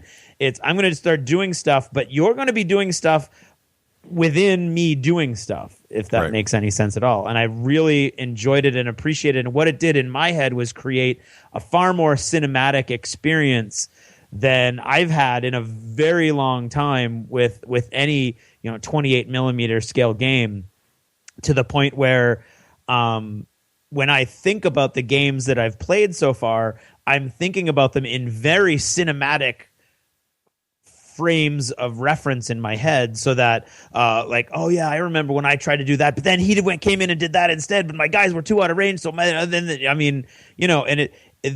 just thinking about one of these games or talking about one of these games, it becomes sort of a domino effect of he did this and then I did that and then I did this other thing and then we did that, other than in my first turn I moved these three guys and did this other thing, and you know what I mean. So I really like where the command phase and the reaction rule comes together is like this place where I think the you go, I go activation element can really live with the realism that usually lacks, if that makes sense. Right, because I think one of the things we've heard before is that people that don't like integrated turns will say, I like the feeling of my entire army rushing forward at once, and we're with integrated turns, you have that I move a boat, you move a boat, or I move a unit, you move a unit. This does meld those two together. So let's talk about the unit phase for a minute so we can get our listeners up to speed on what the reaction system is. So I think it's key to understand how reactions work to really appreciate the command phase as well. So so after the command phase is over, so I've ordered all my guys with my lower roll. Then Craig orders all his guys. He had rolled more orders, so he probably got to do more things. And you're not probably going to use them all, especially if you roll a bunch. You don't have to use them all. You may not use them all because every time you use an order, you're putting a reaction token on one of your units, and that's important because of the unit phase. Now back to player one. So the guy that rolled less orders is also player one in the unit phase. So he gets to activate, or she gets to activate all their units now in this turn. So when a unit activates, first thing you're going to do is roll to see if you can get rid of any suppression tokens. So if you got any suppression on your unit, you're going to roll one die for every suppression token. Which we will talk about in combat, I assume. We will. And if you get any hits you get, we'll remove one suppression token. That may free you up, because now you look at your unit and say, is there any tokens on my unit? Is there a reaction token or any suppression on my unit? If the answer is no, the unit gets to have two actions, okay? And the action choices are, you can move, you can shoot, in either order, so you could shoot first then move, or move first then shoot, or you could spend both your actions to march, which is basically a double move, or you can spend both your actions to do what's called a sustained attack, which is basically shooting twice. But when you shoot twice, you don't really double your dice. Instead, you just reroll misses. Right. Okay. And there's some other orders, too, in the game that might come into play for your unit, depending on special rules like reloading, if you have a weapon that puts reload tokens on your unit. So the big deal here is to remember is if you gave an order in the command phase to a unit, remember you put one of those reaction tokens on your unit, which means now in the unit phase, it's going to have one less action because there's a reaction token on your unit. Okay, so that's a big deal because you're getting an early move in the command phase, but because you took that early move, now in the unit phase, you're only going to have one action, and you can't double shoot or anything like that. So you're reducing it, so you're not really getting an extra move, you're getting sort of an earlier move if you do the command phase. Now, here's where the reaction comes in. So during my turn, it's my turn, I'm going to move one of my units, I'm getting ready to move it, and then Craig's watching the table because he wants to see if he's going to get a reaction to one of my activations. So if I start or end a unit's move within 12 inches of one of my opponent's units, he can then react. Okay, so I'm going to declare, I'm going to move this unit. I'm already within 12 of Craig's unit. He can say, I'm going to react to you. Or if I'm outside of 12 and I move so I'm within 12, Craig can say at the end of my movement, I'm now going to react to you. Yeah. Okay, you can also react to an enemy when they declare an attack against you. If they're within 12 inches of you, you can react in any way you want. You can move or you can shoot. If they're outside of 12 inches of you, you can't react when they move outside of 12. If they shoot you from outside of 12, you always have the option to hit the dirt, which basically means you get a suppression token on you, more about that in a bit, and you're now a little bit harder to hit. Okay? Now, here's some rules, though. You can't react to an enemy unit if you're suppressed or if you've already got a reaction token on your unit. So, in the command phase, if you give a command order to one of your units, you put a reaction token on them, meaning they're not going to be able to react to the enemy next turn. But in the command phase, the enemy cannot react to you, whatever you do in the command phase. It's sort of interesting. And when you react, though, you can do either one or two things. You can either move or you can shoot, basically. There's some other special rules, but that's basically all there is to it. So if Craig walks within 12 of me, I'm like, I'm going to fire my whole enchilada at you, and I'm just going to fire my weapons at you. Now, when I do that, I then get a reaction token on my unit. So if I'm the second player, right, and then I'm going to go after Craig, that unit's already going to have a reaction token on it. So I'm not getting any free action out of this so much as I'm just being able to react to him in the middle of his move. Make sense? Yep. What do you think, Romeo? What do you think of the reaction system? I just was wondering when we started reviewing Infinity, because I mean, the whole thing is very, very Infinity, and I play Infinity a lot. Yeah. So watching this game kind of unfold and do its things, I kind of, I was thinking, wow, well, that's like Infinity, and oh, that's like Infinity, and that's like Infinity. So for me, a lot of people will play Infinity. So to them, it's like this brand new concept. To this reactionary on my turn, your turn kind of thing, this has been established in Infinity for many years. Yeah, actually came out originally in Starship Troopers, actually. Andy Chambers, when he did Starship Troopers, he built the reaction system, which is why I first fell in love with it, and one of the reasons I love Starship Troopers. And I've been crying for a game that doesn't have crappy miniatures for years. So one of the reasons I'm so excited about Dust is now we've got a game that has a cool background, it's army scale, and it has reaction. Now, I think it's awesome that Infinity has reactions in skirmish level, but it's fantastic there's now one that also has at the army level, which is what I like. Right. Yeah, I mean, the game flows really well. So, I mean, the good thing about it is we played, how many turns? I think we had 6? Is that Five. What it was? 5's the standard game length, yeah. 5? Okay, so, but there you go. I mean, I felt like I played 6 or 7 turns because it went quickly.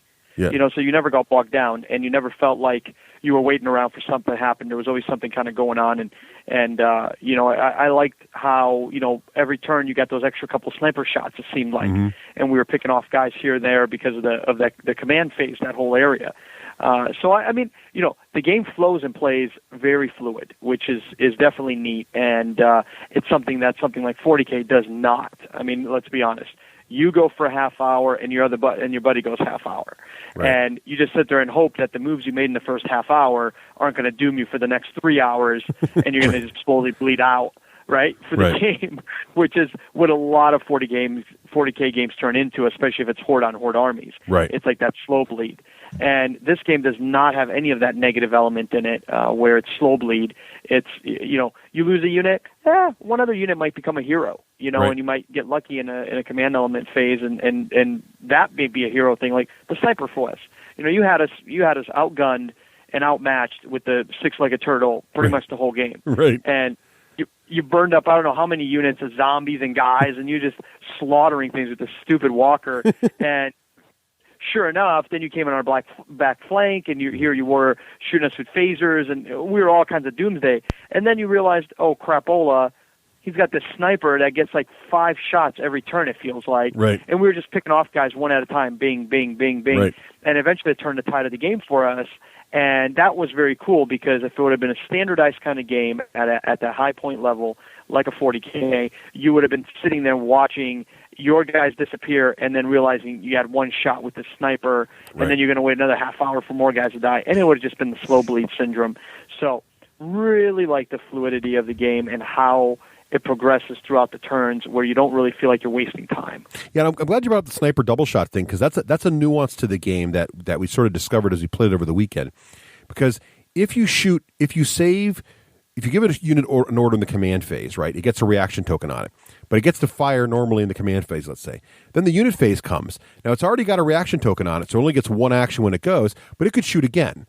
So any unit, not just a sniper, but you guys used it very effectively with a sniper, could shoot once in the command phase, then shoot once again in the normal phase.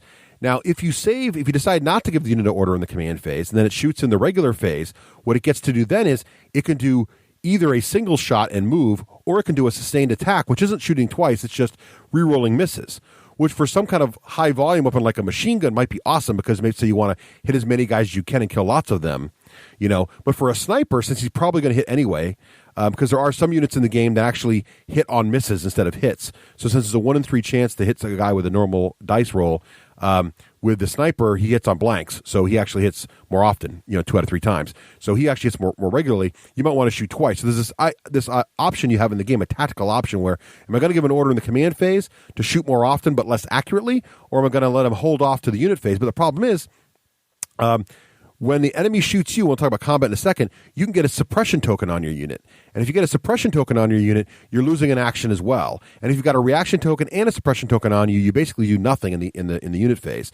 So by taking a pass and giving a unit an order in the command phase, you're hoping to get 2 full actions and maybe a sustained attack on the unit phase, assuming, of course, your opponent doesn't shoot you.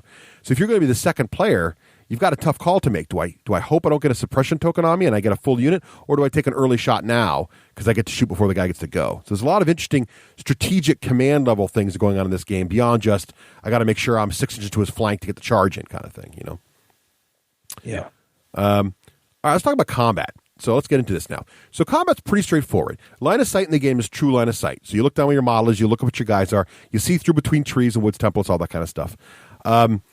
Cover, though, works normally, but it's determined from the leader of the model. This is kind of nice. So you basically draw a line of sight from the leader of the unit, and you see the shooting unit, right? And you see how many models in the target unit are obscured from the leader. And if there's more than half, then the whole unit gets cover for my guys. If there's not more than half, then the whole unit is open for my guys. Other infantry provides soft cover. If it's enemy infantry, you can shoot through your own guys, no problem. Being behind a vehicle does not block line of sight, but it provides hard cover. And basically what you're going to do, well, Craig, why don't you tell us, how does the actual shooting a weapon, you're ready to shoot a weapon, what do you do for figuring out the dice out? Well, every weapon has a much more elaborate stat line than you're used to in most other games, where a weapon may throw X number of dice or it may do X number of wounds. In this game, you've got the weapon, then you have the range, and ranges are very short in this game. The longest range, other than artillery, the longest range is 36 inches, which seems short to me every time I say it, but every time I play, I never feel like, oh, there's so much stuff that's out of range, because the game is played as a close-in firefight. Yeah, so you're almost never like, I'm going to hang back and shoot my las cannons or my missile launcher. There's really none of that. That 36 inches, you're still kind of in there, and these guys can move 12 inches a turn if they really want to, so they're going to be like on top of you. So it's very in close. So first you have the range, and then the rest of your stat line is broken down into 3 categories: infantry, armor, and airplanes. And in the game, there are 4 different classifications of infantry, 7 different classifications of armor, and 3 different classifications of airplane. And each classification is just basically how much armor and how well protected it is. So infantry 1 is completely unprotected. Infantry 4 is supernatural or just some amazing protective ability that doesn't even exist yet. most of your, or actually all of your current models are going to fall into Infantry 2, which means you are lightly armored Flak infantry. Jackets. Yep, flak jackets and things like that. Or Infantry 3, which is a heavily armored infantry soldier, regular infantry soldier. Power armor, that kind of thing. Exactly. And then the vehicles work the same way. 1 is an unarmed truck. 7 is a giant, enormous turtle walker. Right. And so what you're going to do is it's going to show you in the weapon stat line how many dice you throw at each classification and type, and then how many wounds or damage you're going to do for each hit. So, for instance, looking at a human at an allied grenade launcher, it's going to roll 2 dice against infantry 2, doing 1 wound each hit. And it's going to roll 1 die for any armor of any type, doing 1 wound if it hits. So that's how the weapons that's how the weapon stats work. So you're looking for hits, basically little target symbols, and you're gonna count up all the weapons you have as long as they all do the same number of wounds, and then you're just gonna roll them all together. And a cool thing that this game does is it kind of streamlines everything. If one of those weapons ignores cover, then they all ignore cover. And the theory behind that would be it's kind of hard to take advantage of the cover when the entire cover area is exploding in flames from a flamethrower. So most special rules that attach to one weapon will attach to all the weapons that you roll at the same time. And those few that don't, then you separate those out and you roll in separate dice pools for that. Yep. And so you roll those dice, you count your hits up, and then you just apply wounds. There's no special rules. Oh, well, then what happens? You count up all those hits. Then you got your armor. And then what happens is you shoot into the enemy models.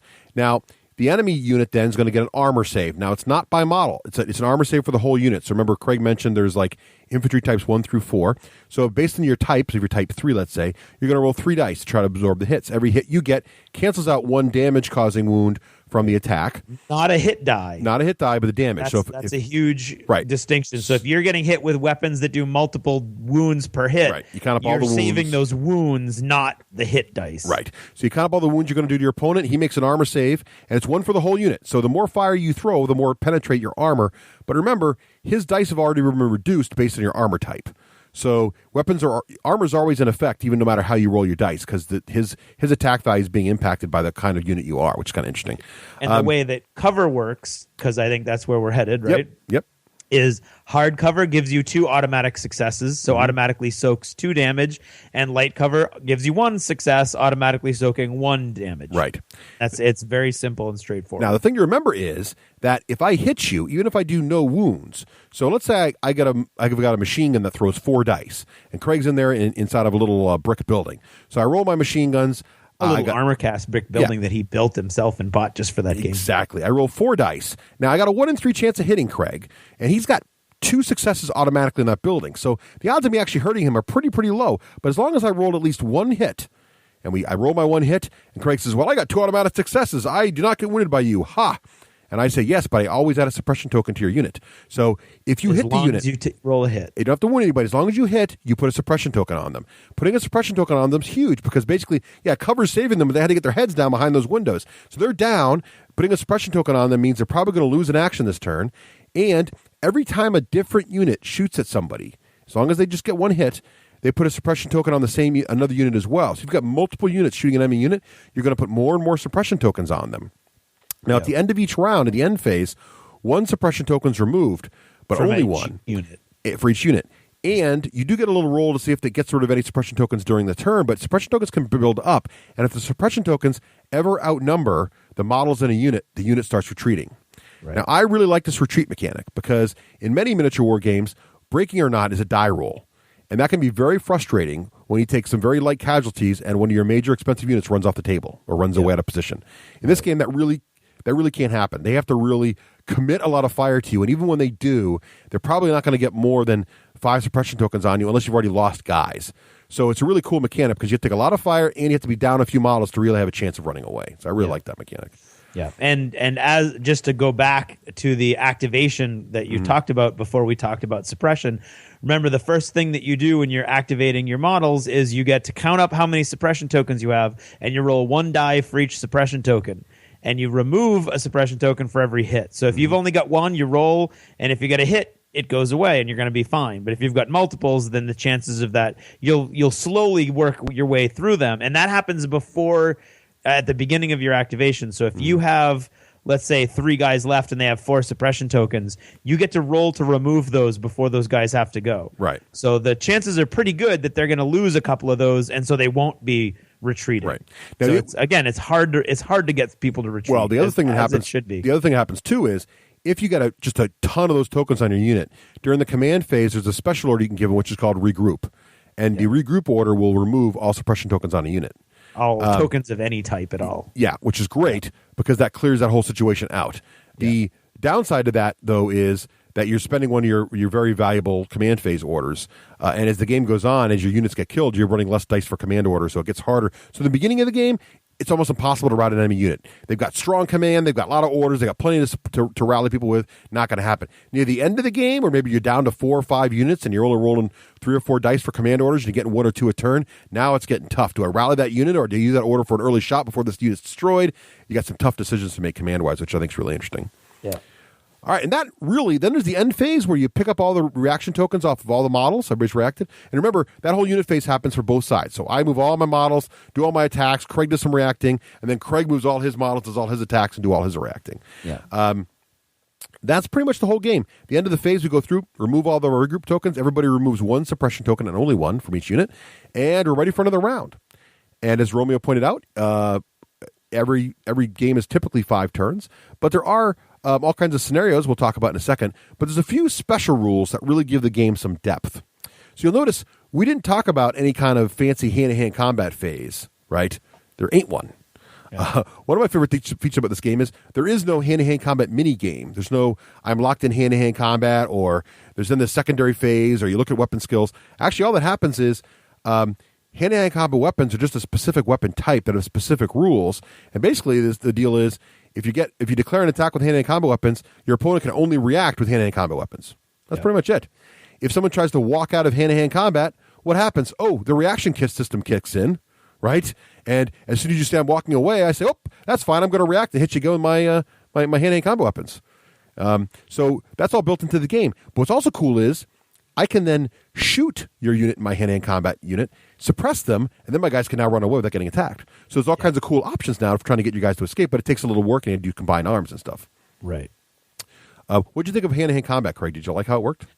I do. I don't like games where you're locked in hand-to-hand combat, or if you're fleeing hand-to-hand combat, there's really no way because they're just going to smack you down as you run away.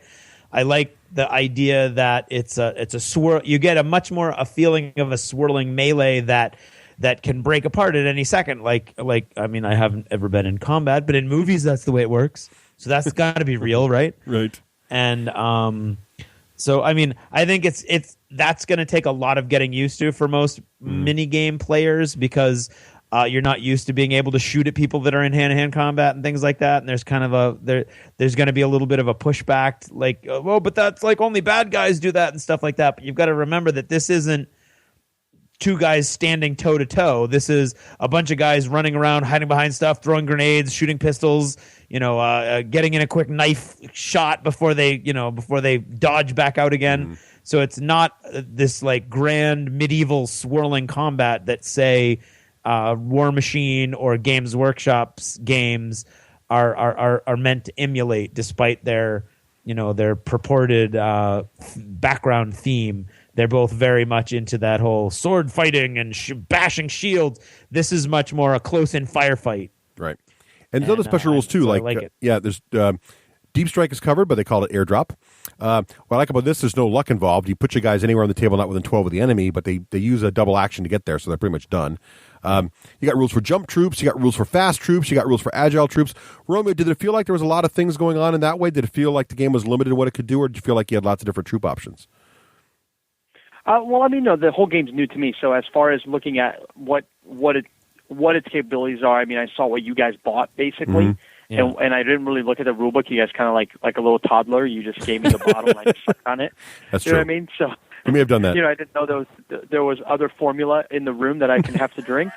So as far as limitations, I mean, you guys had a slew of different options as far as models was concerned.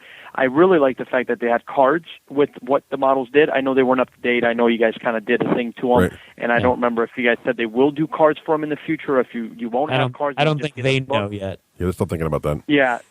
So, GW is always like this stigma of don't have cards, have a rule book or have a codex, and then figure it out on your own and print out an army set or an army, army list.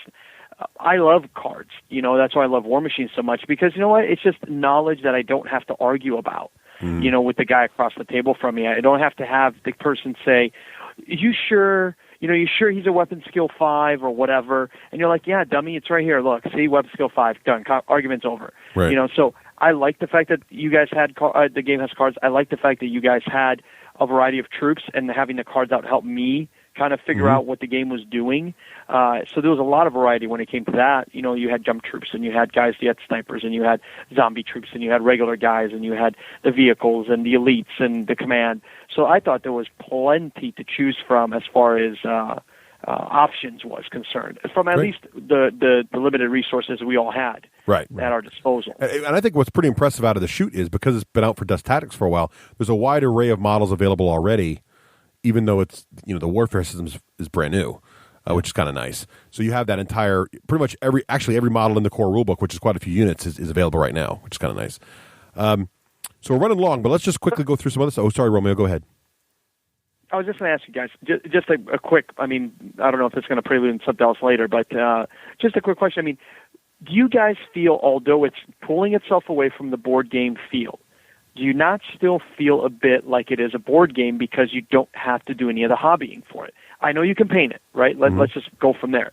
But they're instigating not painting it because they're doing the priming for you in a general color, so it's going to save the ugly gray models for everybody on the table look, which everybody knows is a guy that hasn't painted anything. Right. And then by putting the insignia on there, they're kind of saying, okay, Johnny, if you can't really do this and you don't want to paint it, don't worry about it. You at least got the emblems and you got at least the general color scheme right.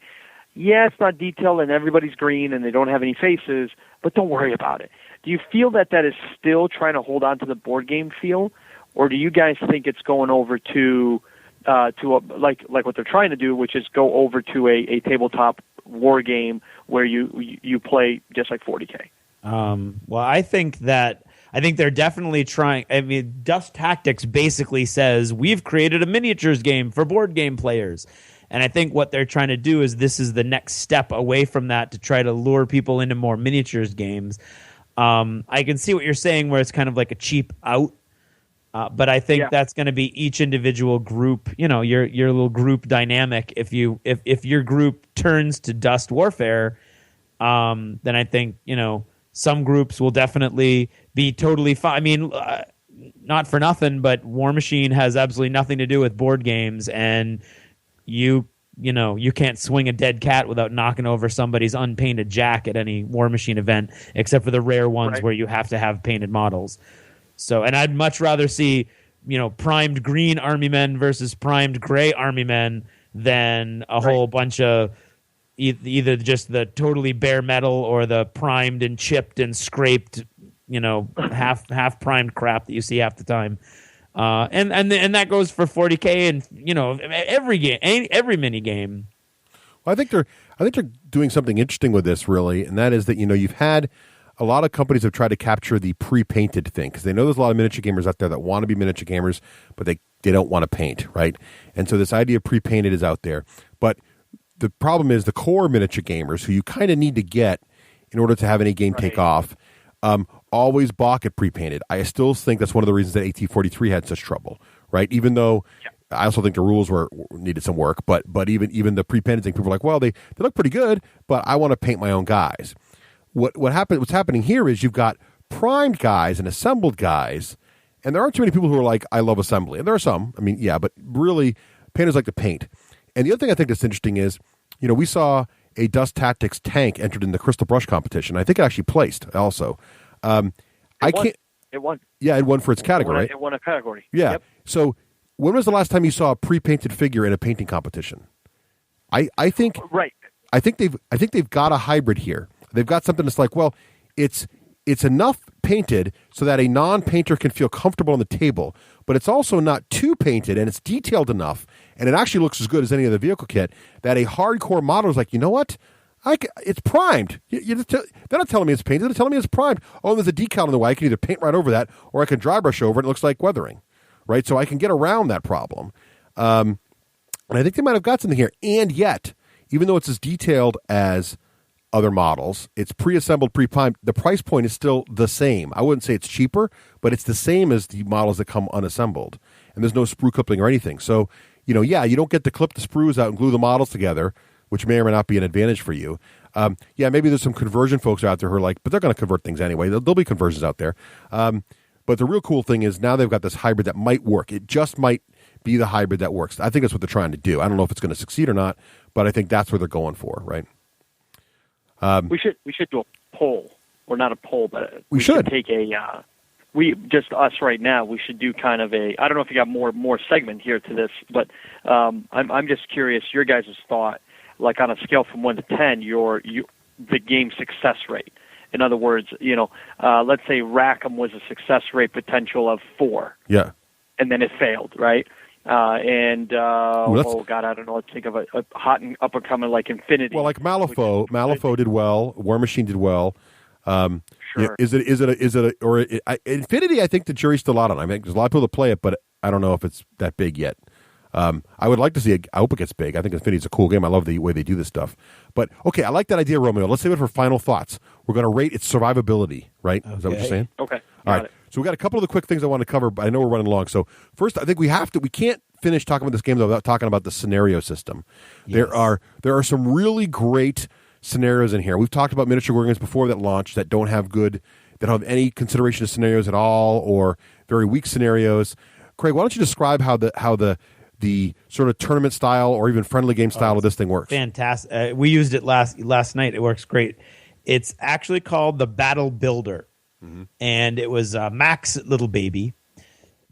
And it's awesome. It's a grid that basically has point values down one side starting with 0 and going down to 3. And across the top, you have objectives, deployment, and conditions. And basically, both players are going to get together, and they're going to determine the objectives for the game, the deployment zones for the game, and any extra conditions on the battlefield. Like limited visibility / night fight, that kind of thing. Yeah. So both players are each going to have 2 points to spend, and they're going to alternate spending them. They're going to roll 5 dice. Whoever gets the fewest hits is going to allocate their first point. They're either going to put a point into objectives, deployment, or conditions. And basically, your objectives are break the line, which is try to get into the other guy's deployment zone, which is the 0. So if nobody puts a point, that's what you're going to go for. Eliminate the enemy, which is kill points. Basically, you're trying to kill the enemy units. That's if somebody puts 1 point. Key position, where you're going to secretly decide 2 terrain features on the field, and you're going to get 1 point for each of those you hold uncontested at the end of the game. So basically, you're going to try to take specific points on the battlefield. Or assassination, which is interesting because assassination, you're going to I think I'm right about this. You pick your own model that's going to be assassinated, and he doesn't know which one. It's going to be one of your command squads. Mm-hmm. And he doesn't know which one you picked. So you have to kind of figure out, likewise with the terrain objectives, you don't know which ones they picked. You have to kind of try to guess from how they're acting and how they're using their units over the course of the game, which one your target is, or you can try to kill them both. Right. And so you're going to choose, and so you're going to alternate putting your points. And if you put 3 points into objective, your last objective is going to be assassination. Deployment goes your standard deployment, which is 9 inches in on either side. Your corner deployment. Then they have this awesome one called close engagement, which basically you start 12 inches away from each other in 12-inch zones that are then 6 inches away from the edge. So you're literally like in the middle of the board. So which is cool. So you're choosing these, and you're going to try to gear them towards your strengths, the strengths of the army that you choose, and that's their whole tournament structure for this game is built around that. And it's brilliant because basically how many times you played a game and like you've got a very shooty army and you roll up a mission like Night Fight. And you're like, oh, it's against Tyranids. We got Night Fight. I mean, really? Right. What this game lets you actually do is say, okay, look, the Tyranid player says, I want to, you build an assault army, and Craig's got a shooty army. So I built an army of all really close, and there's actually platoon structures at the Allied assault platoons. We're going all assault. And Craig's going all shooty. So I'm like, great. And Craig says, well, I don't want to have limited visibility. So he puts a point right away in conditions to get us out of limited visibility. I'm like, bummer. So I put a point in the scenario, the deployment. So I'm pushing us up one towards a close deployment. So what ends up happening is Craig might be able to push one direction, but I can push another. So maybe I don't get Night Fight, but maybe I get it so we start a little bit closer together than we might otherwise start. And you can really control the battlefield conditions that way. And it's a really fantastic way to avoid. It gives you that sort of pre-game strategic level, sort of the Sun Tzu, pick your battlefield kind of thing. And you're never, it's kind of a compromise in the end, but you're never totally getting hosed by scenario, deployment, and mission. At least you're going to have some control over one of those three elements, which is nice. Right. Also in there, real quick, they cover very specific about how terrain works. Very specific. They've also, beyond the camp, the sort of very serious tournament style pre-battle battle builder. There's also a really cool scenario campaign system that Andy Chambers wrote up, which is very fluffy and laid back kind of scenarios. We're briefly on army building because we're running really long, but I want to cover this too. Army building stuff is very straightforward. All the heroes are pre-built. So it's not like 40K where you can build your own heroes. It's like War Machine. There's a guy with this name. This is what he does. Boom. But the real structure to the game, the real where the customization comes in is in the platoons. Each faction's got like 3 to 4 different platoon styles. Each faction has 3 platoons. 3 platoons, there you go. And then there's usually a 4th platoon, though, that's generated by a special character, right? So, you're absolutely correct. So like Action Jackson on my side, there's the British have paratroopers. And normally they're just a special platoon section squad type in a platoon. But if I take Action Jackson, he allows me to take an entire platoon of just British paratroopers. Yeah. And I think the Germans have the same thing with zombies, right? And or apes. Or gorillas. Yeah, right. So you're right. I have 5 that I could do. Right. And the heroes can lead units. They can basically get assigned to them at the beginning of the game. And each platoon also, in addition to directing what choices you can choose, also has a very special order that's unique to that unit, which is pretty cool. So during the command phase, you can give your unit special order, which might be, for my guys, they have smoke screens, which actually, if I get that order off, makes it so it's limited visibility for the turn across the entire table, that kind of thing.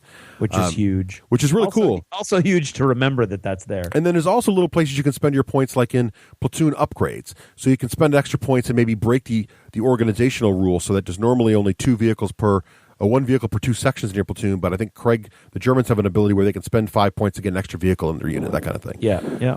So all kinds of great flexibility there, but it's really not in the unit level. There's not a lot of war gear choices where I'm going to change this guy to a flamer. It's more which units am I going to take in my platoon and how am I going to structure my platoons, right? Right. Yep. And so far, just a word about balance. How do you feel the sides are balanced right now, Craig and Romeo also? What do you guys think about the balance? Last night, I felt that the Americans had an awful lot more shooting than the Germans did, but they were losing. So there you go. So I think that says that it's a pretty balanced game. Romeo, did you feel both sides felt pretty cool, or was one side cooler than the other to you? Yeah, no, I felt, especially when we played, you had the turtle, and I thought that was totally broken, and then we still won. So, I mean, it balanced itself out, although you had this really brutal thing that was smashing our heads in. It didn't win the game. It just was what it was. And I think when you can have something that powerful, still not pull out an automatic win for you, it just shows that the game does have, it has a good system built into it, so there is always a way to win. You always have a chance.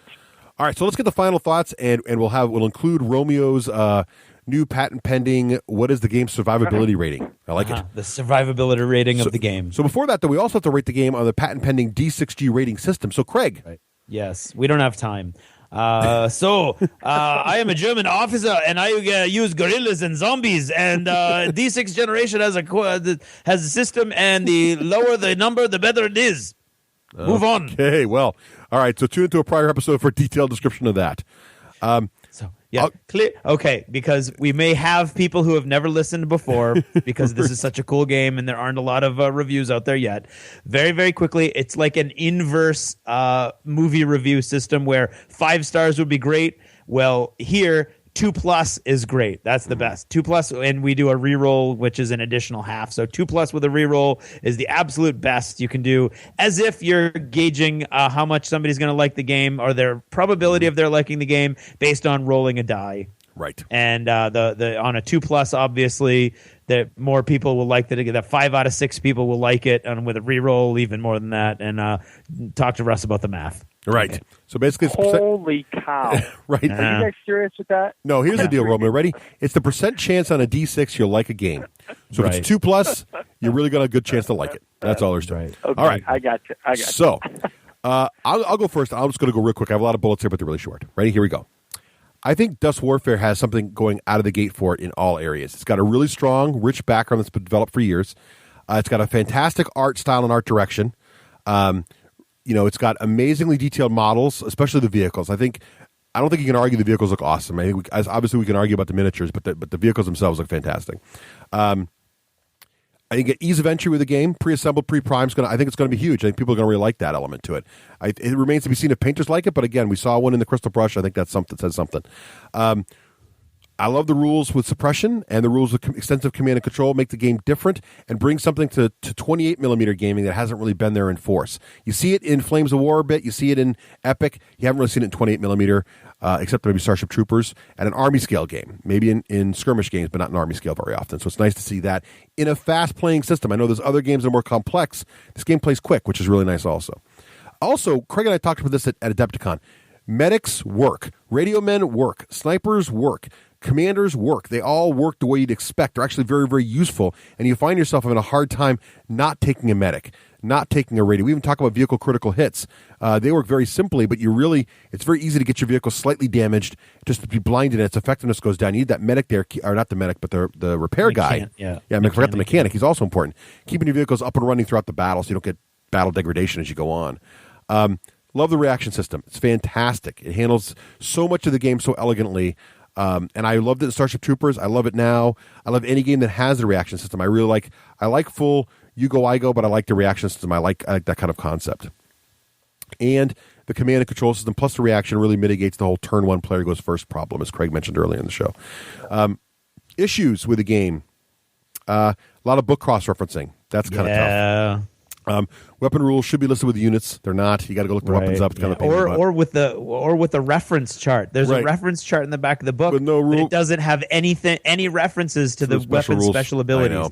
So when you're trying to build your army, there's a lot of flipping through this book. I agree. And the lack of the cards. Romeo said he loved the cards. We had handmade fix the cards. So they either need to... The models come with the cards for Dust Tactics. Right. So if you're going to play both, you can't really mess with the cards. We're not going to play Dust Tactics, which I've looked through, and it's it's a board game very similar to Dust Warfare. Mm-hmm. So if this sounds like something you like, but you're more of a board game person, you really should look into that. We're not really board game people as far as that kind of hybrid board game / mini game thing goes.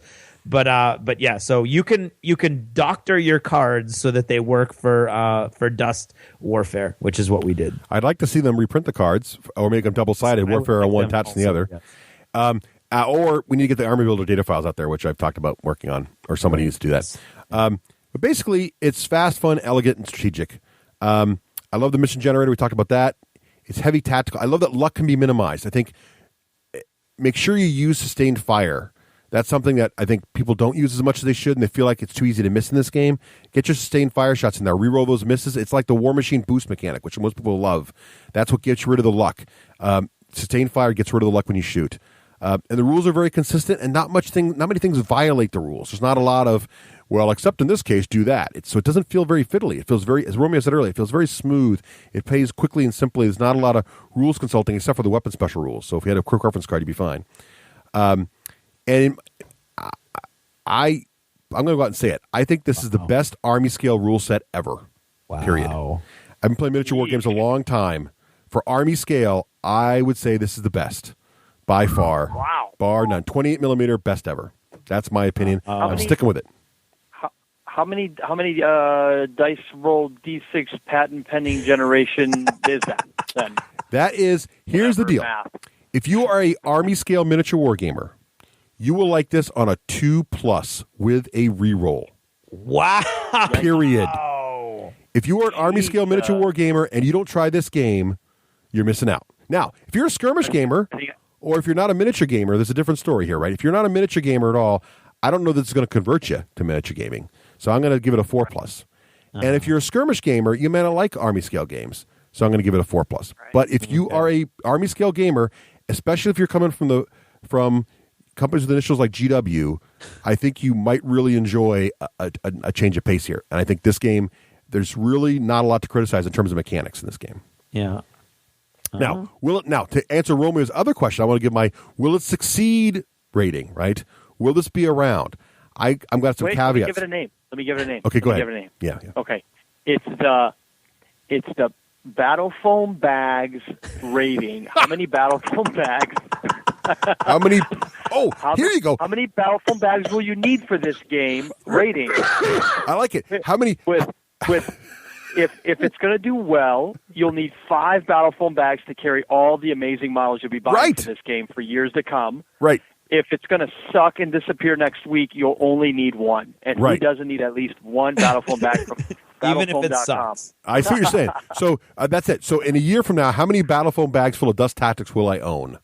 Right? And how many will I need to carry all my stuff? And 1 through 5. Well, here's what's going to happen. Here, I'll tell you right now. Bags, top notch. I already almost own a pack 720 full of this stuff. I'm not going to lie.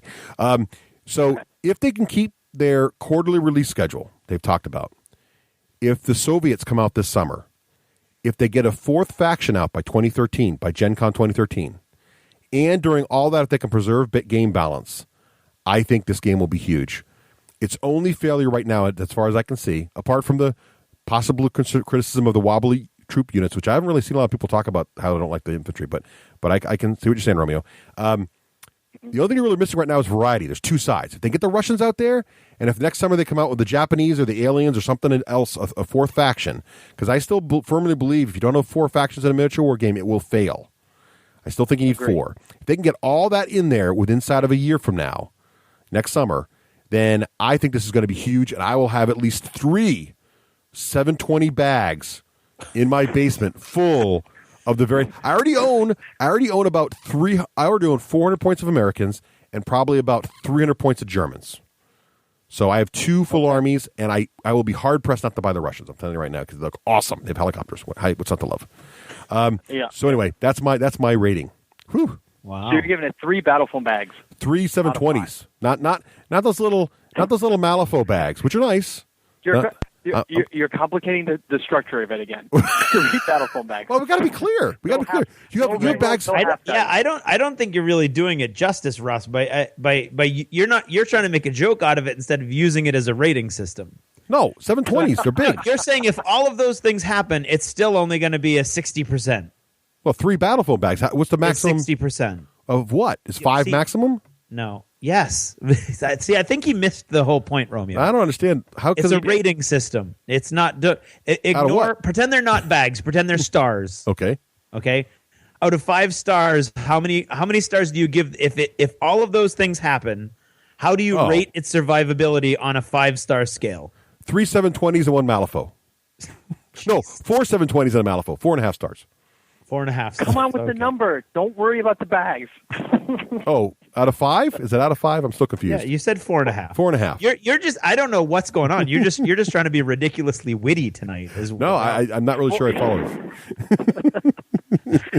So it was originally 3 bags out of 5. Now it's 4 Battle Foam bags out of 5. 4.5. Throw a Malifaux bag in there. 4.5. Which totally messes the system up. So it's 4.5 Battle Foam bags. Yes. Out of 5 right. for success rate over the next 5 years. Yes. I like it. Okay. If it's easier for you to understand, instead of the Malifaux bag, call it the plus.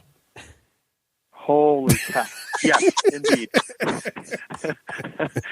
See, I'm just trying to get the full. I'm just trying to mention every product in your range. You know, maybe. It's hurting my ears. All right, Craig. Romeo? Who wants to go next here? Someone save me here. I'm drowning. Romeo, you want to go next? Let me go because we should always end on you guys. It's your show. So all right. So I say, okay, so let's go over. I'm going to try to figure out this dice rolling scam of yours and try to come up with a good way to do it. Scam it is. But I'm going to break it down to a new guy just playing one game system. Okay, so overall, looking at the company as a whole, and what I call, does it have legs? And what I mean by legs is, who's involved in this project? Are the people smart people? Are the people financially secure? Do the people have a lot of witty ideas? It's got a lot of legs. On your dice rolling mess, I definitely give that a 2+. Because when you look at who's involved in this project, these people are excellent people. They're great for the hobby as a whole, and more than anything else, they know what direction they're going in. And there's enough chiefs and plenty of Indians at Fantasy Flight to make sure this project succeeds if they want it to. So 2+ on the game and who built it. I give it a 3+ on the fluff. I didn't read very much of it, but I was trapped already. Obviously, zombies and Nazis and better yet, Germans. Can't say Nazis. Germans and Americans and Russians and all that and post whatever alternate world, that's been done before. So I give it a 3 up. It's definitely a lot of cool new spins on it. I like the fact that it has a graphic novel tied to it in its history, because that always means there's a small fan base waiting around to jump on it, which is a great idea. So a 3+ on that. Vehicle-wise, I give it if there is a 1 up, I give it that, because the vehicles are excellent. They're done very, very well. The Gumby troops, I give them a 6 up. Wow, that right? bad. 6+. Is that I give it basically grots, like the equivalent of a grot, what he rolls on to do anything. All right. So grot stat line check. I'm a hobbyist, man. I'm a hobbyist, and when you put my troops together by having, the male end, insert into a female end, because I can't get graphic here, and that's how you connect my torso to my legs, and then you do the same with the head, and they're all wiggling everywhere, and my gun looks like a banana. I'm not happy with you, and I don't care that you put a star on my guy's helmet, and then you paint him green for me, because I'm already mad at you. Wow. So 6 up. 6 up on the troops. I'm just very unhappy because they could have done more with them, because they're really good sculpts. They just should use a harder plastic. I mean, that's easy. Just throw some more pellets in there, for God's sakes. Okay, so that's where I give it on the models. On the way the game plays itself on the battlefield, I think it's fluid. I think it's got a lot of hotness to it. I'm still getting used to the dice. I know they did some product research on that, and they had maybe some test subjects minions were brought in. They roll dice until your hands bleed, and they said, okay, this is too hard. But you never know. Gamers, some are very stupid, so maybe they got a group that couldn't read dice very well. I don't know. So I don't know. I'm not in love with the black dice with the thing, mainly because I rolled them terribly, so I think it's definitely the dice's fault. It couldn't be me. I would have done way better with dice that had all the numbers over it. So on the aspects of the let's say gameplay in general, with the dice mixed in there, with the cool cards which I like, with the way the system works of the game, with the turns and all that, and the command area and all that, I give it a 3 up. I think it's got enough gimmick to it to be cool, but not too much to where it's lame, and you're like, why do they have that? That's stupid. So definitely I give it a 3 up there. And last but not least, I give it an overall what I think of the game. I give it a 4 up. I'm not blown away because I've seen this genre before. I do love where they're going with it. I hope they do better with it. But like you guys said, you emphasized it 100 times. You have 2 factions, third one kind of coming right now. I think the helicopters look kind of wonky. That's my personal opinion. But I really like the fact that they're looking in the right direction. If this alternate, something they're waiting for that's going to happen that's bad, let's unite, ends up being like 2 or 3 new races of aliens, then you got some more legs there. So potential is good. But, yeah, so that's my take on that. How many battle foam bags does it have? Really, it's a tough question because it's got deep pockets. So sometimes deep pockets win over basic common sense. So sometimes even when a project's failing miserably, deep pockets keep pushing it, although the numbers don't show right, and it may last longer than it could or should because you're having a corporate entity push it along. I also do feel strong that the people involved are not going to give up on the game, and they're going to try to fix it if there's a problem with it and make it better for everybody, which is great because that means it's got good support. At the end of the day, I give it battle foam bags 2. 2 battle Two? bags. Wow. That's pretty I low. don't think it's going to go away tomorrow. I don't think and that sucks for me, right? I wanted to have 10 Battleful bags. I don't think it's going to go away tomorrow. I definitely think it's going to have some legs for a little while. I do think that Fantasy Flight does a lot of amazing things, and if they see this thing not really being an amazing moneymaker for them, they're going to maybe slowly walk away from it just because they're similar to a la Wings of War. You guys saw that. Yeah, I'm scared that's going to happen. So my fingers are definitely crossed that they're going to be happy with the early results and keep pushing it out, because that's my fear. I fear if they give up on it before a year's over, then it's definitely done. It needs to get that 4th race out. Right. Yeah. Right, exactly. So, 2 bags, and overall on your guys' dice system, 4 up. 4+. All right, that's fair. That's fair. Conservative. I like it. Let's see. Well, but I love the people involved. Just want to put it out there. I don't want anybody hating me because I think the people that built the game are awesome, and I love every one of them. They're really good people. So leave it at that. All right. Okay. Duly noted. Got Romeo your loves point. everybody. Got it. Gotcha.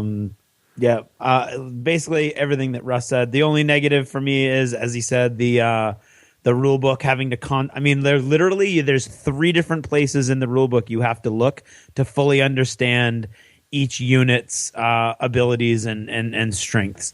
So having some place in the rule book where all that was, and it's easy. I mean, it tells you basically when you're looking at a unit's entry, you're looking at the unit, and it tells you what weapons they all have, but nowhere in that stat line, as we said, does it say if the weapon has any special abilities. You literally have to go to the weapon section for that.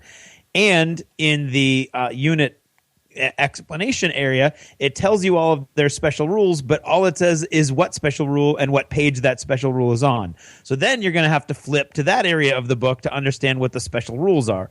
So there really needs to be some place where all of that is summarized for you really briefly. I'm seeing a lot of empty space underneath each special rules section where I think you easily could have cut and paste the actual definition of that special rule in there for the most part. So I think that was, I don't know if that was laziness or somebody really wanted it to look streamlined, so they went and did that. But basically what it just does is it really puts a barrier between you and playing when you have to flip through the book that often to look for all your abilities when you're building your unit. But that having been said, once you've got all that stuff down, or you like doctor your cards, like my cards now have all of the Dust Warfare rules for the special rules on the cards. So I literally only need to use the cards to do all that, which is great, which is another reason they need, I think, beyond an army builder or even a web-based reference tool, they need these cards so that you're on the bus, you're on an airplane, you're wherever, you're in the office, you can just, you've got something professionally designed, nice and slick, got the cool artwork on it, and it's got all of those rules on it in one place, so you can kind of flip through and really kind of make a cool list. And I think that's what's lacking in the game right now. I share a tiny little bit of Romeo's concern for the model. I don't think they look like Gumby. There you go. But I do. The fact that the machine guns are curving a little bit, and even the giant Panzerschreck, the big giant rocket launcher that the Germans have, mine is like bent a little bit. And yes, you can heat them up and things like that, and you're still going to spend less time doing that than you would be putting the models together. But then I'm concerned about what happens to the primer when you do that and things like that. So I wish that it had been a slightly harder plastic. But other than that, I mean, there's nothing for me anyway not to like. Ironically, just a few episodes ago, I said I would never get into another army scale game, and here I am. I'm full bore. Literally, I'm not lying. I went on eBay and I found there was one person on eBay who had the 2 comic books, and I bought them for a really good deal. But still, I bought them. I'm online. I'm talking to my comic book reading friends. I'm like on an email thread right now with Ian and Rafe, and they're filling me in on all this stuff. And I am 100% now invested in this game. I love the play. I love the fact that all I had to do was set up one game last night, and 4 more people are right now. Even as we were recording, I was getting emails from people asking me what they thought they should buy or what they should put on the big War Store order or what they're going to order from Myriad, depending on where they are. And so that's very exciting to me that one game convinced so many people. And these are all across the board. One guy has never played an army scale game before in his life. One guy is one of the best 40K players in our entire group.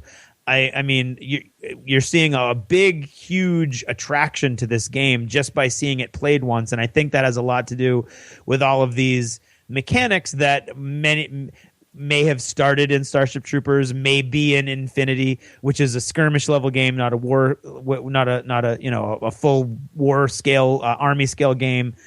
So I think you're seeing a lot of good things all come together in one place. So I'm going to give this game. I am more pessimistic than Russ. I am going to give this game a 3+ with a reroll. Okay. Because I think some people are going to like say, "Oh yeah, it's kind of gimmicky, it's fun," and some people are going to be like, "I don't see it. It's interesting." I don't think anybody's going to play it and hate it. Well, except for a hater, and they're out there, but they're going to hate everything. So who cares? But I think that some people won't like the models because of I think the material is going to turn some people off from the game. And in fact, I know one. And I think he's on the show. And I think that I think that there are just going to be some people who are aren't going to like it because of theme or whatever. But I think 3+ with a reroll is definitely a solid review. I'm almost on the edge of giving it a 2. But I'm what about battle phone bags? I'm going to leave it at 3+ with a reroll. And as for battle phone bags, I'm going to give it a 3.5. I'm really concerned because I don't know. My fear is that this is something cultural, like that for whatever reason, gamer culture as a whole just isn't fertile for this sort of thing anymore. Like a new game coming in and catching fire. I'm afraid that magpieism is so universal now that nothing's going to catch on and be the new big giant mini game. I mean, I think War Machine would argue against that if you see that. I mean, they've only been around for 4 or 5 years now, right? War Machine's 10, but Spartan Games has been around a while too. 10 years. War Machine's been around for 10 years. They just had their big 10th anniversary issue. Yeah, 10 years, man. Oh, I don't know. I don't pay attention. No, 11 years. 11 now. Yeah, it was 10 years last year. 10 years last year. Ugly, foolish, chunky game. 2001. See, here's a good example. Here, this is why it's going to succeed right here. Here you've got Craig. Wait a minute, how many battlefield bags are you giving it? I said 3.5. 3.5. But 3.5. So here's War. Here's War Machine. Yes. So War Machine. Craig's a huge modeler. He doesn't like the models in War Machine, yet it's still successful. Romeo's a huge model. Doesn't like the models in Dust. I think it's going to be successful. I think I'm just right. It's all right here. I like to think of myself as a big modeler. I said huge modeler, but you don't like War Machine. So right. Yeah. Oh, you're using that as an example. I'm saying two huge modelers. One doesn't like either game. And yet both games could be successful. That's what I'm saying. Okay. I'm just throwing it out there. Okay. Four battle foam bags. There we go. See, throw in Malifaux. Throw in Malifaux. Maybe I love a Malifaux bag. I love my Malifaux bag. It gets more use than any other bag, even though I don't play Malifaux. How about a Spartan Games bag? Throw that in there. That's slightly bigger than the Malifaux. What about a Pack Go? How about a Pack Go? What if I mentioned it, Romeo? How about a Pack Go? Spartan Games. Merc bag, maybe. No. There you go. First bag. How about those new gray ones? What's those gray ones called, Romeo? The gray one, the shield bag. The shields. They pack in nicely. They're kind of small. You can throw in there. Spartan bag. That's Spartan right. bag. All right. Cool. Well, Romeo, thank you so much for joining us on this extended edition. Thanks for sitting through this enormous review. Jeez, right? Hopefully, you'd be like, I'm not coming back on that show again. I was on that thing for 2.5 hours. It was ridiculous. Also, a quick apology to Phil. I promised that we would get a little bit to Dust Tactics, and I read through I breezed through the rule book, and we didn't get to it because clearly we had no time. But it's very much like Dust Warfare, but as a board game. So there you go. There's a lost chapter in there someplace. All right. Well, thanks again, Romeo, for coming on. And Romeo, if people are looking to get in touch with you or find your awesome products, where should they go? Well, it's pretty simple, guys. Hopefully you have heard of us. If you have not, go to www.battlefoam.com. If you are in the UK, we have a warehouse right down in Southend. You can stop in and visit us directly and purchase your products from there. If you are in Europe, you can just go and click on your country's flag, and you can order directly from the UK warehouse. So shipping anywhere in the world is very easy. From the U.S., obviously, any U.S. residents, Canadian residents, Australian residents can order from our main site. We have constantly new products, so if your army is not yet represented with some sort of foam tray for protection, it will more than likely be right away. You can always email us at info@battlefoam.com for new items that you want to see and suggestions. You can follow us on Facebook, Battlefoam LLC or Battlefoam. Same thing with our Twitter account. YouTube channel is Battlefoam. It's pretty disgusting. They're everywhere. That word 17 times in 1 minute. So, nice. Honestly, check us out. We live for protection of your miniatures because we know you live for your miniatures. So let us know. Cool. Well, thank you so much, Romeo, for joining us. Really appreciate it. Awesome, guys. Thanks for having me, and I will see you at the next whatever it is. You're I right. think that'll be Gen Con. Gen Con, probably, right? Yikes, I love it. All right. Months away. Or All right. we can go over. We have to do. I got to come on the show for Bolt Action when you guys do the review for that. Bolt Action? All right, we'll check that out. If you do. All right, we'll check it out. Bolt Action. All right, man. World War II. Take it easy, Romeo. All right, guys. Later. Later. Bye.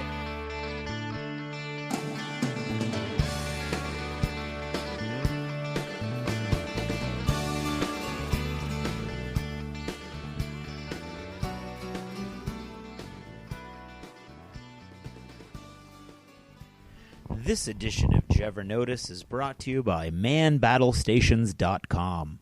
Are you a fan of naval wargaming? Then check out www. Oh, there they are now! It's the battle stations! Man them!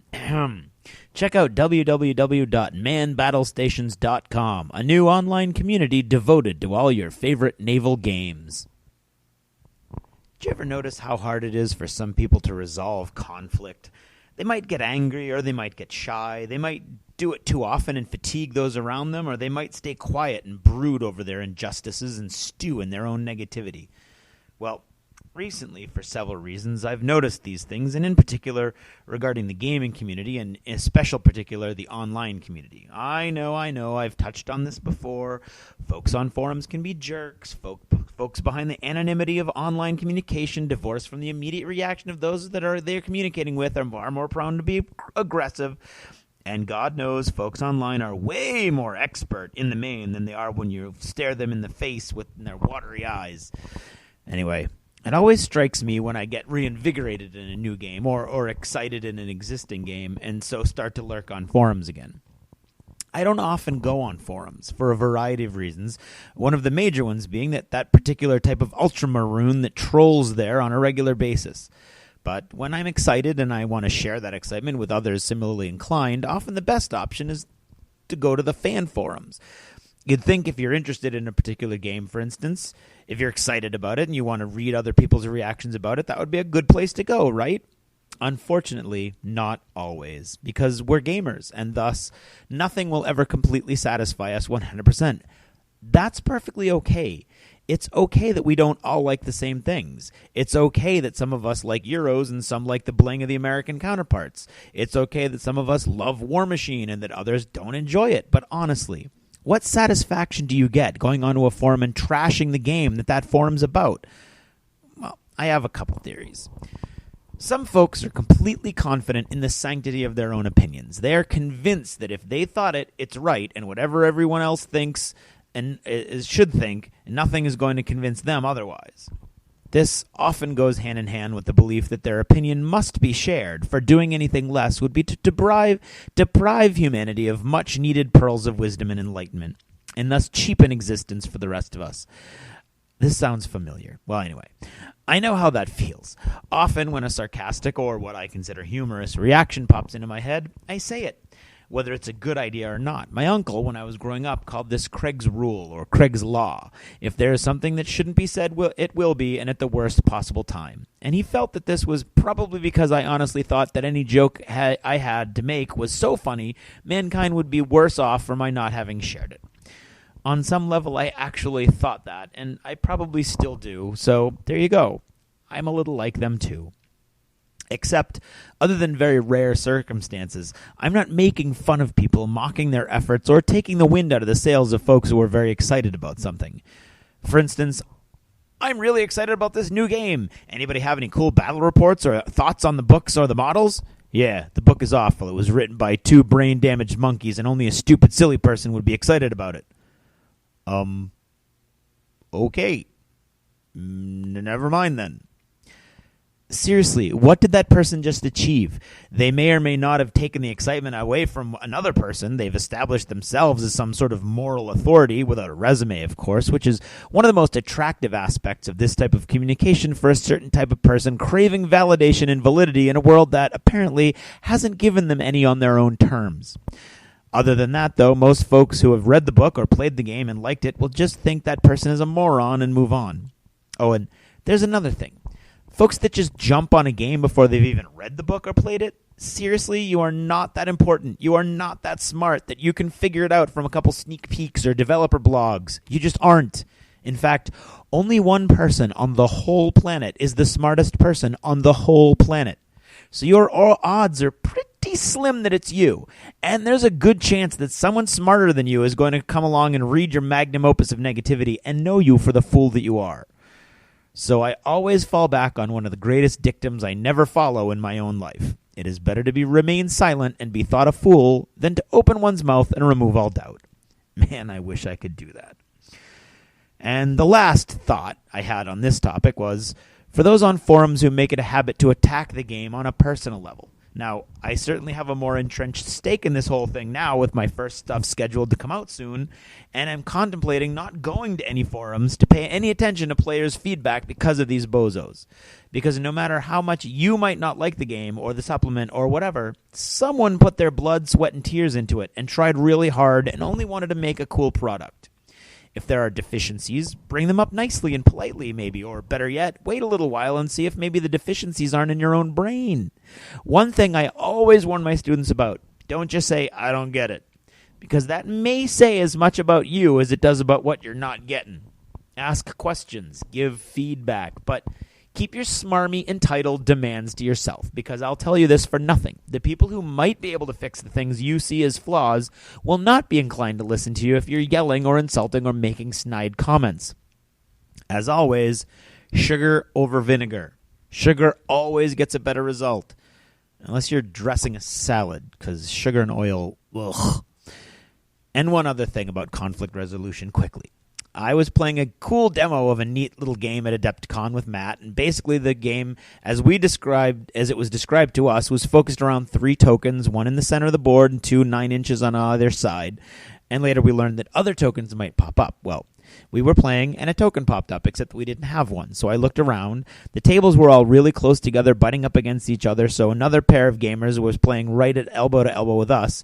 And where our 2 tables met, there was a pile of dice and cards and models from both our games, and a token that had looked like it had fallen off to the side. So I grabbed the token to place on a board. The gentleman next to me says, "Hey, how about you put our objective back?" Seriously? How about you put our objective back? How about, sorry, but that's our objective? Or, excuse me, sorry, but that's part of our game? Or any of a countless of other things. Now, I know I could have said, excuse me, is this part of your game? And I am sorry that I didn't do that, but I honestly thought there were only 3 and that was a free one. But anyway, no. How about you put our objective back? How about you get some manners? Or how about I shove it back up your left nostril where it was clearly the only thing keeping your brain up there? But you know what? There were about 1,600 people at Adepticon, and almost all of them were great, including all of our listeners, of course. So I guess this Jever notice shouldn't be aimed at that nutwad who ruined my fun, but at those of you who are not rude and self-centered. And my advice to you guys would be, don't be me, and let that guy ruin your fun. You're at a great con or a store or whatever, you're playing a cool game, you're with friends, so let that kind of comment run off your feathers and keep playing. Smile and soldier on. I mean, he's not threatening your life or anything, just being sort of rude and snappish. Maybe his game isn't going so well. Not that that would mitigate that kind of behavior for me, but whatever. But seriously, just let it go and keep having fun. It's not your fault if he's not, so don't let him take away from yours. And that goes for those forum people, too. Don't let some negative Nancy detract you from your fun. Some people are just negative. Let them be, and you keep being positive. It's a rule I'm still trying to learn. It goes all the way back to the con years and years and years ago where I got arrested and it ruined my whole weekend. But that is another story. For now, that's all I've got to say about this. So thanks for listening and good night.